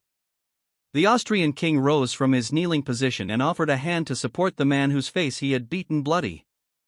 After regaining his clarity, Ishvar accepted Berengar's kindness and was helped to his feet. He was less outraged than Berengar had initially expected and instead had a stupid smile on his face as he asked Berengar about the skills he used to beat him. What was that just now? It was as if my empire's unarmed techniques were entirely useless. Berengar chuckled at this and informed the man of what he had used to beat him. Austrian grappling and kickboxing. When combined, it is possibly the most efficient form of unarmed combat in this world. Berengar was not lying, though his knowledge of martial arts was limited. There were plenty of martial geniuses in his country who were happy to get paid for beating up other men. Thus, after introducing Austrian grappling, a mixture of traditional European wrestling and Brazilian jiu-jitsu, as well as Austrian kickboxing, which had rules similar to Lethwei, also known as Burmese kickboxing from his past life, the various martial artists of his kingdom had worked tirelessly to improve the rudimentary techniques their king had introduced. With an emphasis on practicality rather than tradition, the past few years had seen explosive growth in martial arts. It would not be long before a truly effective mixed martial art, like the ancient Greek pankration, resurfaced in the heart of Europe. Ishvar wiped the blood from his nose before asking Berengar the question on his mind. Can you teach me? In response, Berengar sighed and shook his head. I am afraid I do not have enough time to teach you. This caused a look of dejection to appear on the Indian ambassador's face until he heard Berengar's next words. But I know someone who can. Berengar would later introduce Ishvar to one of the Austrian martial arts gyms that had popped up in the city of Kufstein over the past few years. When the man returned home to the Anagpur Empire, he brought with him a rudimentary understanding of more practical unarmed combat. Having fought to their heart's content, Berengar and the ambassador from the Anagpur Empire retired from the gym. Berengar took a bath in his royal suite, and Ishvar did so in the bathroom attached to his room. After cleaning the sweat and blood from their bodies, they returned to the Great Hall, where Berengar smiled upon seeing the ambassador and outlined the plans he had for the day. "You mentioned being interested in purchasing weapons from my kingdom. Today, we will take the train to Innsbruck, where we manufacture most of the weapons available for export to foreign realms. It won't be a long trip, so there's no need to pack provisions. We should be back in Kufstein by dinner time." After the translator conveyed Berengar's words to the ambassador, he smiled and nodded, accepting Berengar's offer. "Very well, lead the way." The Austrian king led his guest down to the railway station, where they boarded the private passenger train reserved for the royal family. Berengar had ensured that his family had ample space to eat, play, sleep, and bathe during any extended journeys they might take across the future German Empire. The entire train was not only dedicated to the royal family and their servants but was also fully armored to protect against various threats, including the most modern Austrian small arms. Despite its armor, the train did not look like an armored vehicle from a distance. In fact, it appeared almost identical to a standard passenger train, making it difficult to identify which train the royal family was on at any given time. Upon boarding the train, Ishvar was surprised to see that the interior was even more extravagantly decorated than the first-class train car he had taken to Kufstein the day before. In fact, one could claim it was a mobile palace, given the expense Berengar had incurred to ensure his family traveled in luxury. When Berengar saw the man's gawking expression, he simply chuckled and took a seat on a black velvet sofa. The moment he did so, a beautiful young servant appeared by his side and handed him a glass of wine. Berengar smiled and accepted it gracefully. "Thanks, doll." After saying this, Ishvar sat down next to him and received a glass for himself. The King of Austria and the ambassador of the Anagpur Empire made small talk as they continued their journey to Innsbruck. Since Kufstein was also within the Tyrolean Alps, it did not take long for the two of them to arrive at their destination. Upon stepping off the royal train, Linda's elder brother Liutbert, who was the ruling authority over the city, immediately greeted Berengar and his guest. "Greetings, Your Majesty, it has been a long time since you have visited the home of my ancestors. I believe the last time you graced us with your presence, you punched a hole through my city's walls with your cannons." Berengar chuckled when he heard this. It was true. It had been many years since he visited the city that was once the capital of Tyrol. Ishvar looked at the two men in confusion. He had no idea about the region's recent history or the rapid rise to power Berengar had experienced. The years had been kind to Liutbert. As the ruler of one of the most prominent industrial cities in the kingdom, the prodigal son of the late Count Lothar had amassed much wealth and prosperity through various means, such as renting out family properties and opening businesses that now dominated multiple sectors. Naturally, after Berengar's political reforms, any taxes collected by the local government were no longer deposited into the treasury of the noble who held the title to the land. Instead, they were transferred to the royal treasury in Kufstein. The crown then allocated these funds to various cities and districts across the kingdom based on the federal budget and the needs of the people. Because of this, the nobility of Austria derived most of their wealth from private corporations, which they formed and invested in using their vast family fortunes. Liutbert was no exception to this rule and had even started a steel company of his own, which produced a large quantity of various steels. Berengar had a wide smile on his face as he engaged in further small talk with the count before taking Ishvar to the arms factory. "Your sister is doing well, by the way. I know you two communicate little these days, but you should at least be aware that you have 3 nieces and nephews." Liutbert merely nodded in silence when he heard this. It was only natural that Linda would have more children after Hans. The last time he saw her, she was already pregnant during her wedding. Though he had walked his sister down the aisle during the ceremony, he had not done so out of the goodness of his heart. If it weren't for Berengar's order, he would have stayed away from his sister's wedding altogether. There was much resentment in the young man's heart toward his little sister. In his eyes, she was responsible for their father's fate. It was quite likely that Lothar would have succeeded in his attempt to wrest control over the ducal throne of Austria from the late Duke Wilmar had Linda not aided Berengar in his efforts.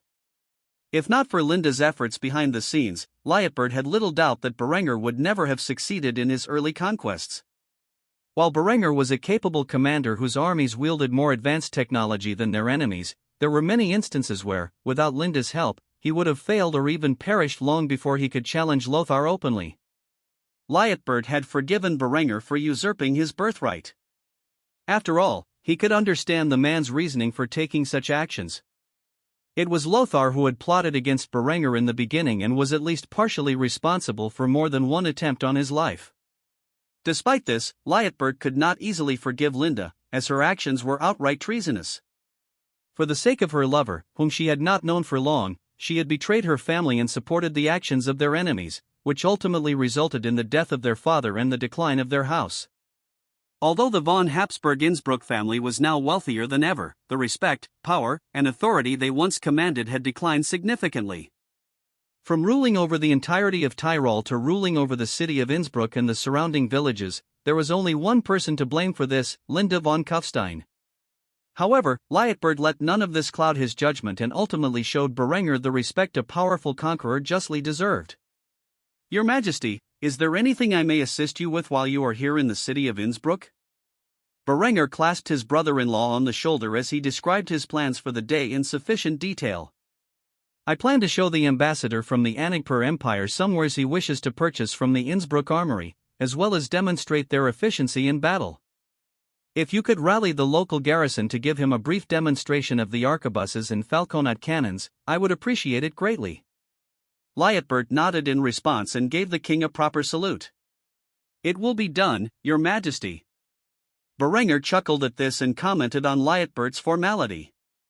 "No need to be so formal with me, Liutbert. We are brothers by law, so I would feel more comfortable if you called me by my name." Liutbert nodded with a forced expression and complied. "Of course. Berengar." After this, Berengar led Ishvar to the Innsbruck arsenal, which handled the manufacturing of most of the arms exported from Austria to non-allied foreign nations. After traveling around Innsbruck for a good while, Berengar, Liutbert, and Ishvar gathered at the Innsbruck armory. While some of the production capacity for the Austrian Royal Army was conducted here, the majority of goods manufactured in the facility were designed for export. Whether to allies in the form of flintlocks and 12-pound cannons, or to non-allied nations with arquebuses and falconets, the facility catered to a wide range of clients. As the men walked through the facility, they witnessed thousands of firearms stacked into pallets, ready for export. With victories in Iberia and the ongoing conflict against the Eastern Coalition, the demand for firearms and gunpowder had increased substantially. Berengar had not only begun to outfit the Byzantine and Granite armies with weapons and armor but had also supplied non-hostile foreign kingdoms, such as Wallachia and the Kalmar Union, with large quantities of arquebuses and falconets. The value of the international arms trade that Austria handled had grown significantly. When Ishvar gazed upon the thousands of stockpiled firearms and hundreds of cannons, he could hardly believe his eyes. This small kingdom in the west had such substantial manufacturing capacity to produce so many weapons and keep them stockpiled. He wondered why they did not employ them in their own armed forces. Curiosity got the better of him, and he voiced his thoughts. "With so many firearms, why have you not employed them in your armed forces?" When Berengar and Liutbert heard this, they both broke out into laughter. It was only after a few moments that the two men were able to calm themselves and explain their reasoning for not using these more primitive weapons. "You see, these weapons are obsolete compared to the ones employed by our armed forces, by several generations of technological advancements. We would never sell our advanced weapons to foreign kingdoms, even if they are allies. Look at this, for example." Upon saying this, Berengar grabbed an arquebus and a flintlock musket from their two opposing racks and inspected them to ensure they were clear before handling the firearms. The difference in size and weight between the two guns was quite substantial, so he handed them over one at a time to the ambassador from the east. "I suppose you are familiar with the arquebus by now. It is a primitive firearm that uses a slow-burning match to ignite the powder in the pan and send an iron, stone, or lead ball downrange. This weapon takes anywhere from 30 seconds to a minute to reload in the hands of a skilled individual and has an effective range of at best 100 feet. This is the weapon that can penetrate most forms of armor at close range, and your average levy can be appropriately trained in its use in a matter of weeks, greatly enhancing the capabilities of most feudal armies. However, when compared to the weapons we provide to our allies, it is severely lacking. Ishvar inspected the weapon and was surprised when he heard it was a primitive model supplied to neutral nations. In his eyes, it was the most advanced handheld firearm he had ever laid eyes on. Thus, when Berengar handed him the rifled musket, he was even more astounded. With a proud smile on his face, the Austrian king explained the weapon's capabilities. This is a more advanced firearm. We call it the flintlock. Due to certain classified manufacturing techniques, this weapon has superior range and rate of fire compared to the matchlock arquebus. A soldier trained efficiently in its use can hit a man-sized target at roughly 300 yards, perhaps even further if he is a marksman. A skilled operator can reload it in about 20 seconds. This is the standard arm of our allies, impressive in its own right, but 2 generations behind what we are currently supplying our armed forces. Come, let us show you how effective the weapons you will purchase really are. Ishvar could hardly believe what he was being told. Was Austria really so far ahead militarily compared to the rest of the world? When he remembered the trains he had taken and the ironclad vessels, he considered that perhaps Berengar was not bluffing. Berengar and Lietbert quickly led the man to the testing field, where all weapons were test-fired before being given a proof mark certifying that they met combat specifications. In the hands of a platoon of soldiers from the garrison, many arquebuses were loaded. The men poured black powder down the muzzle, placed a lead ball in the bore, and packed it down with a ramrod. After this, they poured some black powder from their flasks onto the pans, lit a slow-burning match, and placed it in the device that held it in place. They then cocked the action, took aim at a series of straw targets set up 25 feet away, which wore steel breastplates in the style commonly worn by knights of the era, and squeezed the lever that acted as a primitive trigger. The match landed on the powdered pan and ignited its contents, sending a coordinated volley downrange into the targets, punching many holes straight through the steel plates and into the straw targets behind them. Ishvar was amazed. Just as the old general had said, it truly could defeat Western armor.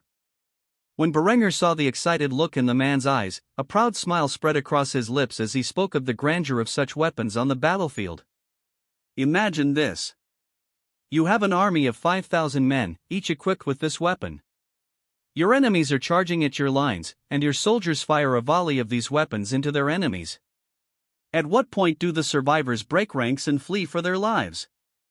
Ishvar was thoroughly convinced that his father's armies needed these weapons to maintain control over their dying empire. However, a thought occurred to him as he imagined the future conflicts they would engage in. Thus, he asked the question on his mind, hoping for an appropriate response. You say these weapons take 30 seconds to a minute to reload? Then what happens when the enemy realizes this and attacks our ranks before our soldiers can fire another volley? Berengar did not hesitate to answer this question. Instead, a smile formed on his face as he whistled to the soldiers of the garrison. In response, the men pulled out their bayonets, which looked more like medieval daggers, and plugged them into the bore of their arquebus. They then lunged forward in standard drills. These are plug bayonets. After you have fired your shot, you withdraw it from your belt and place the handle of the weapon into your arquebus bore. By doing so, you have effectively turned your firearm into a spear for melee combat. A fair bit of advice: ensure that your troops are well trained not to equip their bayonet with a loaded weapon. If you accidentally fire your arquebus while the bayonet is in place, it could end poorly. The ambassador from the east had a wide smile on his face. Despite the downsides of such a weapon, it was still superior to standard infantry use than anything he had come across. Truly, the Austrians had thought of everything when designing this weapon. With this in mind, Ishvar was eager to place an order for the purchase and delivery of these excellent weapons. Tell me, how much does one of these arquebus cost? Berengar grinned when he heard this, then responded by raising 3 fingers. My standard rate for the arquebus is 3 Austrian guldens per arquebus, while the rate for falconets is 20 guldens per falconet. If you buy in bulk, say 1,000 arquebus or 10 falconets, I'll give you a 10% discount on the total price. I only accept Austrian guldens for trade, so if you've brought your local currency, you'll need to conduct a currency exchange at the National Bank of Austria. Since I'm unfamiliar with the value of your empire's currency, I can't provide an estimate of the exchange rate. However, you should know that there is no debasement in my currency, it is extremely pure and of high value. The Anagpur ambassador nodded silently. If he truly wanted to acquire sufficient arms for his father's army, he would have to consult with the emperor himself and explain just how effective these weapons were in person. Otherwise, he could never receive approval for such an expense. After careful consideration, Ishvar finally conveyed these thoughts to Berengar. I will have to return to my homeland and consult with the emperor about the expense. I am certain it is well worth the price, but I simply do not have the authority to negotiate such a large sum of money. I will convey your asking price to my father and inform him of the effectiveness of these weapons. I thank you for the hospitality you have shown me. Berengar struggled to maintain a smile as he heard this. The simple thought in his mind was too rude to speak aloud. Next time, send a delegate who has the authority to complete the transaction, you amateurs. Ultimately, he forced a cordial smile and nodded his head before responding, very well. I look forward to your return. Come, let us travel to Kufstein. From there, you can fetch your delegation and take the next train to Trieste. After saying this, Berengar and Ishvar departed from the city of Innsbruck, leaving Liutbert behind to govern the city. Eckhard stood at the front of his army. Since the battle that resulted in the death of the Polish prince, the Austrian general had crushed every armed force he had encountered. Now, after weeks of struggle, he had reached Warsaw, the current capital of the Polish-Lithuanian Commonwealth. As Eckhard gazed through his binoculars, he released a heavy sigh. Despite his best efforts to coerce the Polish king to surrender, all he could see were signs of resistance within the city. For some reason, the madman had chosen to fight until his last breath against the Austro-Bohemian alliance. As the trebuchets behind the castle's walls prepared for combat, Eckhard simply waved his hand, giving his artillery brigades the silent order to unleash hell upon the hostile city. Krakow had been a massacre, a show of force intended to display the consequences of attacking Austria's citizens. Yet here in Warsaw, Eckhard had no plans to annihilate the city. Instead, he wanted to eliminate the enemy soldiers on the ramparts. With a cracking thunder, the 7.5 centimeters high explosive shells shot out of their cannonbores and whistled through the air. Seconds later, they landed precisely on their targets, resulting in catastrophic explosions directly on the Polish trebuchets.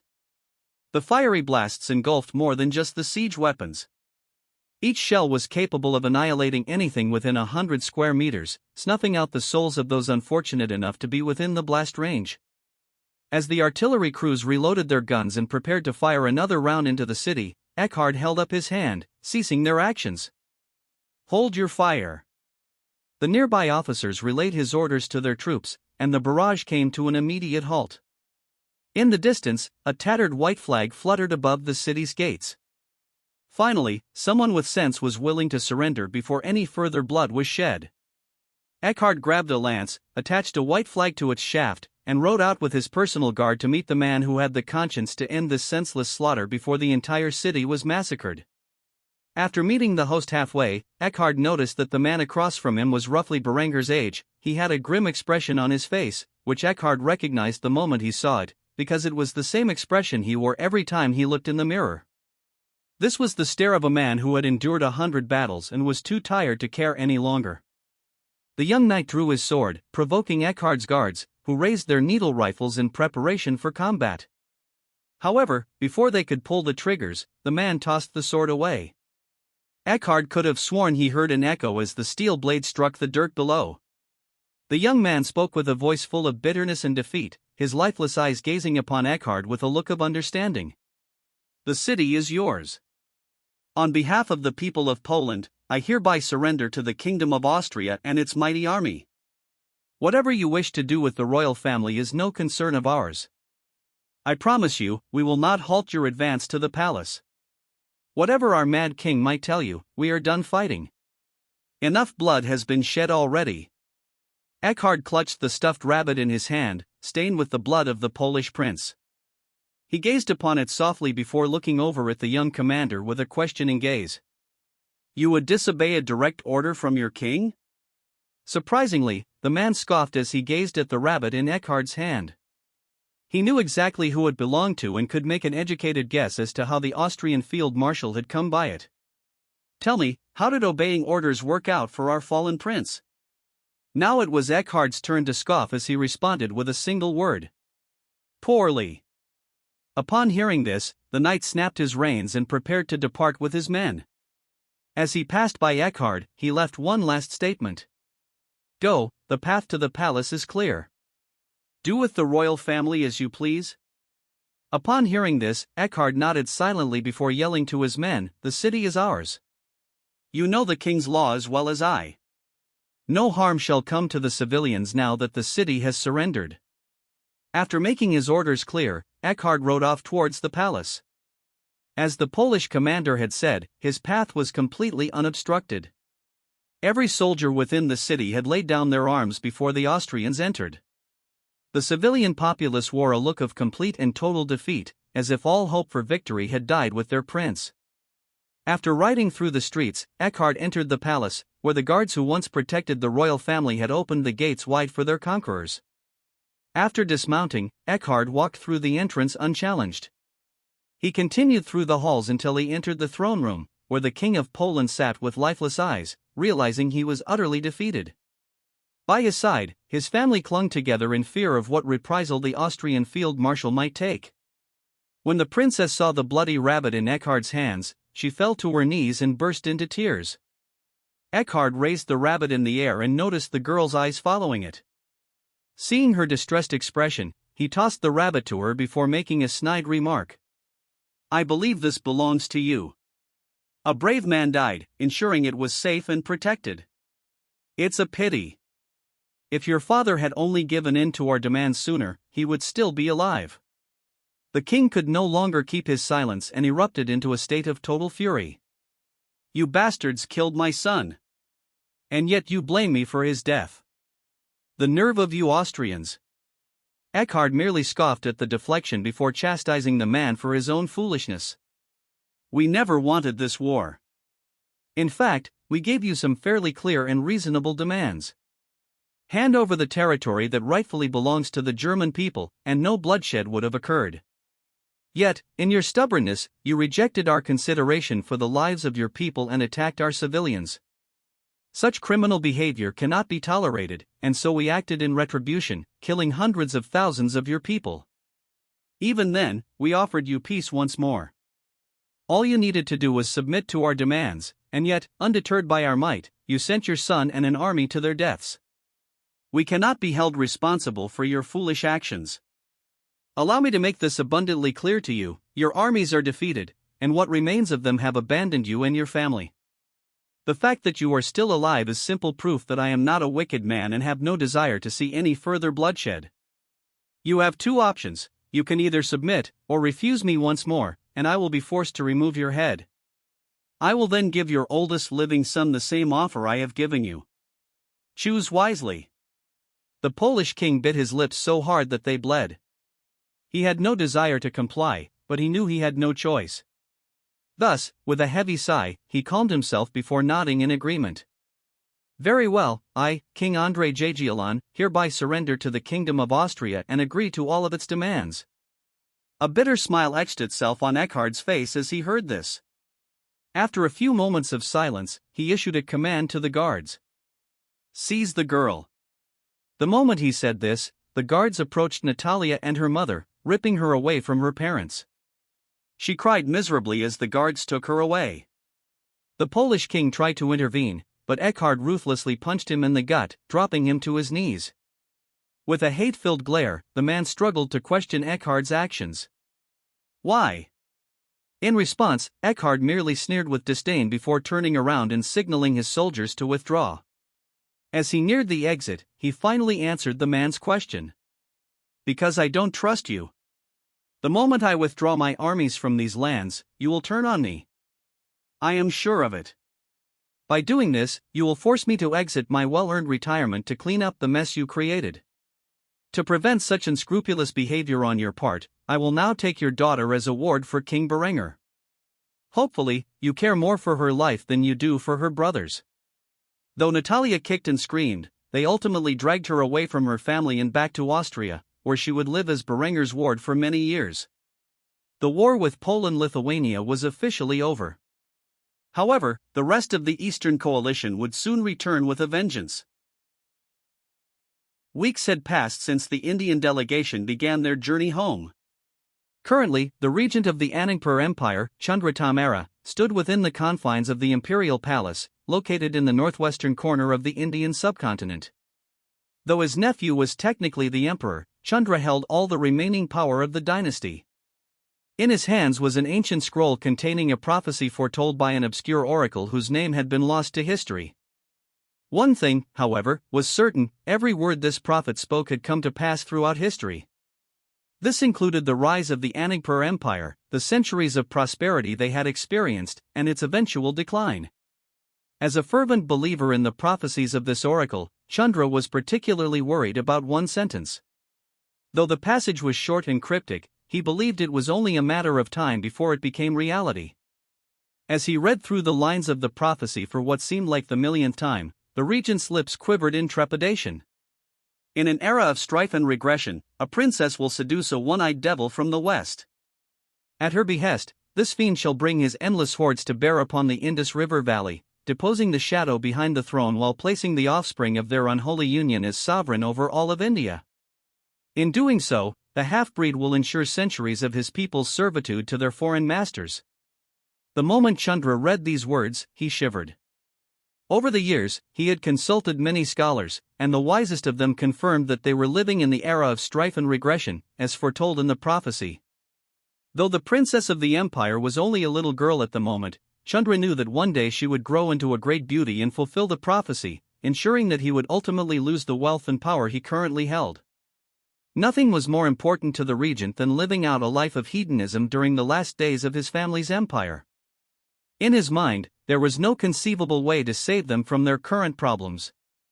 Even the vast fortune his ancestors had gained was depleting at an astonishing rate. Yet, the emperor foolishly wished to waste what remained of their wealth on weapons from the west that held no certainty of functioning as advertised. Thus, the man sighed heavily as he placed the scroll back within the confines of the palace's library. He was determined to prevent this prophecy from becoming reality, no matter the cost. After returning the scroll to its place, Chandra returned to the Great Hall, where his nephew Darius sat on the throne. The regent sneered at the boy emperor. Though he may sit on the seat of power, he held no influence over the empire's politics or even the wealth of its treasury. However, when he rounded the corner, he was surprised to see his own son kneeling before the boy, spouting nonsense about his journey. Evidently, Ishvar had taken an Austrian clipper as transport to the Red Sea, then boarded another vessel on the other side, which brought him back to his homeland.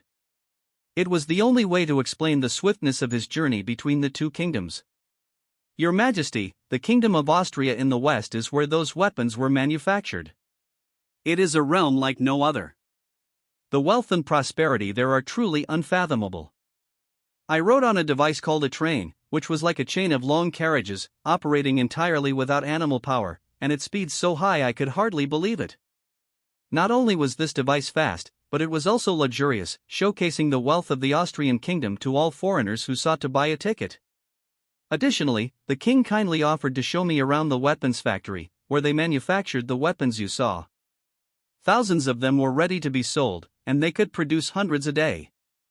I witnessed these weapons being tested against Western-style armor, and at a distance of 30 feet, they could penetrate the thickest part of a knight's breastplate as if it were butter. In my opinion, if we wish to quell the unrest within our borders and defeat the enemies at our gates, we should invest in these weapons. Upon hearing this, Chandra could no longer contain his fury and burst out of his hiding spot to lecture his son for his overeager behavior. Do you honestly expect the emperor to believe such tall tales? A chain of wagons carried across the land at high speed without horses? What next? Ships made of steel? It's simply absurd. Your Majesty, do not listen to the foolishness your cousin spouts. The boy must have been intoxicated during his stay in this foreign land. Despite Chandra's protests, Daria was intrigued by the prospect of acquiring these weapons. He realized that equipping his personal guard, loyal only to the crown of Anagpur, with these weapons would increase his chances of retaining power over the throne should he be forced into a civil war against his uncle. Although he desired to purchase these weapons, he was not in control of Anagpur's finances and thus could not easily do so. Ignoring his uncle, he inquired about the cost of the weapons. Ishvar, tell me, what is the price to gain such weapons? The emperor's cousin frowned when he heard this response. He knew that the asking price was not something his father would easily agree to. However, he did not hide this and answered honestly. The Austrians are adamant that we use their currency to purchase their weapons. In the Western world, the Austrian thaler and gulden have become staples of international trade due to their purity and value. For example, 1 Austrian gulden is worth 490 Austrian thalers. However, the thaler, their silver coin, is worth substantially more than ours. This means we would have to spend a significant sum of our silver coins to exchange for a single gulden. Your Majesty, I hate to say it, but if you wish to outfit your armies with these weapons, it will be a considerable expense. While Daria was eager to spend the necessary money to outfit his army, Chandra stepped in to prevent the transaction from continuing. Absolutely not. I will not allow you to waste so much money on such novelties. For the good of the empire, I must prevent this transaction. These Austrians are trying to con you out of your family's fortune. Daria sneered when he heard his uncle's retort. He knew the only reason the man was preventing this arms deal was because he wanted to spend that sum on frivolous luxuries for himself.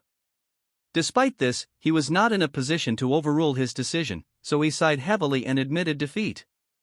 Perhaps he was doomed to lose all of his authority as the emperor. However, fate would have it that Berengar left a good impression on the young ambassador. More importantly, Ishvar wanted to continue visiting Austria in the future.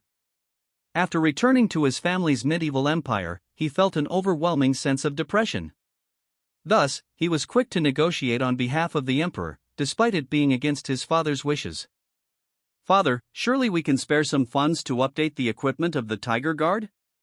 It is no secret that they are currently issued equipment that is centuries old and well past the point of serviceability. How can we expect them to protect the emperor from our family's enemies if they are under-equipped?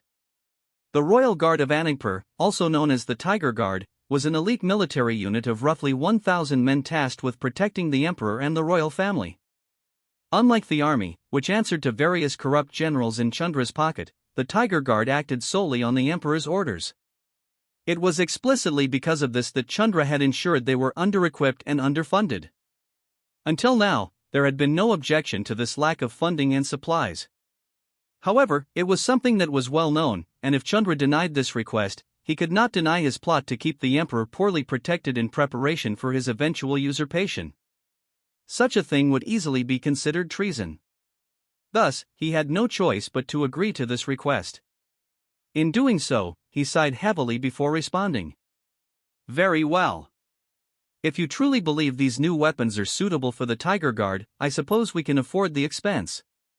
However, if they do not live up to their reputation, and the emperor is harmed because of this, I will hold you personally responsible.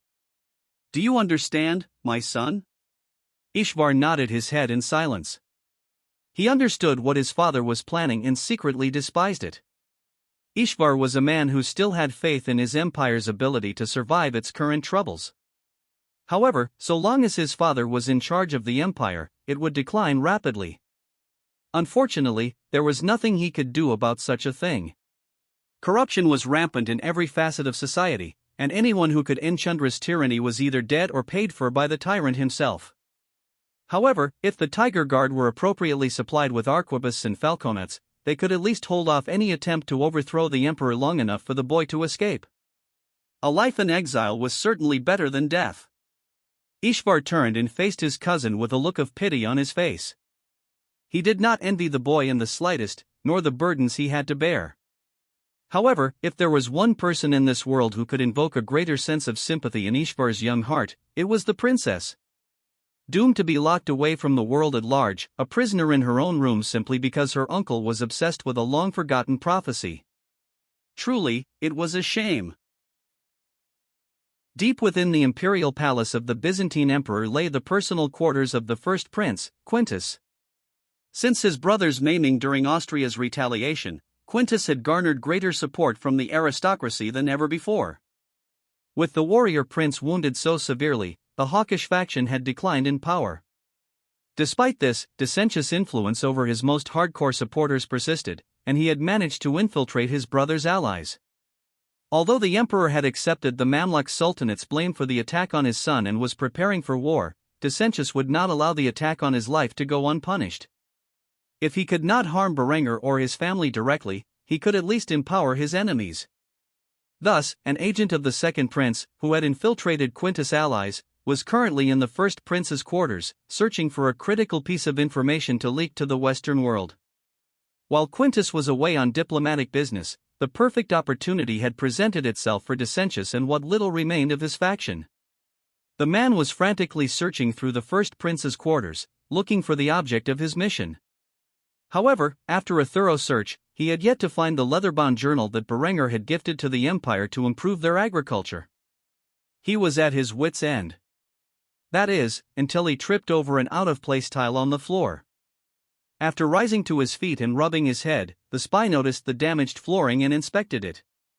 After successfully removing the tile, he found the object of his desires, a large leather-bound journal hidden beneath the floor. A look of excitement appeared on the man's face as he grabbed the book and searched through its contents, confirming it was indeed the journal he was looking for. After securing the object, he quickly replaced the loose tile in its natural position before slipping out of the first prince's quarters and returning to his master. Upon entering Decentius' room, where he lay wounded and disfigured, a smile appeared on the undamaged half of his face. "Did you get it?" his master asked. The spy nodded with satisfaction and handed over the journal. When Decentius read through its contents, it filled him with joy. He could finally get back at Austria for what they had done to him. Thus, he issued his next commands with a wicked smile.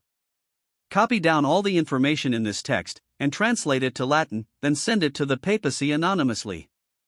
The Catholic Church will most likely distribute all this information to the Catholic world. Soon, Berengar's control over the food supply of Europe will come to an end." The spy nodded, bowed to his master, and said, "It will be done, Your Majesty." He then departed from the second prince's quarters and quickly began the task at hand. Several weeks later, in the heart of the papacy, Pope Julius sat on his throne with a distressed appearance. He had aged considerably since taking the papal throne a few years prior. Berengar's attempts to undermine papal power in Europe had taken a heavy toll on his physical and mental health. With the defection of the German cardinals to the so-called German Reformation, he was now in a dire state. Southern and eastern Germany had fallen to Berengar the Accursed. Only the northern states remained defiant against the self-proclaimed Austrian king and his heresy. Catholicism had rapidly deteriorated in the southern and eastern German regions. In response to the Catholic Church's persecution of reformists, the South German Confederation and its states seized the assets of Catholic monasteries and cathedrals alike. With the support of former German cardinals, the German Reformation had persecuted its former masters, and by now, Catholicism within the borders of southern Germany was virtually non-existent. However, though the papacy was losing power and influence by the day, its many loyal followers in Western and Eastern Europe had donated a substantial sum of wealth. This allowed the Catholic Church to fund the manufacture of firearms for their Crusader orders. Though they failed to replicate the flintlock mechanism due to a lack of access to spring steel, the captured muskets from the war in Italy a few years prior had provided valuable insights. As a result, they could upgrade the basic arquebus obtained from the war in Iberia with some of what they learned from studying the rifled flintlock muskets captured during the war in Italy, creating a crude blend of the two designs. These were being supplied to the Crusader armies while Julius sat upon the throne of papal power. While Julius was pondering these changes to his Crusader armies, a servant burst through the door, holding a relatively thick leather-bound journal. His eyes gleamed with excitement as he knelt before the Pope and presented him with the gift. "Your Holiness, an anonymous source has presented you with a gift. It appears to be a journal containing many of the technological innovations used in Austria's agriculture. The most likely source of this information is a faction within the Byzantine Empire hostile towards Berengar the Accursed." Pope Julius burst into laughter upon hearing this and immediately stood up from his throne, praying towards heaven. "I knew you had not abandoned us." After saying this, he snatched the leather-bound journal and began flipping through its contents. This was exactly what he needed to alleviate the current food shortage crisis plaguing the Catholic world. Currently, Berengar held a stranglehold over the food surplus, unlike the rest of Europe. Austria had grown a significant surplus and was using it as leverage over its famine-stricken neighbors. Now, Julius had the means to grow his own surplus in southern Italy, and after a few harvests, use it to restore faith in the church. Only those loyal to the papacy would receive aid in these dire times. With this plan in mind, Julius handed the journal back to the servant and gave him his orders. Send this to Emperor Balsamo and instruct him to implement these practices across the Kingdom of Naples and the few lands the Holy Roman Empire still holds in the Balkans. Tell him that whatever the expense, the papacy will gladly pay for it. The servant smiled in agreement. Yes, Your Holiness. I will dispatch this to the emperor immediately. With that, the servant left, leaving Julius to his thoughts. As Julius sat back down on his seat of power, he smiled wickedly, thinking about the day he would finally overcome Berengar and his legions of the damned. Just you wait, Berengar von Kufstein. When I launch my crusade, you and your armies won't be able to stand against the might of God and His church. You and your demonic dynasty will perish from this world and spend an eternity in hell. I will make sure of it. After voicing these thoughts, the Pope shifted his attention back to arming his supporters with the appropriate weapons. Though he knew Austria continued to advance rapidly in military technology, he was unafraid. Now, his soldiers would have the ability to effectively combat the Austrian army, or so he thought. It wasn't just matchlock muskets that were being introduced to the Crusader forces, but also bayonets and 6-pound cannons. Though these cannons weren't explosive like the primitive shells launched from Berengar's early artillery pieces, they were far more advanced than anything currently used by Berengar's enemies. The improvements to the Catholic forces, reverse-engineered from captured Austrian technology, were sure to have an impact on battlefields across Europe and the world. Soon, the rest of Europe would be able to create military technology on par with the renaissance of Berengar's past life. Berengar's actions in this world had sparked a desire within the European nations to compete with his mighty kingdom. This competition was likely to bring about the Renaissance earlier in this timeline than in Berengar's past life. All that was needed for this revival of culture and science was the collapse of the Catholic Church and its influence over the Western world.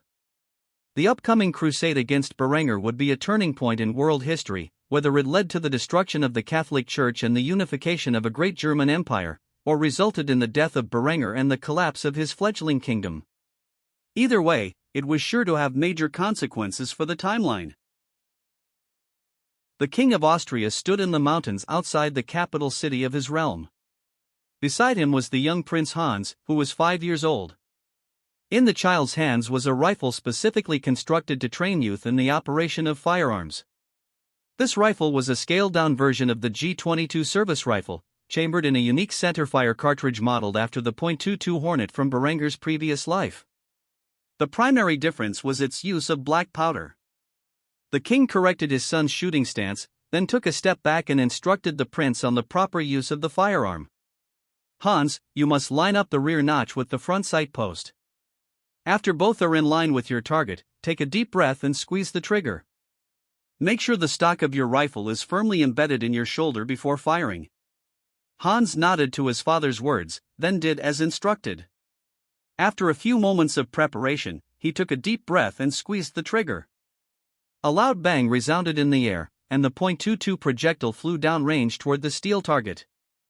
Berengar looked through his binoculars to witness the projectile impact the target and boldly declared, "Hit!" A smile formed on the prince's face as he heard the feedback of his successful hit shortly after his father's declaration. Having achieved his first successful shot, the boy looked over at his father with a wide smile, shifting the muzzle of his rifle toward the king. "I did it!" Despite the boy's achievement, his father was far from pleased. He immediately reacted by disarming the boy and shoving him toward the ground. After doing so, he cleared the weapon to ensure its safety before tossing it onto the grass beside his child. Never point your weapon toward something you don't intend to destroy. I don't care if you just fired your shot and think it's safe. Do not point your weapon at me unless you intend to kill me, boy. A tear formed in the prince's eye as he gazed at his father's cruelty, but Berengar merely sneered in disdain before lecturing his son further. "Hans, you are my son, and one day you will be a man. Listen well to my advice and take it to heart. Men do not cry in the presence of others, we do not have the luxury to show such weakness. If you wish to cry, do so when you are alone. Now get up and prepare to fire another round downrange. The young prince immediately wiped the tears from his eyes and nodded toward his father. After dusting himself off, he grabbed his rifle, pointed it in a safe direction, and pulled a cartridge from his bandolier, placing it in the chamber. After shoving the bolt home, he aimed the rifle downrange once more. However, this time, a white rabbit appeared on the range. Rather than shoot an inanimate object, Hans vented his frustration by shifting his aim toward the furry critter. After acquiring his target and taking a deep breath, he squeezed the trigger, sending the .22 projectile downrange and through the rabbit's eye. After successfully killing the prey, Hans pulled back the bolt, ejecting the spent round, and shouldered his rifle, staring at his father with a stern expression. This time, Berengar was far more pleased with the boy's actions and patted him on the back. "Good shot. It looks like we will be eating rabbit for dinner tonight. I'm proud of you, killer." Hans smiled as he heard his father's praise and glanced toward the slain rabbit. There was a tinge of remorse in his heart after killing the creature, but after hearing his father's praise, only pride remained. Berengar ushered his son forward to collect his prize. "Hans, go pick up the beast and bring it here. Afterward, we will send a few more rounds downrange and bring this bad boy home for your mother Yasmin to cook." The 5-year-old prince had an excited smile on his face when he heard this, as he always enjoyed his foreign mother's exotic cooking. Thus, he did as instructed and retrieved the rabbit. However, while Hans approached the slain rabbit, he overheard a rustle in the nearby bushes. Shortly thereafter, a wild wolf jumped out from its cover and pounced on him, instantly knocking him to the ground. The foul creature wasted no time and immediately tried to tear at the young prince's neck. However, the boy reacted on instinct and shoved the stock of his rifle into the creature's jaws, preventing it from claiming his life. Face to face with a wild wolf, which stood atop him, desperately attempting to claim his life, Hans felt his life flash before his eyes. He struggled to prevent injury. His father ran towards him, grabbed the wild wolf, and lifted it into the air, slamming it into the ground as hard as he could. Berengar pinned the wolf to the ground, pulled out his bayonet, and ruthlessly sliced its throat. Blood poured onto the ground as Hans gazed in horror at his father's vicious actions. Yet the violence did not end there. Enraged by the beast's attempt to murder his son, Berengar continued to repeatedly stab the creature long after it was dead, until all of his anger was vented. By the time he was finished with the mutt, the young king of Austria was drenched in its blood, his otherwise handsome face coated in the viscous red substance.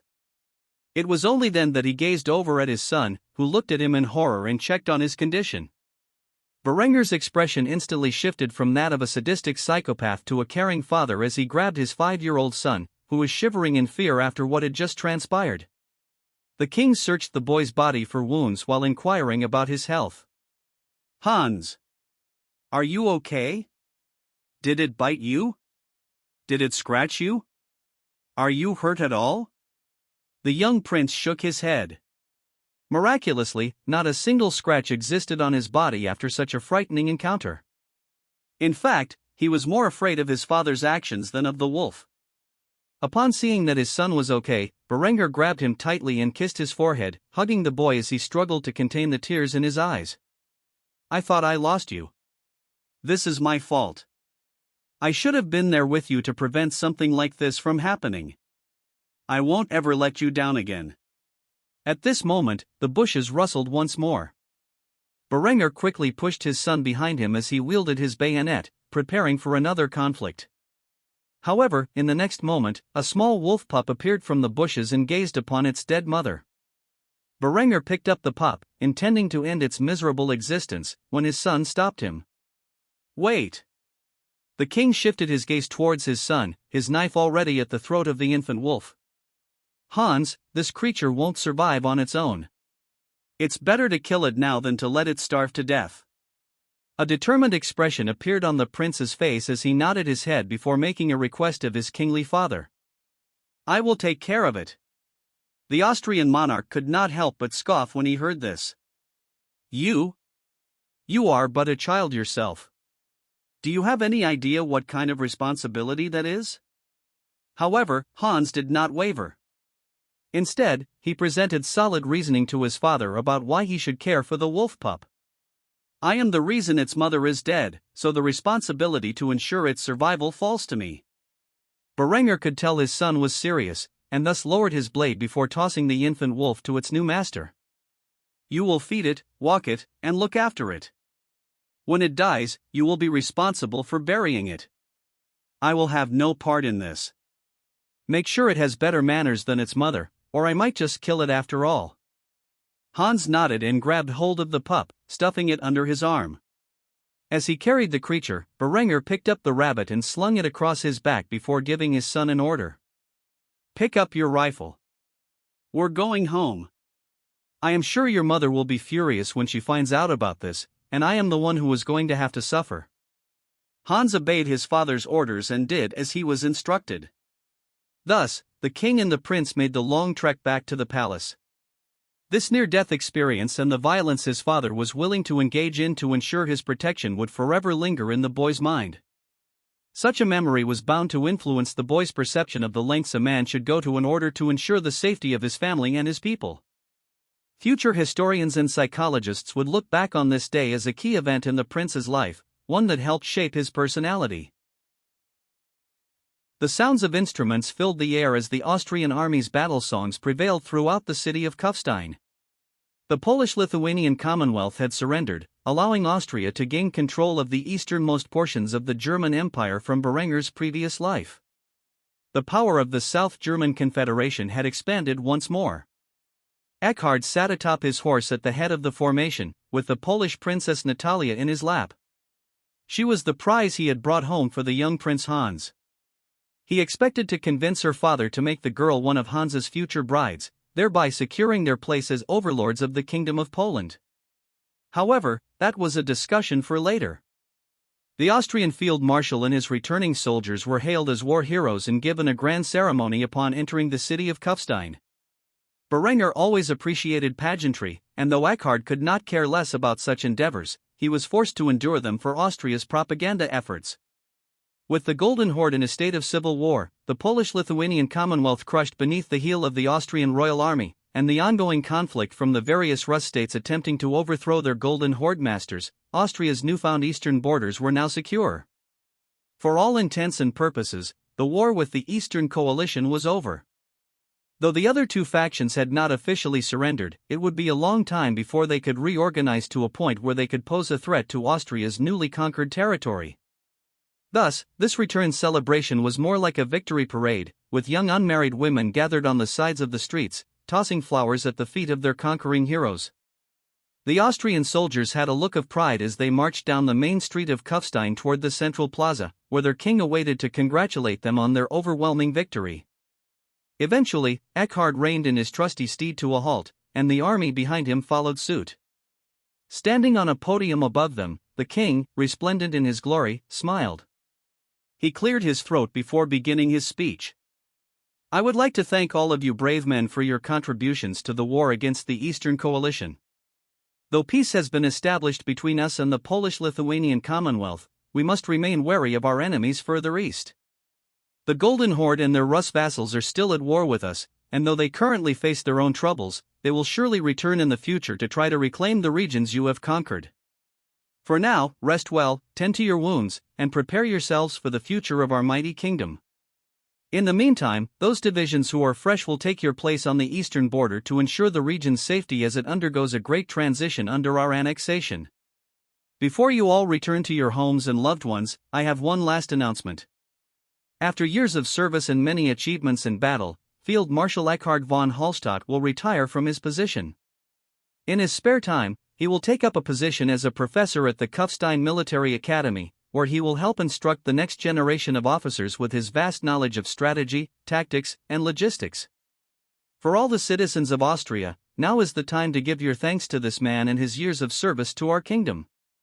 Without him, I surely would not have been able to establish the mighty kingdom you all know and love today. Upon saying this, the tens of thousands of gathered citizens broke out into cheers and applause, thanking Eckhard for his service. After the silence returned, he walked toward the podium where Berengar stood, allowing the king to present his greatest general with one final award. For your years of service and the endless support you have given your king and fatherland, I, King Berengar von Kufstein, first of my name, hereby award you, Eckhard von Hallstatt, the position of Grand Master of the Teutonic Order, which, through your efforts, has recently been established as a chivalric order of our realm. I also award you and your descendants the title of Grand Duke of Prussia, to rule over the lands you have conquered in this campaign from now until the end of time. Eckhard could hardly believe his ears. He had never desired, nor expected, Berengar to grant him a higher rank of nobility or a leadership position in a chivalric order. Yet, here he stood, the Grand Duke of Prussia and the Grand Master of the Teutonic Order. It was truly a fitting end to the lengthy military career of the Field Marshal. The middle-aged knight struggled to contain the tears in his eyes as he kneeled before his king. From the day I swore service to you, I have seen your infinite potential become reality. I swear on the honor of my name and house that my loyalty to you and your dynasty shall never waver. This humble servant thanks you for your kindness and presents you with one final gift. After saying this, Eckhard stood up and whistled. His soldiers then brought forth the young princess of Poland and handed her over to Eckhard. The girl pouted as she gazed upon the King of Austria. This is Princess Natalia Jagiellon of the Kingdom of Poland. I have taken her under my protection until she comes of age to ensure her father behaves himself. Berengar was surprised but put on a friendly smile as he kneeled down and petted the girl's auburn hair. Hello, Natalia. I am King Berengar. I promise you, as long as you are under my protection, no harm shall come to you. I know things must be difficult for you right now, but I look forward to caring for you. The girl remained silent, walking over to Berengar's side and hiding behind him, peeking out at Eckhard. In her mind, Berengar seemed far friendlier than the old man who had ripped her from her home. Berengar chuckled at her timid gesture and rested his hand on her head before joking to his now retired field marshal, "What did you do to the poor girl to make her act so coldly toward you?" Eckhard, never one for childish humor, answered his king honestly with a straight face. "I killed her brother." Berengar's smile faded as he heard this, then nodded in silence. After a few moments, he picked the girl up and held her in his arms before giving Eckhard one final order. "Go now and rest, my friend. You have earned it. Whatever funds you need to establish your palace in your new territory, I will gladly provide. If you wish to take a new surname to represent where you settle, you are more than welcome to do so." Eckhard smiled bitterly, reflecting on his past, before nodding in agreement. "Very well, since you have said these words, I won't be stingy." Berengar chuckled as he placed his hand on his friend's shoulder before sending him off. "Don't be a stranger. You are always welcome in my palace whenever you feel the need to visit." With that, the King of Austria and the Grand Duke of Prussia parted ways. Whether they would meet again remained to be seen. One thing was certain, Eckhard's dynasty would become the most ardent supporters of the von Kufstein dynasty. In doing so, Berengar had once more forever altered the timeline of this world from that of his previous life. The young Austrian king sat in his office. Standing in front of him were his second wife and their eldest child. The mother was clearly displeased with the news she had received. Though Berengar had tried to hide what happened in the mountains, he could not prevent Linda from discovering the truth for very long. The red-headed beauty crossed her arms beneath her ample bust, scowling. Despite her angry expression, she was still quite beautiful. Berengar, however, was far from intimidated. He sat behind his desk with a calm expression, his hands pressed together in contemplation. At this moment, Linda chastised her husband for his behavior. "You brought our son into the mountains alone so he could learn to shoot? You do realize he is 5, right? On top of that, he was attacked by a wolf under your watch. What if he got hurt?" Berengar had been dreading this conversation since the event first occurred. He knew it was only a matter of time before his spymaster learned of their child's near-death experience. Instead of addressing his wife's concerns, Berengar glared at his son with a troubled expression and interrogated the boy about how his mother found out. "Did you tell your mother what happened?" Hans stared at his feet, unwilling to meet his father's gaze. Though he had initially tried to lie to his mother about how he obtained the wolf pup, under her inquisitive scrutiny, the boy quickly broke down and revealed everything that had happened in the mountains. Seeing her son's defeated expression, Linda knelt down and hugged the child, embracing his small head into her bosom as she stroked his strawberry blonde hair and glared at her husband for his overbearing attitude. "Don't lecture my son for telling the truth about the matter. What did you think I wouldn't find out about this? Even if he hadn't revealed what happened to him, I would have become aware of this incident eventually. Are you not ashamed of yourself for putting your eldest child in danger?" Berengar did not back down.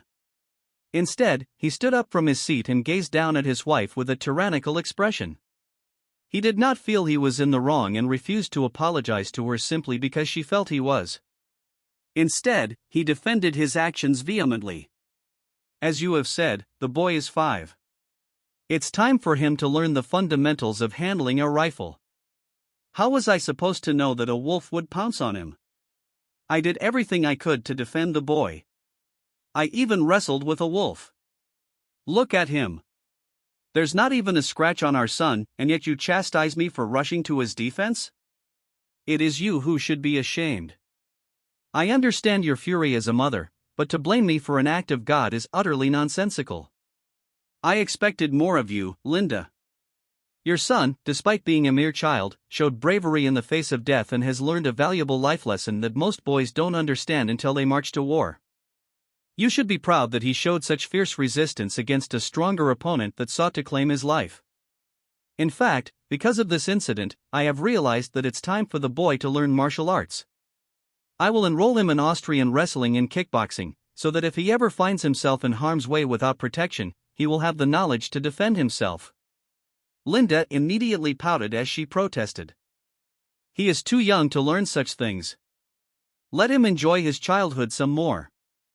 However, Berengar remained defiant.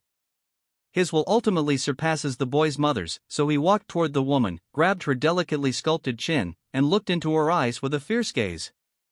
"Because of my love for you, I have allowed you to pamper our son. However, the world is cruel, and he must learn the skills to protect himself and those he cares about. I know about your schemes, your plots behind my back to place Hans on the throne, despite my wish for the most competent successor to inherit my domain. If you want your son to succeed me, he needs discipline. The sooner he understands this virtue, the better. There is no better way to teach him than through the struggle of conflict. The boy will learn martial arts, and that is final." The second Queen of Austria did not meet her husband's gaze. Instead, she continued to pout. It surprised her that Berengar knew about her schemes. Perhaps he was more formidable than she had initially estimated. Despite her actions, she cared deeply about both her husband and her son, and Berengar's words made sense. The more she thought about it, the more she realized Berengar was trying to help Hans in his future struggle for the throne. A sultry smile formed on her lips as she wrapped her arms around the king's neck and whispered in his ear, "To think you would show favoritism to our son. I wonder what Adela would think if she found out about this." Berengar chuckled and grabbed her plump, yet toned bottom with both hands, kissing her passionately. After breaking the kiss, with a slight hint of drool on his pink tongue, the king whispered in her ear, "This will be our little secret." Hans witnessed the intimate display between his parents with a stoic expression. Throughout his entire life, he had become accustomed to seeing his parents act this way. To him, it was a normal part of life, so he thought nothing of their brief conflict and intimate display after making up. Instead, he was more curious about what his father had said about learning martial arts. Until now, Hans' greatest talent was his superior intellect compared to other children his age. At 5 years old, he had practically finished his elementary education. Now, his father planned to enroll him in martial arts. This was the time to prove that he was not only an intellectual prodigy but an athletic one as well. With a hint of determination in his eyes, the boy nodded in agreement with his father's words. Discipline was necessary for character growth, and despite his young age, he looked forward to the man he would one day become. Berengar released his hold over his wife and sent her on her way. He had much work to do, with the formation of the Grand Duchy of Poland and its annexation into his kingdom's borders. Many reforms needed to be enacted, and Eckhard was the man to implement them. Linda left the king's office in a much happier mood than when she had entered. She was even humming a song while walking down the halls with her son by her side. It seemed that after a brief conversation, she had replaced all the anger she held toward her husband with undying love. She no longer cared about the incident with the wolf and instead saw it as a way for her son to grow into a man capable of succeeding his father. Hans looked up at his mother with a smile. It was good to see her so happy. She was a terrifying woman when she was angry, and he would rather not be involved with such feminine wrath.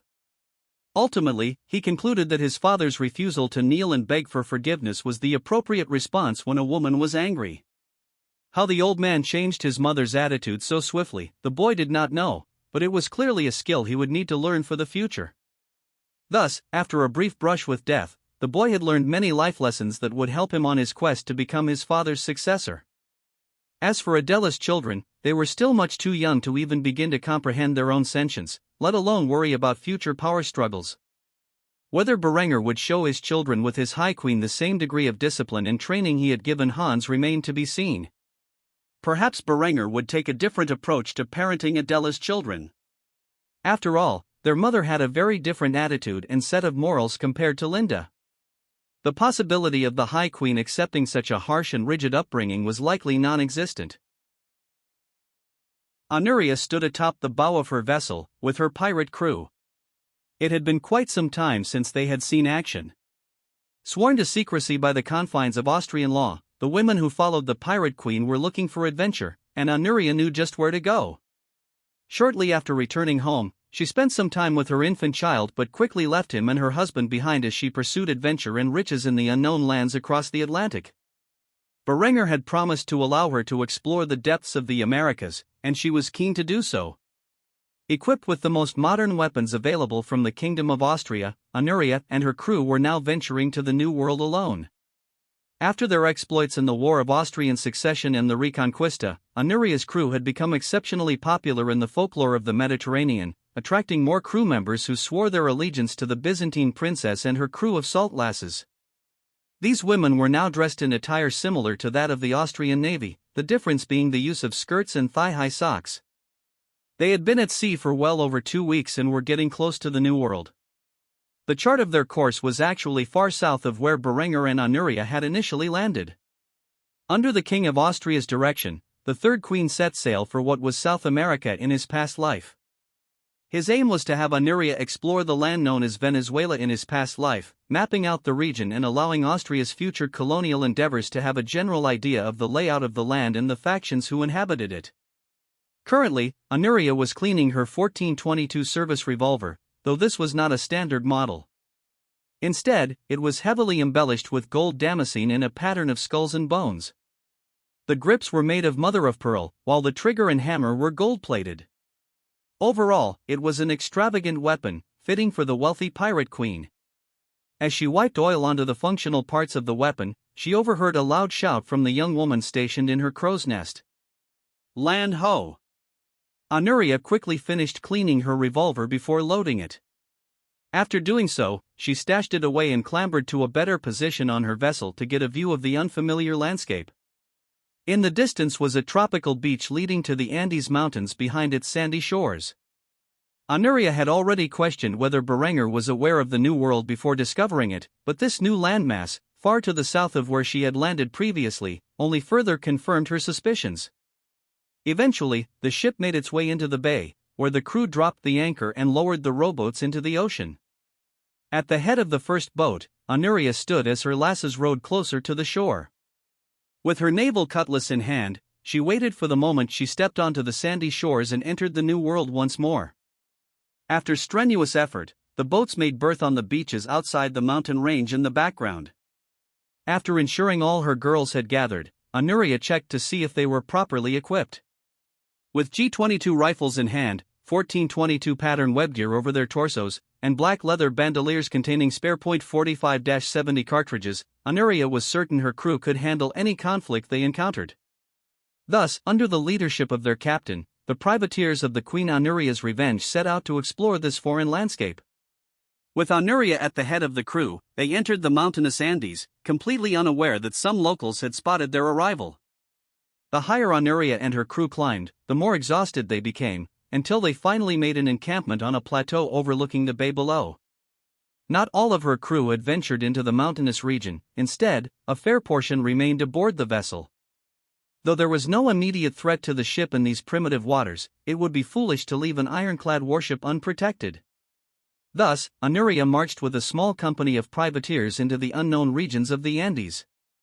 As she gazed upon the bay through her binoculars, the Byzantine princess smiled, reflecting on the freedom she now enjoyed compared to her previous life as a princess. Eventually, she put away her tools and lay down on her bedroll. Gazing up at the night sky above the Andes, she smiled before drifting off to sleep. Not even 30 minutes had passed since Anuria closed her eyes when gunfire erupted in the air. The Byzantine princess quickly rose to see her encampment under attack by local savages. These tribesmen wore minimal clothing and were painted from head to toe in war paint. Anuria quickly reached for her revolver and sword, joining the fray. The thunderous echo of gunfire instilled dread in the hearts of the natives, who pounced on the strange pale-skinned women who had come from the sea. Anuria pulled back the hammer on her revolver and aimed it with her right hand straight at a native warrior's skull, squeezing the trigger and blasting his head apart. Without hesitation, she shifted the muzzle of her weapon to a nearby savage and pulled the trigger again. This time, the bullet tore through the opponent's torso, leaving him dead on the spot. She had not expected an attack so soon after arriving. Despite this, the Byzantine princess remained calm as she rallied her girls by her side. "Form a firing line and defend the camp." Though these girls weren't professional soldiers, they were experienced enough in combat to follow commands. They quickly did as instructed, forming ranks by Anuria's side and lowering their rifles toward the oncoming attackers. Their bayonets formed a spear wall that skewered those foolish enough to rush forward. In the next moment, Anuria gave the command to annihilate the enemy. "Open fire!" With that, smoke flew from the muzzles of the rifles, and lead projectiles flew downrange into the bodies of the enemies, causing their blood to splatter across the plateau. Without needing further instruction, the girls on Anuria's crew pulled back the bolts on their rifles, inserted cartridges into the chambers, and fired another shot. They continued this action until the native war band had completely scattered up the mountains, too afraid to pursue the pale-skinned foreigners who commanded the element of thunder. After they disappeared into the dark night, Anuria spat upon the nearest corpse and issued a command to her troops. "From now on, I want sentries posted at all entrances to our camp. I did not expect to encounter hostiles so soon, but now we know there are natives to this land, and they are hostile to us. Prepare for combat, because we are not leaving until we chart this strange land." The girls nodded and flipped the safeties on their rifles to the safe position. They would have to be on high alert from now on. Who knows what terrible fate could have befallen them if one girl had not spotted the shadowy figure of a savage warrior. Thus, Anuria and her crew contacted the local population, and unlike in New Vienna, this was not a friendly encounter. She knew from the natives' reaction that she and her girls were in for a long and bloody struggle to chart the region's topography. However, despite these worries, she would press on. Berengar had plans for the region, and though she did not know how he knew of its existence, she was faithful to her husband and would do as she had promised. Her detailed records of her encounters would be sold to the Austrian crown as viable intelligence for future colonization efforts. As for Berengar, when he received news of the locals' hostility, he would plan accordingly for his future attempts to control the region. The Austrian king intended for Venezuela to be the first of his southern colonies. After all, the region was rich in natural resources such as oil, gold, iron, bauxite, rubber, and, of course, potatoes. Berengar would have a hard time containing his desire in the coming years to set sail and immediately colonize the region. Patience was a virtue, but the King of Austria was far from a virtuous man. Aldo von Passau was currently in the chemistry lab, with a team of chemists by his side. For quite some time, he had been experimenting with two chemicals he had recently discovered: diamine acid, made from Austria's limited crude oil deposits, and a water-based dicarboxylic acid. At the moment, he was carefully pouring an equal mixture of the two substances. The diamine acid rose to the top due to its oil base, creating a clear divide between the two. However, an interesting reaction occurred in the center of the mixture as it settled. A small film of a new material appeared. Aldo von Passau did not know it at the time, but he had just created nylon, an important material in the manufacture of military equipment. Upon seeing the strange reaction, he barked orders at one of his subordinates. "Bring me tweezers now." The other chemist complied and brought his boss the requested tools. Aldo quickly grabbed the tweezers and played with the small film in the middle of his chemical mixture. As he did so, he pulled the nylon up, revealing a small string. The more he pulled, the more material he obtained. A wide smile spread across his face. He had possibly just discovered something very important. He then began dispatching orders for more of the mixture to be prepared. The chemists in Kufstein started experimenting with the creation of nylon. They would not reveal the results of their findings for several weeks, only after thoroughly testing the new substance and the best ways to harvest it. Meanwhile, Berengar was sitting in his office. Weeks had passed since Aldo and his team of chemists discovered nylon, but he was utterly unaware of this achievement. Instead, he sat in his leather-bound chair, with one of his wives, Yasmin, sitting in his lap. While Berengar was trying to get some work done, the Moorish princess insisted on spending time with her husband, playing with his chest as he struggled to stay focused. By now, the tan-skinned beauty had a well-developed belly, a sign that she had entered the later stages of pregnancy. Despite this, Berengar was still very attracted to her and had spent many nights with her. After all, of all his wives, she was the most exotic and the only one he had brought back from a conquest. The Moorish princess prodded the Austrian king's chest as she gazed into his sapphire blue eyes with a longing expression. Just as she was about to kiss him, she heard a knock on the door, interrupting her actions. She pouted as her husband coughed and called out to the mysterious intruder, "This had better be important." A familiar voice resounded from the other side, one Berengar had not heard in some time. "Your Majesty, I believe I have found something that will impress you." Berengar scoffed when he heard this. Aldo von Passau was always a kiss-up, but he was damn good at his job, and thus Berengar tolerated his sycophantic personality.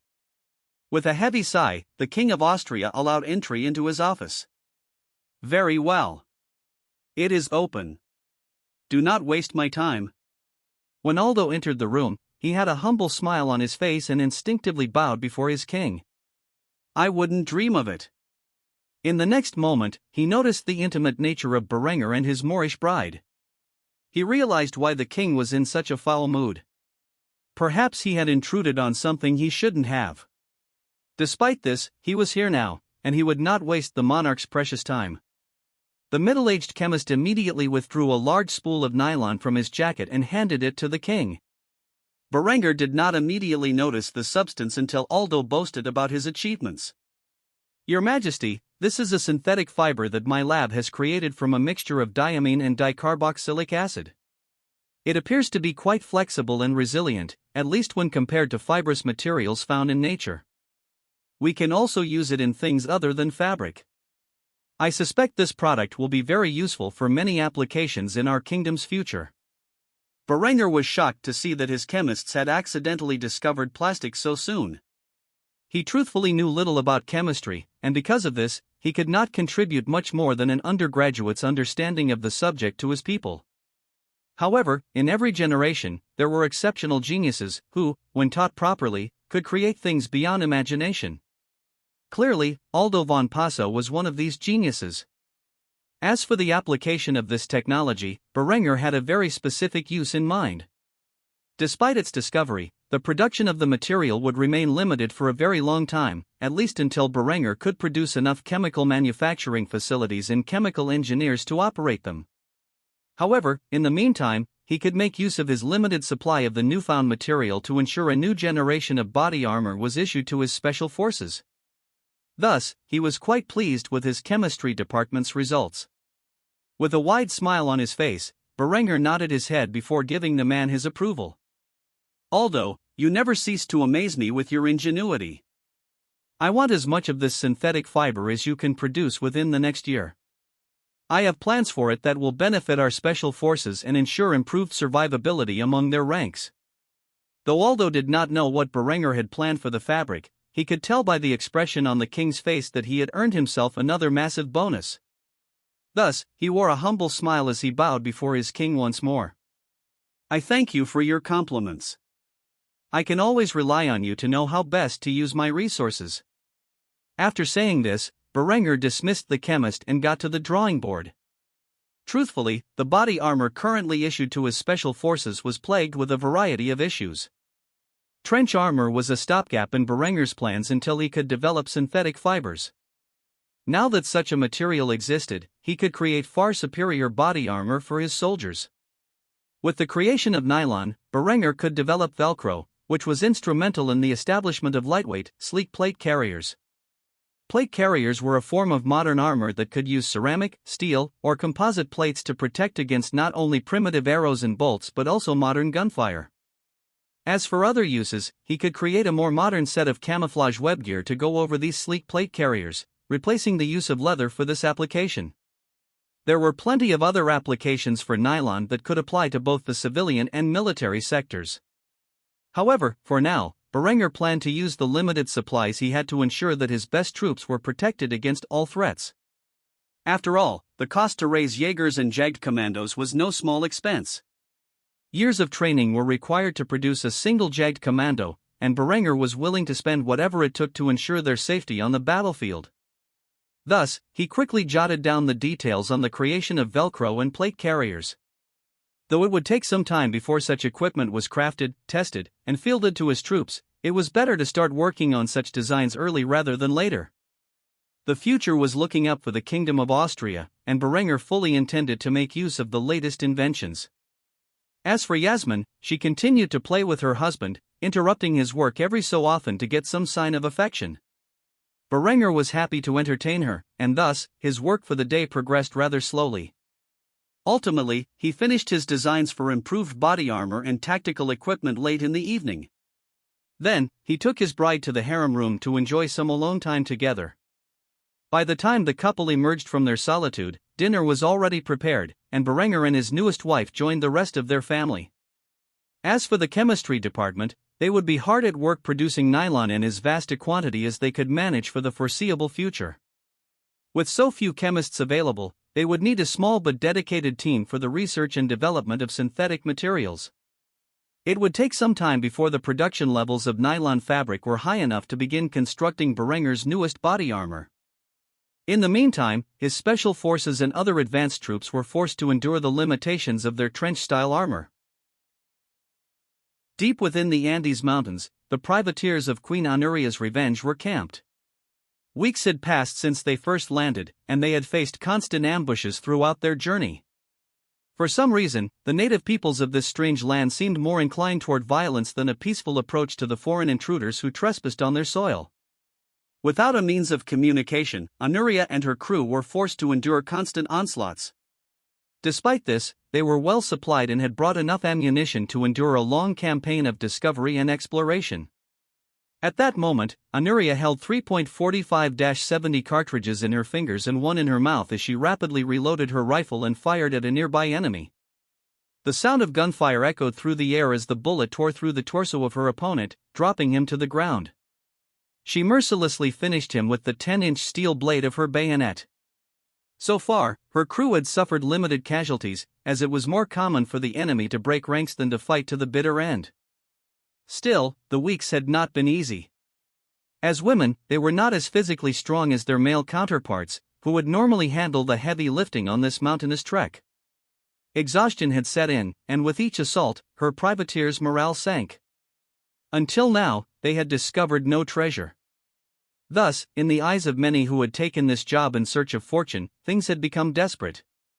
While they had skillfully mapped much of the territory they had crossed and thoroughly documented their encounters with the hostile natives, Honoria was far from satisfied with the results. If she did not return with a token of her triumph, she would not feel at ease with the losses they had suffered. At that moment, rations were running low, and Melissa was by her side, in the thick of battle. Another echo resounded as Honoria reloaded her weapon and fired once more at the enemy. With this wave of gunfire, they had slaughtered enough of the native war band, causing the survivors to break ranks and retreat. With a sigh of relief, Honoria lowered her gun and ejected the empty cartridge. She grabbed the round held between her lips and placed it into the gun, slamming the bolt home, before flipping the safety to ensure that a misfire would not occur during her climb. With the death of the savages, Honoria and her crew finally had some breathing room. Melissa walked up to her captain and made a status report. "Captain, the crew is tired and hungry. If we don't head back soon, we will starve out here. I suggest we cut our losses and return to Austria. Surely, the information we provide to the crown will earn a bountiful reward." Honoria bit her lip. She was not yet resigned to suffer defeat and turn back when they had come so far. With a bitter smile, the pirate queen responded to her first mate's claims. "For now, we will rest. Send out some girls to forage for food. There has to be something edible in these damned mountains." Melissa sighed heavily as she nodded her head. If they did not find some food soon, there would surely be a mutiny. Thus, she dispatched her orders, sending Elfron and a squad of privateers out into the mountains to search for food. While on their journey, Elfron began juggling her stick grenades as she and her team walked through the mountains, a sight that brought a sense of dread to her squad members. Could this girl be any more obsessed with explosives? After appearing over a ridge, the team noticed a small native village with small farms. What plants they were growing remained unknown. However, this clearly meant they had found much-needed food for their unit. Elfron and her girls remained undiscovered and made a stealthy exit as they reported back to their captain. When they returned, they found a large argument occurring between some crew members agitated over the journey and those loyal to Honoria. "You led us into these mountains, promising fame and fortune, but all we've encountered is endless combat. We've already lost 12 girls. Will you continue this mad pursuit into this unknown land until we all pass away? We're running out of rations, and we're far from our ship's shores. If we wish to survive, we must turn back." Honoria frowned, knowing her crew was growing discontent with her actions, but she still believed there was something in this land worth discovering. Thus, she refused to turn back. Now, a mutiny had occurred. If not for the threat of violence and her fearsome reputation, Honoria's crew would have already overthrown her. Right as armed conflict was about to break out, Elfron fired her pistol in the air, gathering everyone's attention. The crew looked toward the location of the shot and saw the explosives expert with a wicked smile on her face. "Have no fear, for I have found the solution to our problems. About 3 miles west of here, there's a farming village. If we take it, not only will we have a defensible position to set up a base camp, but we can also feast on whatever they're growing." Honoria gazed at the mutineers with a smug expression before commenting on their behavior. "You see, I knew it was only a matter of time before we found something of value. What do you say? Will you lower your weapons and fight to take this village? Or will you betray men and, in doing so, ensure the pursuit of the Austrian crown for the rest of your miserable lives?" Upon hearing that they had access to a defensible position and a food surplus, the women, who were so keen to rise up against their captain, willfully lowered their weapons and nodded their heads in agreement. "Very well, we will take this village, but after we have done so, we need to have a serious discussion about our next move." After saying this, the leader of the mutineers departed, unwilling to endure the vicious gaze of her vengeful captain any longer. As for Honoria, she lowered the hammer on her revolver, placed it back in its holster, and then grabbed Elfron, hugging the girl tightly. With a wide smile, the pirate queen petted the girl's hair and commented on her arrival. "My little hero. You showed up just before things became bloody. I owe you a reward for your actions. But first, tell me about this village. I don't want to lose any more girls when we besiege it." Elfron wore a proud smile as she discussed everything she had witnessed, from the farms to the defensive measures taken to ensure the village's survival. Everything was primitive, as one would expect from a Stone Age civilization. Thus, Honoria was quite certain that with the support of their mortar squad, they would be able to bring down the small agricultural village easily. With a cruel smile etched upon her lips, Honoria made a bold proclamation to her privateers. "Prepare yourselves. We march within the hour to lay siege to this village. Do whatever it takes to seize this town, even if it means the slaughter of everyone inside it." Honoria's crew nodded their heads in response to their captain's orders. Here in the New World, they were not beholden to the Austrian rules of engagement. They could do whatever they wanted to the local villagers, and no one would be the wiser. After several weeks of constant battle, these women had grown cold toward the native people and desired vengeance for their fallen comrades. Thus, when they finally encountered the village, they would show little mercy to its inhabitants. Honoria personally did not care for the lives of the natives, she had shed too much blood on this journey so far. If the village did not have some kind of treasure she could take back home, she was liable to massacre its entire populace to appease her wrath. As promised, within the hour, the crew of privateers set forth on the brief journey toward the village, its inhabitants completely unaware of the wolf on the horizon.